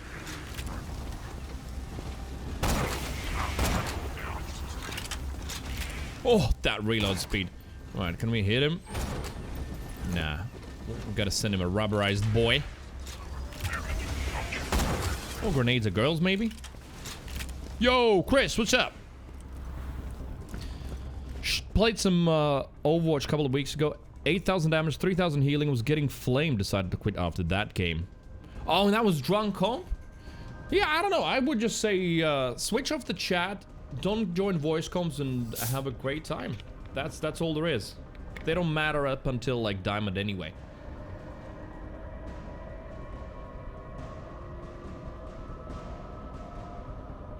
Elvis is funny and interactive, most important. Game doesn't really mean so much. You say that. I don't believe most people who say that. In my experience, with even some ex-regulars of the channel, and there was no bad blood or anything why they left. It's just that, yeah, whenever I stopped playing the game that they enjoyed, they stayed for some games, but eventually, yeah, if I play a game they don't like, Overwatch is a great example. Even very regulars will be like, yeah, I'll watch Cree some other day. People like to say that they love the streamer and they will watch any game, but they don't. That's a flat-out lie. That literally, I would say it's 1 out of 100 people maybe is actually like that. That's it. How are you not dead? There we go. They think they would watch, but then when the day comes, they actually will not. You forgot Claptrap. Oh, that's what you were trying to say. Shit. Well, it's fine. We killed all of this anyway.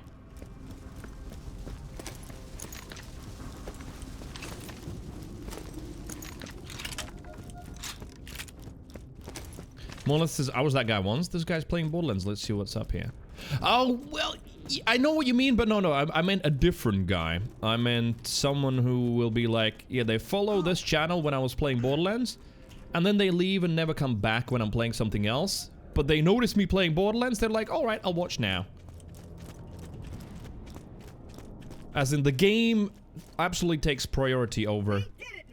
What? Can I even get to him?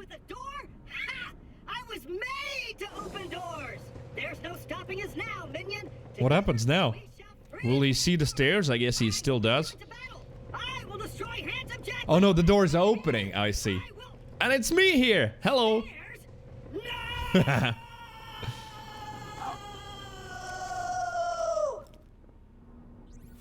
There we go. Minion, you've gotta go on without me. Do your master proud. Elvis says, I need to watch it because I'm a sub. You got me. I mean, yeah. You and me know each other for a long time. Info says I leave when you play Destiny. See? I mean, does it make me sad? Of course, yeah. But, the logical part is, I understand. So, get ready. March is gonna be the month where Info will not be watching. Because, yeah, the new expansion drops, and man, I really like the changes that they're making. Some real good changes. Tasty says, love you, Cree, but watching Destiny or Overwatch is suffering. See? Yeah, and again, I don't mean that everybody should watch whatever I play. That's not my point.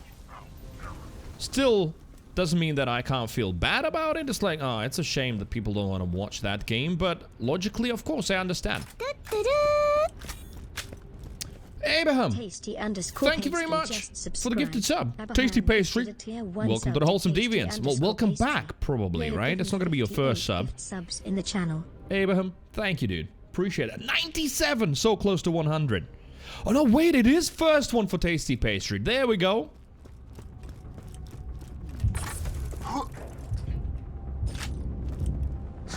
But yeah, my point, though, we started this whole discussion was that a lot of people like to say that, yeah, streamer, I watch for you, not for the game. And it's very sweet that they think that they genuinely mean it, but my experience shows that even those who think they mean it actually don't do it in real life. They will stop watching when there's a game that they don't like. Yo, Abraham with another one. Thank you, man. Wait, let me see who got it. Oh, Brixia. Gage HC. And Lonely Wolf. Abraham with 3. Oh! We're getting to 100, are we? Yo, what the hell? Thanks, my dude. Thank you. Round numbers are nice, right? There's something nice about them. And then, yeah, there it is. 100. Chat, can we put some love in the chat for Abraham? He's always been incredibly lovely. And he's one of those really weird ones. I mean it. He doesn't even get to watch the channel that much. Still loves me and the channel. It's incredible. Abraham, thank you very much. And yeah, 100 subs once again. Thanks, my man. You're incredible. Thank you. Love a long time since I watch. I just mute you. Wait, what? When I play Overwatch and Destiny? Thank you. Open tabs matter. You know that. Yeah, Love a Long Time is definitely one of like a hyper rare breed, where it's like, yeah, I love you, streamer. This game kind of sucks, but it's fine. I'll leave the tab open for you. And thank you for that. That is rare.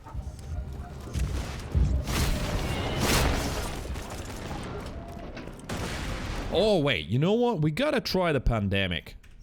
I want to see how much hurt we can deliver with it.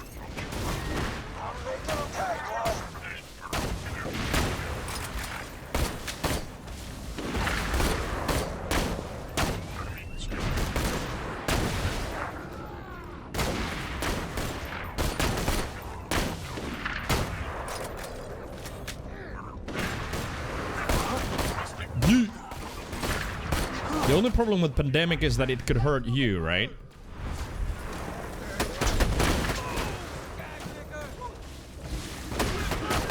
Man, the movement on that guy, insane. Right, what is that? Slag chance 51, still lowered though, right?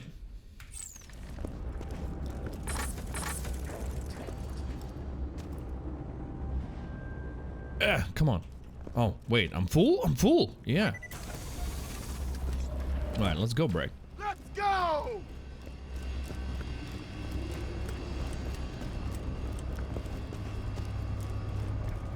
Abram has gifted as many months as many subs as months subscribed. Hey, dude, thank you. For real, it does surprise me that someone like you who doesn't get to watch anymore that much, you still have decided to just continue supporting the channel. What is Brick doing? He's just looking at me. Right, human enemy's dead. There you go, that's the last one. Brick's taking care of it. Then we switch back to corrosive. Alright, let's try some pandemic again. I want to see it in action. I'm not going to shoot. Let's see what pandemic can do. 1 down, 2 down. How far does it spread? I think it's done now. I think so, yeah. Shoot the door, Morty! I gotta circle around and make the shot. Just stay alive. Info says, ouch. What about 29th? No, that's good. Out of what?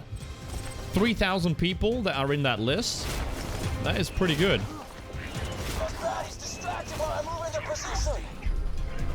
Alright. Let's pandemic it. See how much I can do with it. Look at that. Dead. About to be dead.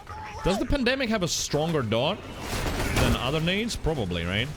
That one's almost dead from the pandemic nade. Someone landing behind me? No. Right, out of nades, out of nades.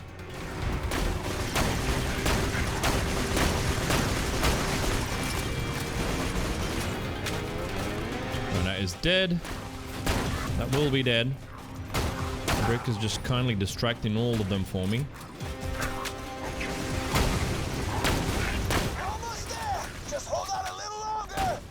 Oh wait, I can hit those still? Interesting. How come? They're supposed to have shields on, right?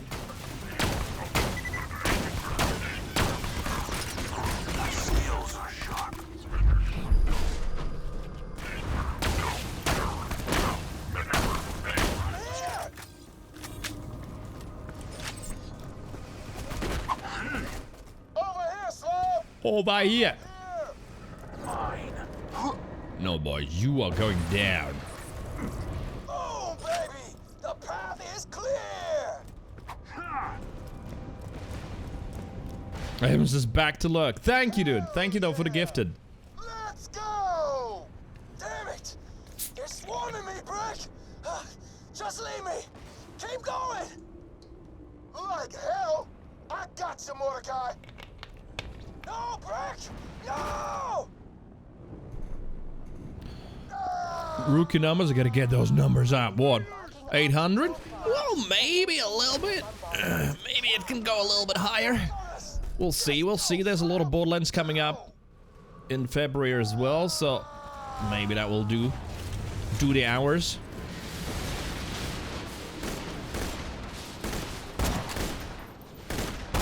Yeah, okay, so this sniper's nice damage-wise, but man, it just kicks a lot. What is it? Is this the Jacob's grip? Is that what's causing so much recoil? Because this is easier to spam. It doesn't recoil that much. See, the recoil is so small I can do follow-up shots very quickly. Whereas with that Jacobs, I can't follow up fast, and that's a problem.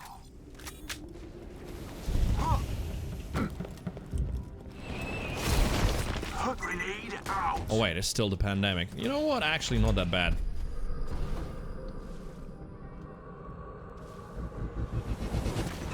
Oh, nice shot. Protector doesn't see me. That does, and it's dead. No, no, no, no missiles. No missiles, please.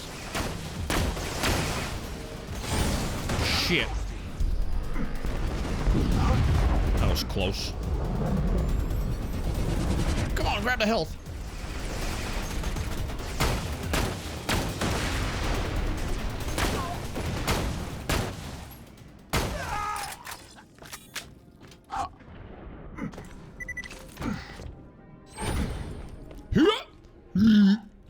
And sticky lob transfusion explosive now.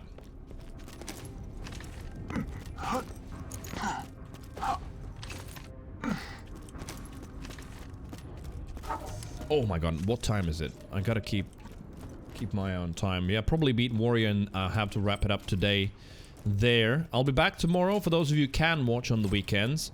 I'll be live tomorrow and on Sunday as well. But yeah, tonight I'll have to end in half an hour.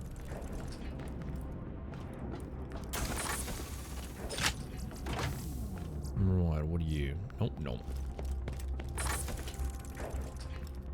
Still got some fun fighting happening here in a moment.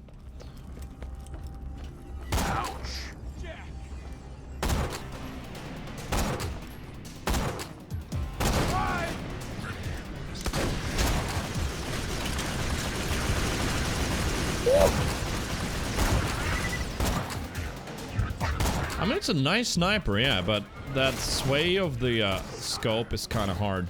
Oh, see. Thank you for the gnomes. Ow. Alright, pandemic goes in there. Oh, big guy's out. Big guy's out.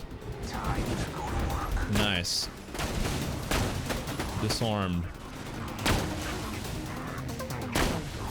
Alright, I'm trying to land a headshot on that guy. It's not working.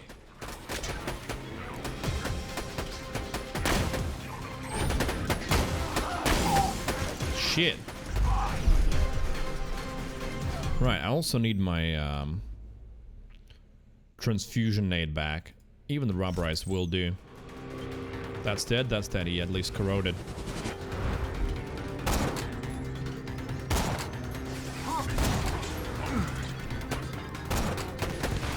Dude, how am I hitting? Okay. Oh, that's not good. Gotta wait that one out. Wait for invisibility cooldown. Man, that railing has got a higher hitbox than what it shows. There you go. Kill you. Get some health from the rubberized. No, it will bounce back at me. Oh, it managed to actually get over. Nice.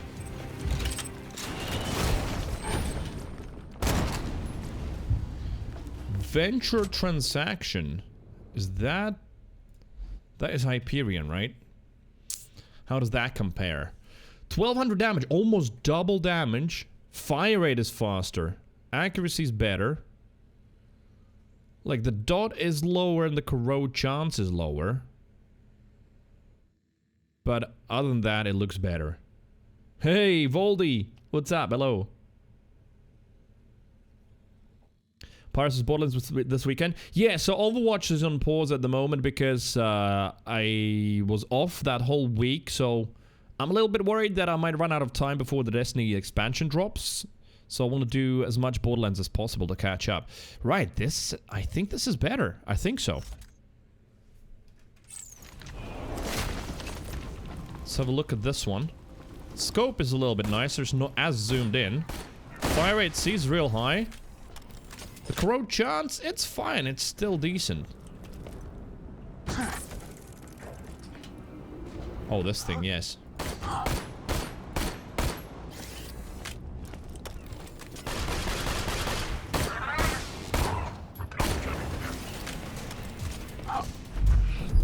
Alright, time for the big guy.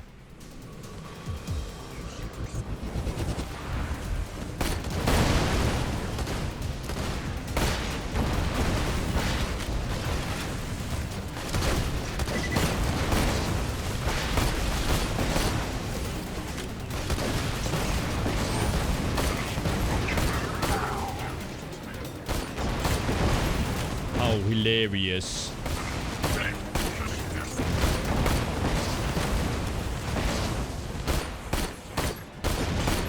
Badass dead. Almost leveled up as well. Alright, gotta wait for those rockets to hit, and then we can move out of cover. Ghosting. Wilson says, I enjoy Zero too much. Too much. Too much sounds like then that becomes a problem where, like, I don't know, you play and you just come all the time, or what happens? Also, where are all of the other fighters? No spawns? Aren't they supposed to spawn? Maybe like in further modes. Yeah, no one here? Alright, let's go.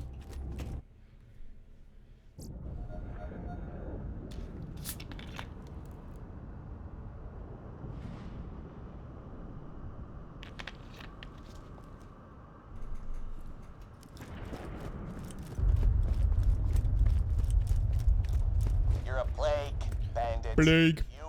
Jack's right in this, right? I remember watching that video from Game Theory, and it's true, no one's good. Jack genuinely believes he's the good guy, cleaning the planet from all of the murderers. I mean, look at what we just murdered. So many innocent men that were one day out of, well, away from retirement, all that stuff.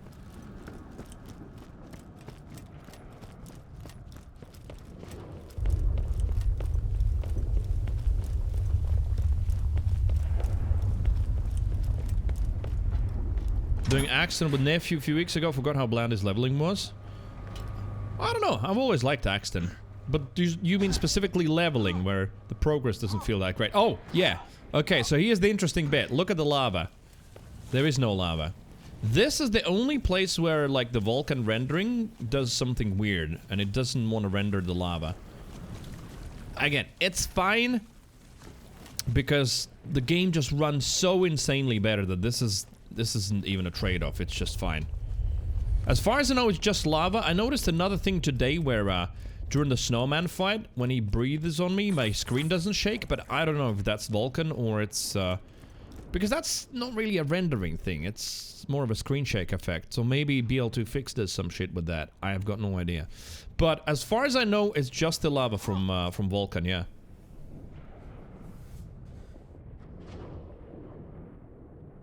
I mean, the screen not shaking, definitely an upgrade. You can just keep landing headshots. Won't even be bothered by the breath. Welcome, customer. Wait, right. Okay, so what do we do? I'm gonna sell this as well. Yep.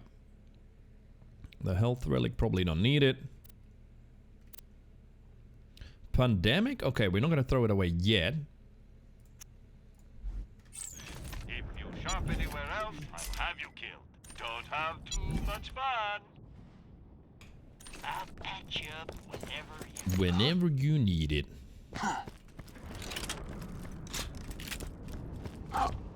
This is where it all ends.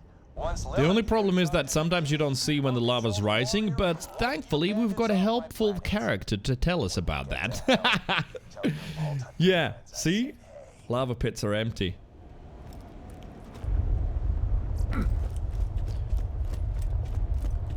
But genuinely, anyone running on PC, just DXVK.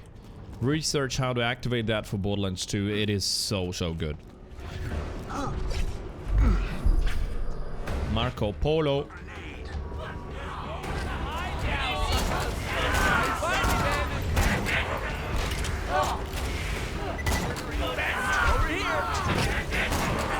That's the real one, right? Yeah, that's the one I need.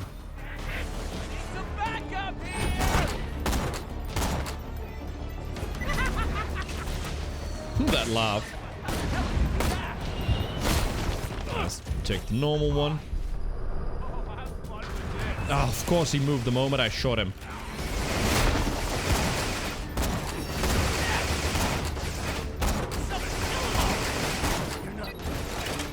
dead. Your eyes deceive you. An illusion fools you all. Dead. Warrior insta appears. I love that. Oh! Alright, he dropped another sniper. Good.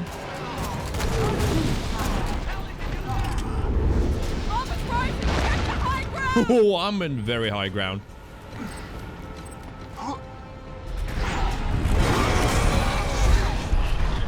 Stealth. Titty shots.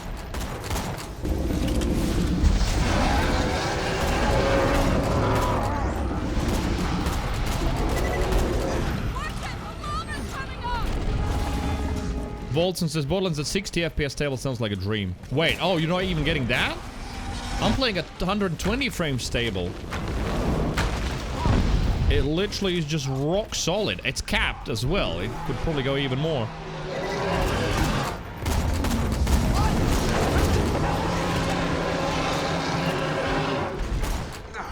Wait, was Warrior was weak to shock? That was that weird thing.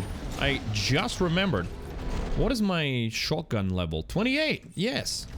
Lava's rising. Get to high ground. I just need some ammo. That's all.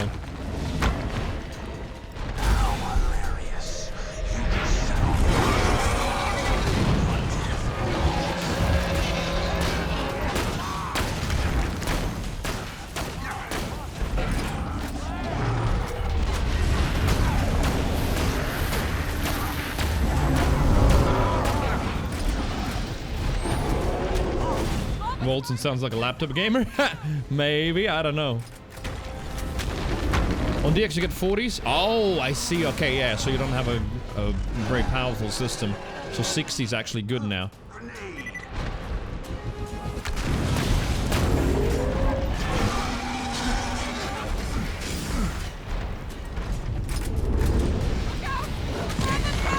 Woo! Alright, I would need some heals now.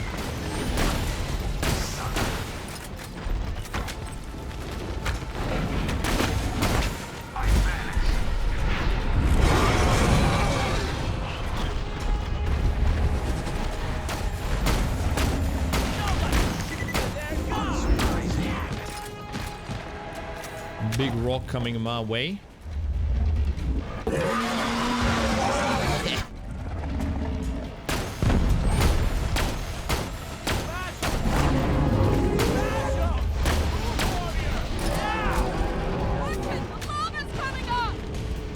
The lava's coming up.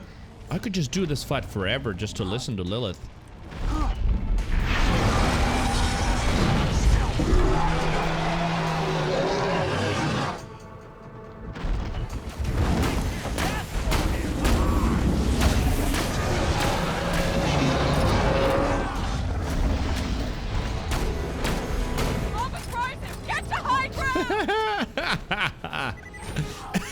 I forget how much she said it.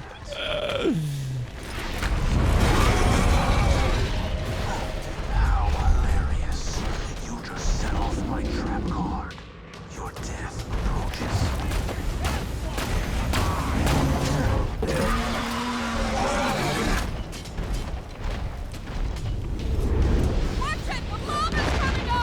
Waifus aren't real? Oh.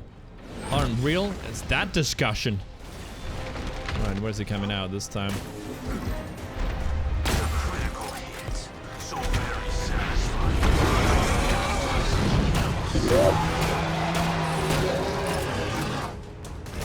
Oshi! Thank you. Support during the fight.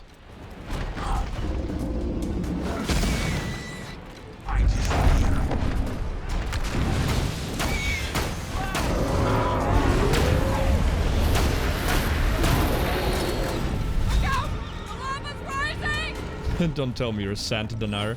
Well, see, there you go, Santa and waifus, they're as real as each other.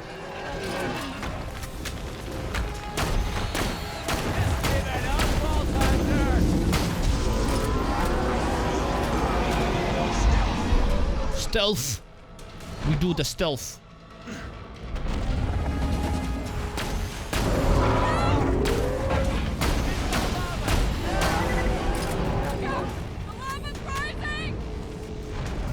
Defrosting Mariah Carey meme is good. I like it. Oh wait, I'm running out of ammo. Thankfully, this is not Borderlands 1. They thought of that problem in most fights. Oh, come on, warrior. You dick. He doesn't want me to get the ammo. Keeps pushing me away.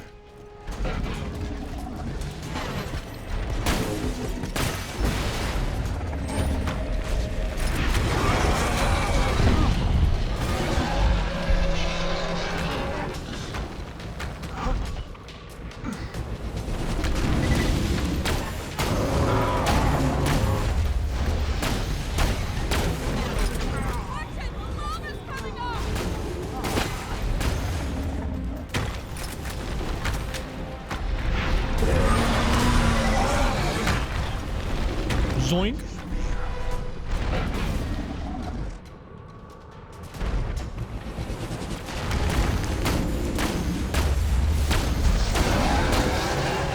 Dead-a-roni. Yes. Yeah, we get to do a little bit of TVHM as well, just the starting bits. Holy badass. Never hurts to make sure, though. Hit the button on the moonshot console.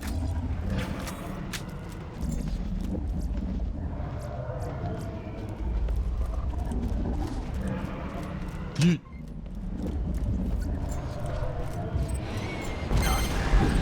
Got a legendary, as you could hear.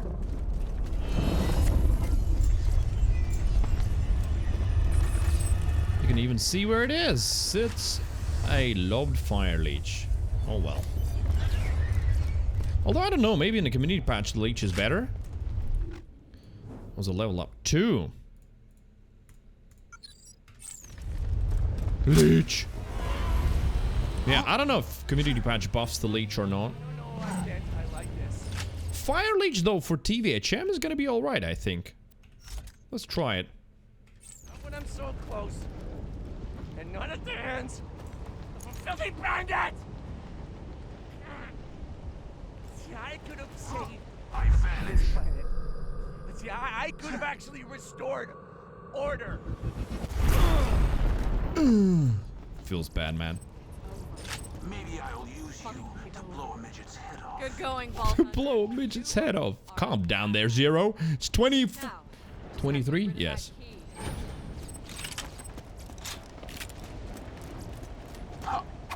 UCP leech on Krieg is a menace. Oh, so it is improved in community patch.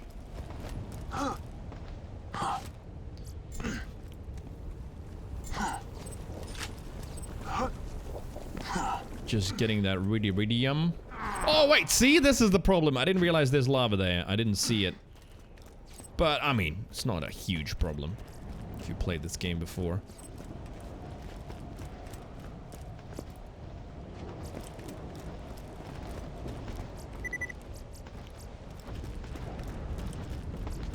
That is it, I think. We're ready.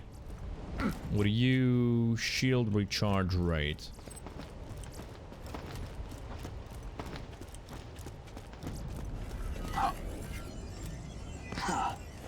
Okay, let's go. There's nothing to hand in anymore or anything like that. Shoot the guy in the face. Yeah, we're not gonna go and hand that in. Right. In that case... True Vault Hunter mode. Here we come.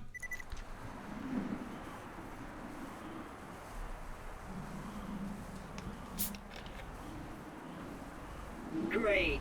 Another dead Vault Hunter. Handsome Jack's been busy.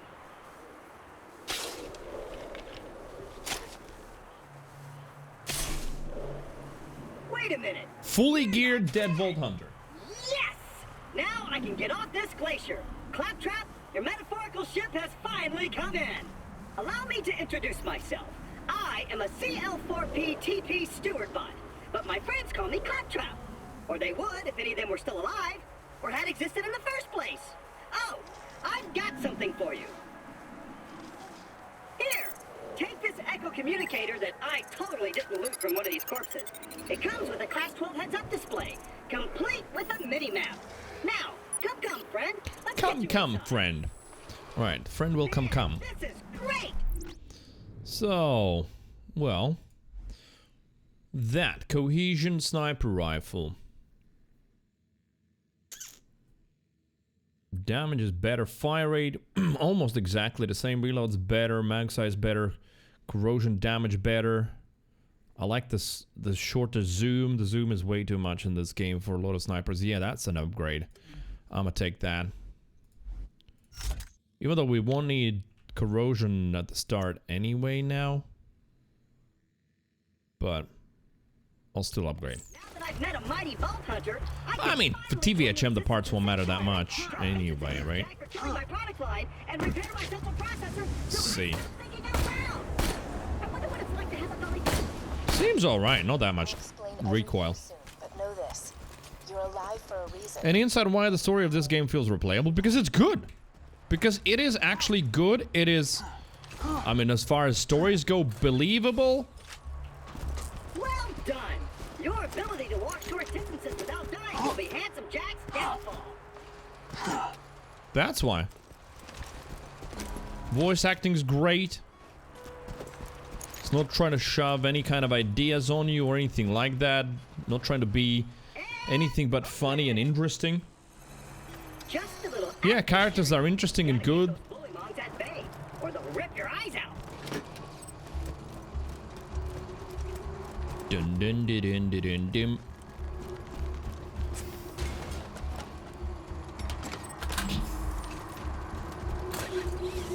Sorry about the mess. Everything kills. Bank's empty. Bandits, vault hunters, claptrap units. If I sound pleased about this, it's only because my programmers made this my default tone of voice. I'm actually quite depressed. Now, the creatures around here are dangerous. None more than this bullybong named Knuckle Tracker. Kills everyone I know. Anywho, I keep a pistol in the cabinet over there for emergencies. But in here, we should be pretty safe. Yes. And boom, no why. I've never looked at that. The eye disappearing. Vault hunters changed Pandora forever, but their time has passed. Thanks to Handsome Jack, Pandora needs a new hero. I know that hero is you. Apart from the excruciating pain, this is great. That's some real legs in there. Look at that. Help me reach Sanctuary. And a head. I will be your wise leader, and you shall be my fearsome minion.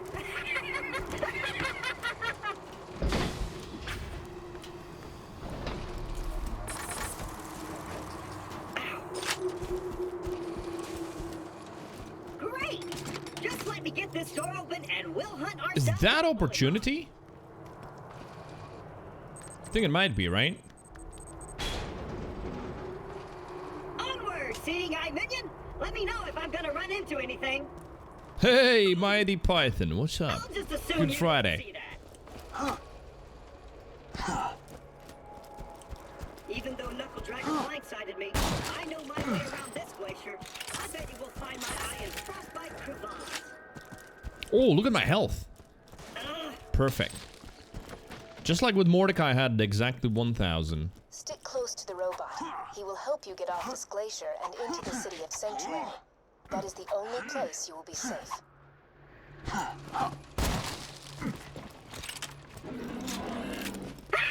I hear bully bonds! Sick of minion! Protect me, Squire! Yeah, the recoil on this one, though, is kind of annoying. That's fine. We'll find something new soon.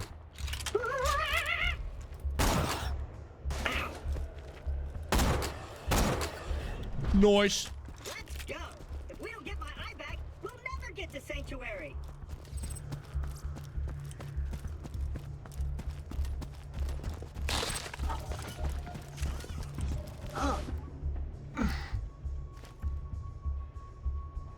Such a cool detail, right? That snow just blowing over the tops of the mountains. Jack's tearing Pandora apart to find the vault. They say Jack's drilling operations are causing those earthquakes. That, or your mom just got out of bed. Zing! You'll need that funny little robot's help to reach Sanctuary, the last bastion of the resistance against Jack. How cool would it be if you could see, like, Knuckle Dragon chilling somewhere in the distance there? To Sanctuary. That plunge, I've never observed it from this perspective either.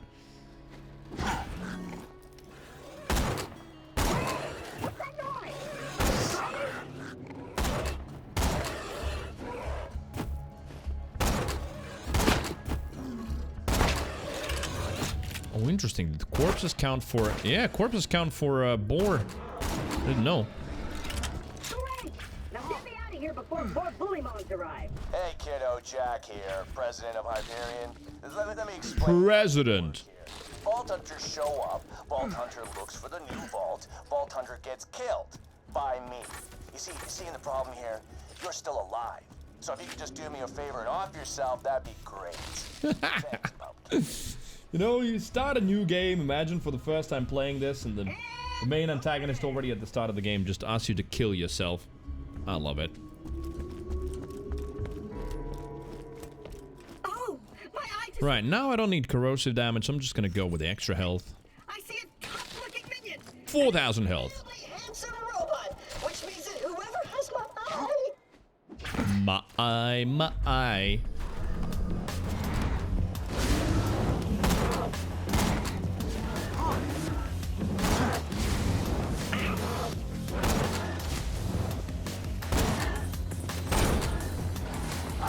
Oh yeah, I was like, why is he on fire? Because the fire leech. Duh.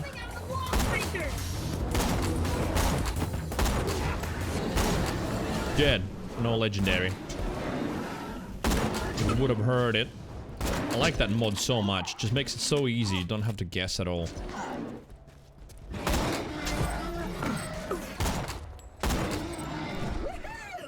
If you would, retrieve my eye for me. Oh, and I apologize for saying wall sphincters. I say that a lot when I'm frightened. Got my eye? This theme that plays in the background now is just one of the most relaxing tunes from any game You'd like to jam your fist for the in a environment. optic surgery is best left to professionals. My pal Hammerlock and Hey, woo too! Praise! How you doing? What's up? Woo! Indeed, I agree. OC, thanks. Liarsburg's on the other side of this Hyperion barge. What say we cut through it, chum? Chum. Ha! This door's Hyperion tech. Child's play. And open!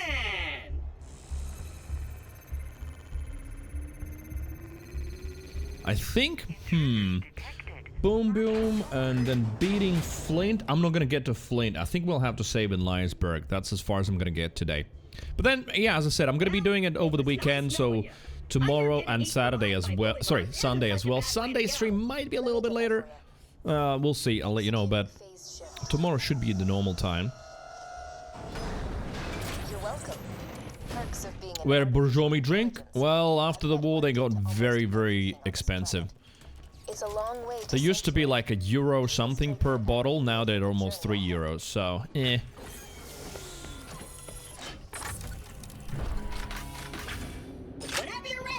I did have one recently.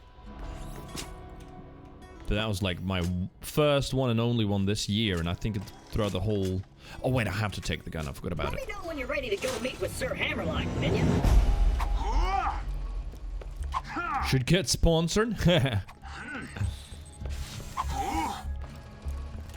Imagine Borjomi sponsoring a streamer. Keep your wits about you, minion. This glacier's run by a bandit named Captain Flint. The jerk kept me Look at that, you look around 120 frames, no stuttering, buttery smooth. I was really good at the first one. Attention, people of Pandora. Handsome Jack here, offering $1 million to whoever brings me the head of the Vault Hunter who just arrived in Liarsburg. Oh, and I'm still offering a reward for Roland, the mass-murdering leader of the Crimson Raiders. Fast bullets on this one. I wonder if Jacob's bullets are faster or not.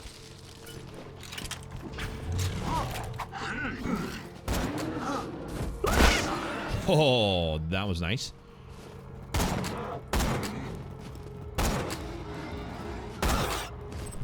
Piggy. $1 million bucks?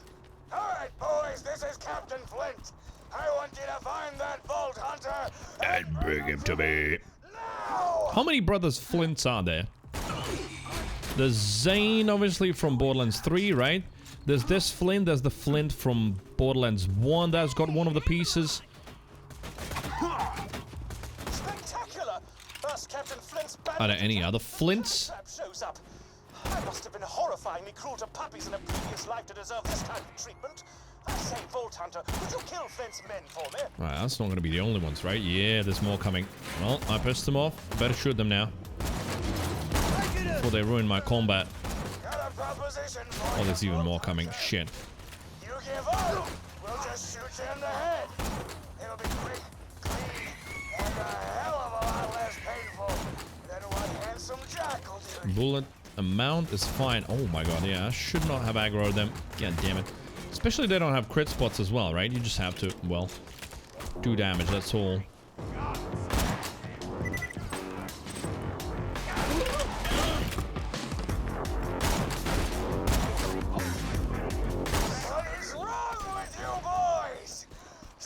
Hello, boy.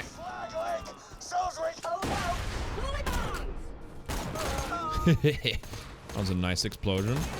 Oh, shit, that one needs 2. Insta headache. You just set off my trap card. Your death. Woolly Mong.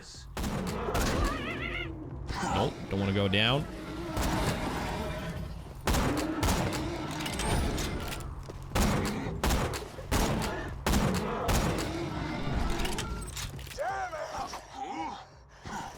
There's another Flint in one of the Borderlands 2 DLCs. Wait, is there? Which one? Which DLC? So there's like a lot of Flints. I guess it is a whole Flint clan of murderous bandits and one Zane who has chosen a different career. Still murderous though. Please stay back, Vault Hunter. Please stay back. Okay. Ugh. Sparky Flint? Oh, wait a minute. Info also knew Sparky Flint. Which DLC is he in? Speaks, I feel my brain cells committing suicide one by one. I shall be out directly.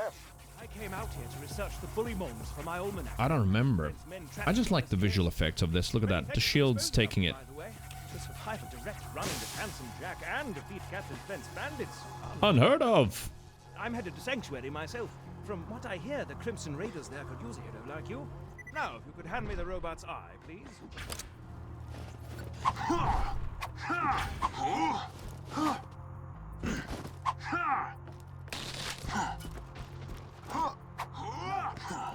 Son of Cromerax DLC? Wait a minute.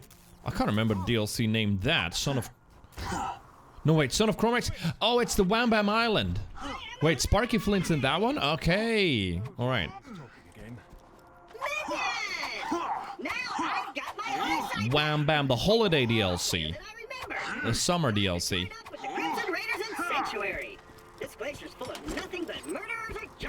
Like that hammerlock, dude. Yes, see? The barrels never load. You can never be too well armed. Ooh, longitudinal competition. More damage. Slightly lower fire rate, but we've got burn damage. Yeah, I'll take it. That's gonna be probably an upgrade now, especially for all the fleshy boyors that we need to fight. I think this one, yeah, will sell. Especially because the recoil is kind of annoying. Right, corrosive damage I'll need soon on Boom Boom, right? Yeah. Buy a gun already. So yeah, Sparky Flint. I sort of vaguely remember Sparky, yeah. Ah,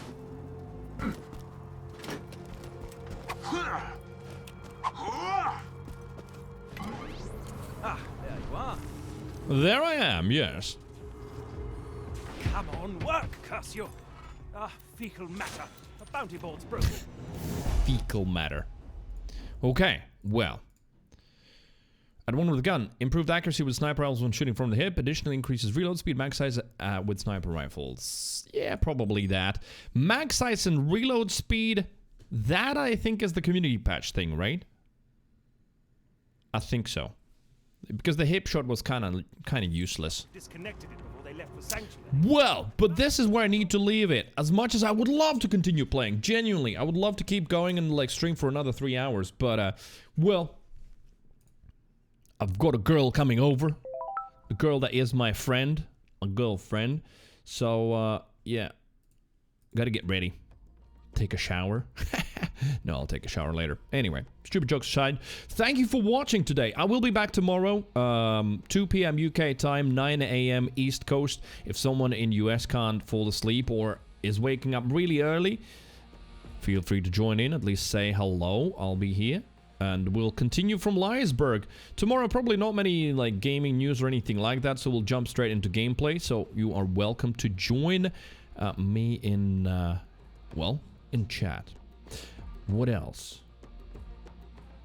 Oh yeah, today was an incredible day, for real. Deviants, thank you very much. Huge shout out to Bunu, love you long time, and Yotus and Infotaint for huge support. Thank you, Osu, for the bits. Abraham with the gifted subs. We did have an anonymous gifter as well. Shout out to you if you're still in the chat, even if you're one of the regulars. Either way, thank you. Thank you so much. 100 subs once again. Slowly, but getting back to that number, that makes me happy. Thank you so much. And not only makes me happy, makes this stream still continue in 2023, for real. Thank you, everybody. And, well, yeah, hope to see you tomorrow. Thank you, Monolith, OC, Wutu, Butt Leak, Samba with the big lurks, giving me a last stretch of the day as well. Thank you very much. Oh, baby. Let's go and host someone very quickly.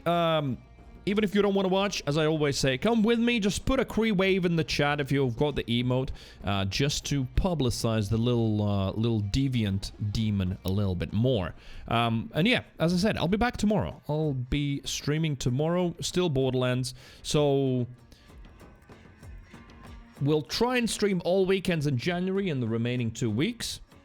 And we'll do Borderlands throughout those because, yeah, I want to catch up. I want to make sure before the Destiny big new content and expansion drops that I've played through my Borderlands marathon. Because I feel like, yeah, I will be doing Destiny for a little bit because there are some very good changes and yeah, completely new big expansion with grappling hooks and shit. So, looks kind of exciting.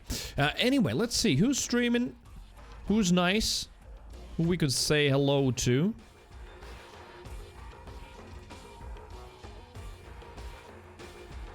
What the hell? Friday? I mean, I get it. In US, it's not Friday night yet. It's sort of early afternoon, so maybe a lot of streamers are not live from my Nemesis team. Because a lot of them are there.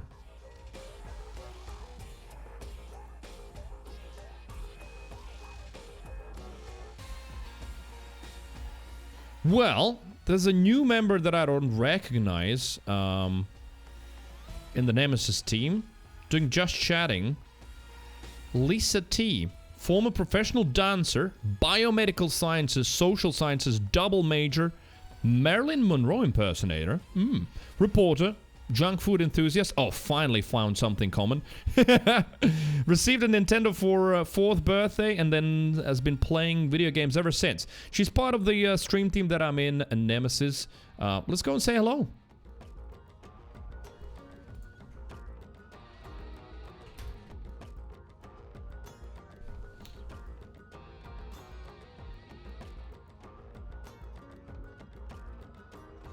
And I think it says Molly time be back at 7 p.m. GMT. 7 p.m. GMT. That's already now 6 past. I don't know what Molly time is apart from Molly being MDMA. Either way, I'm going to host that. If you don't want to watch, don't watch. If you want to watch, watch. Thank you for watching. There's a lot of watching happening. I'm watching you. Even when I'm not streaming, I still can see you. So behave because you got to stay wholesome and you got to stay deviant. Love you. Take care. Bye-bye.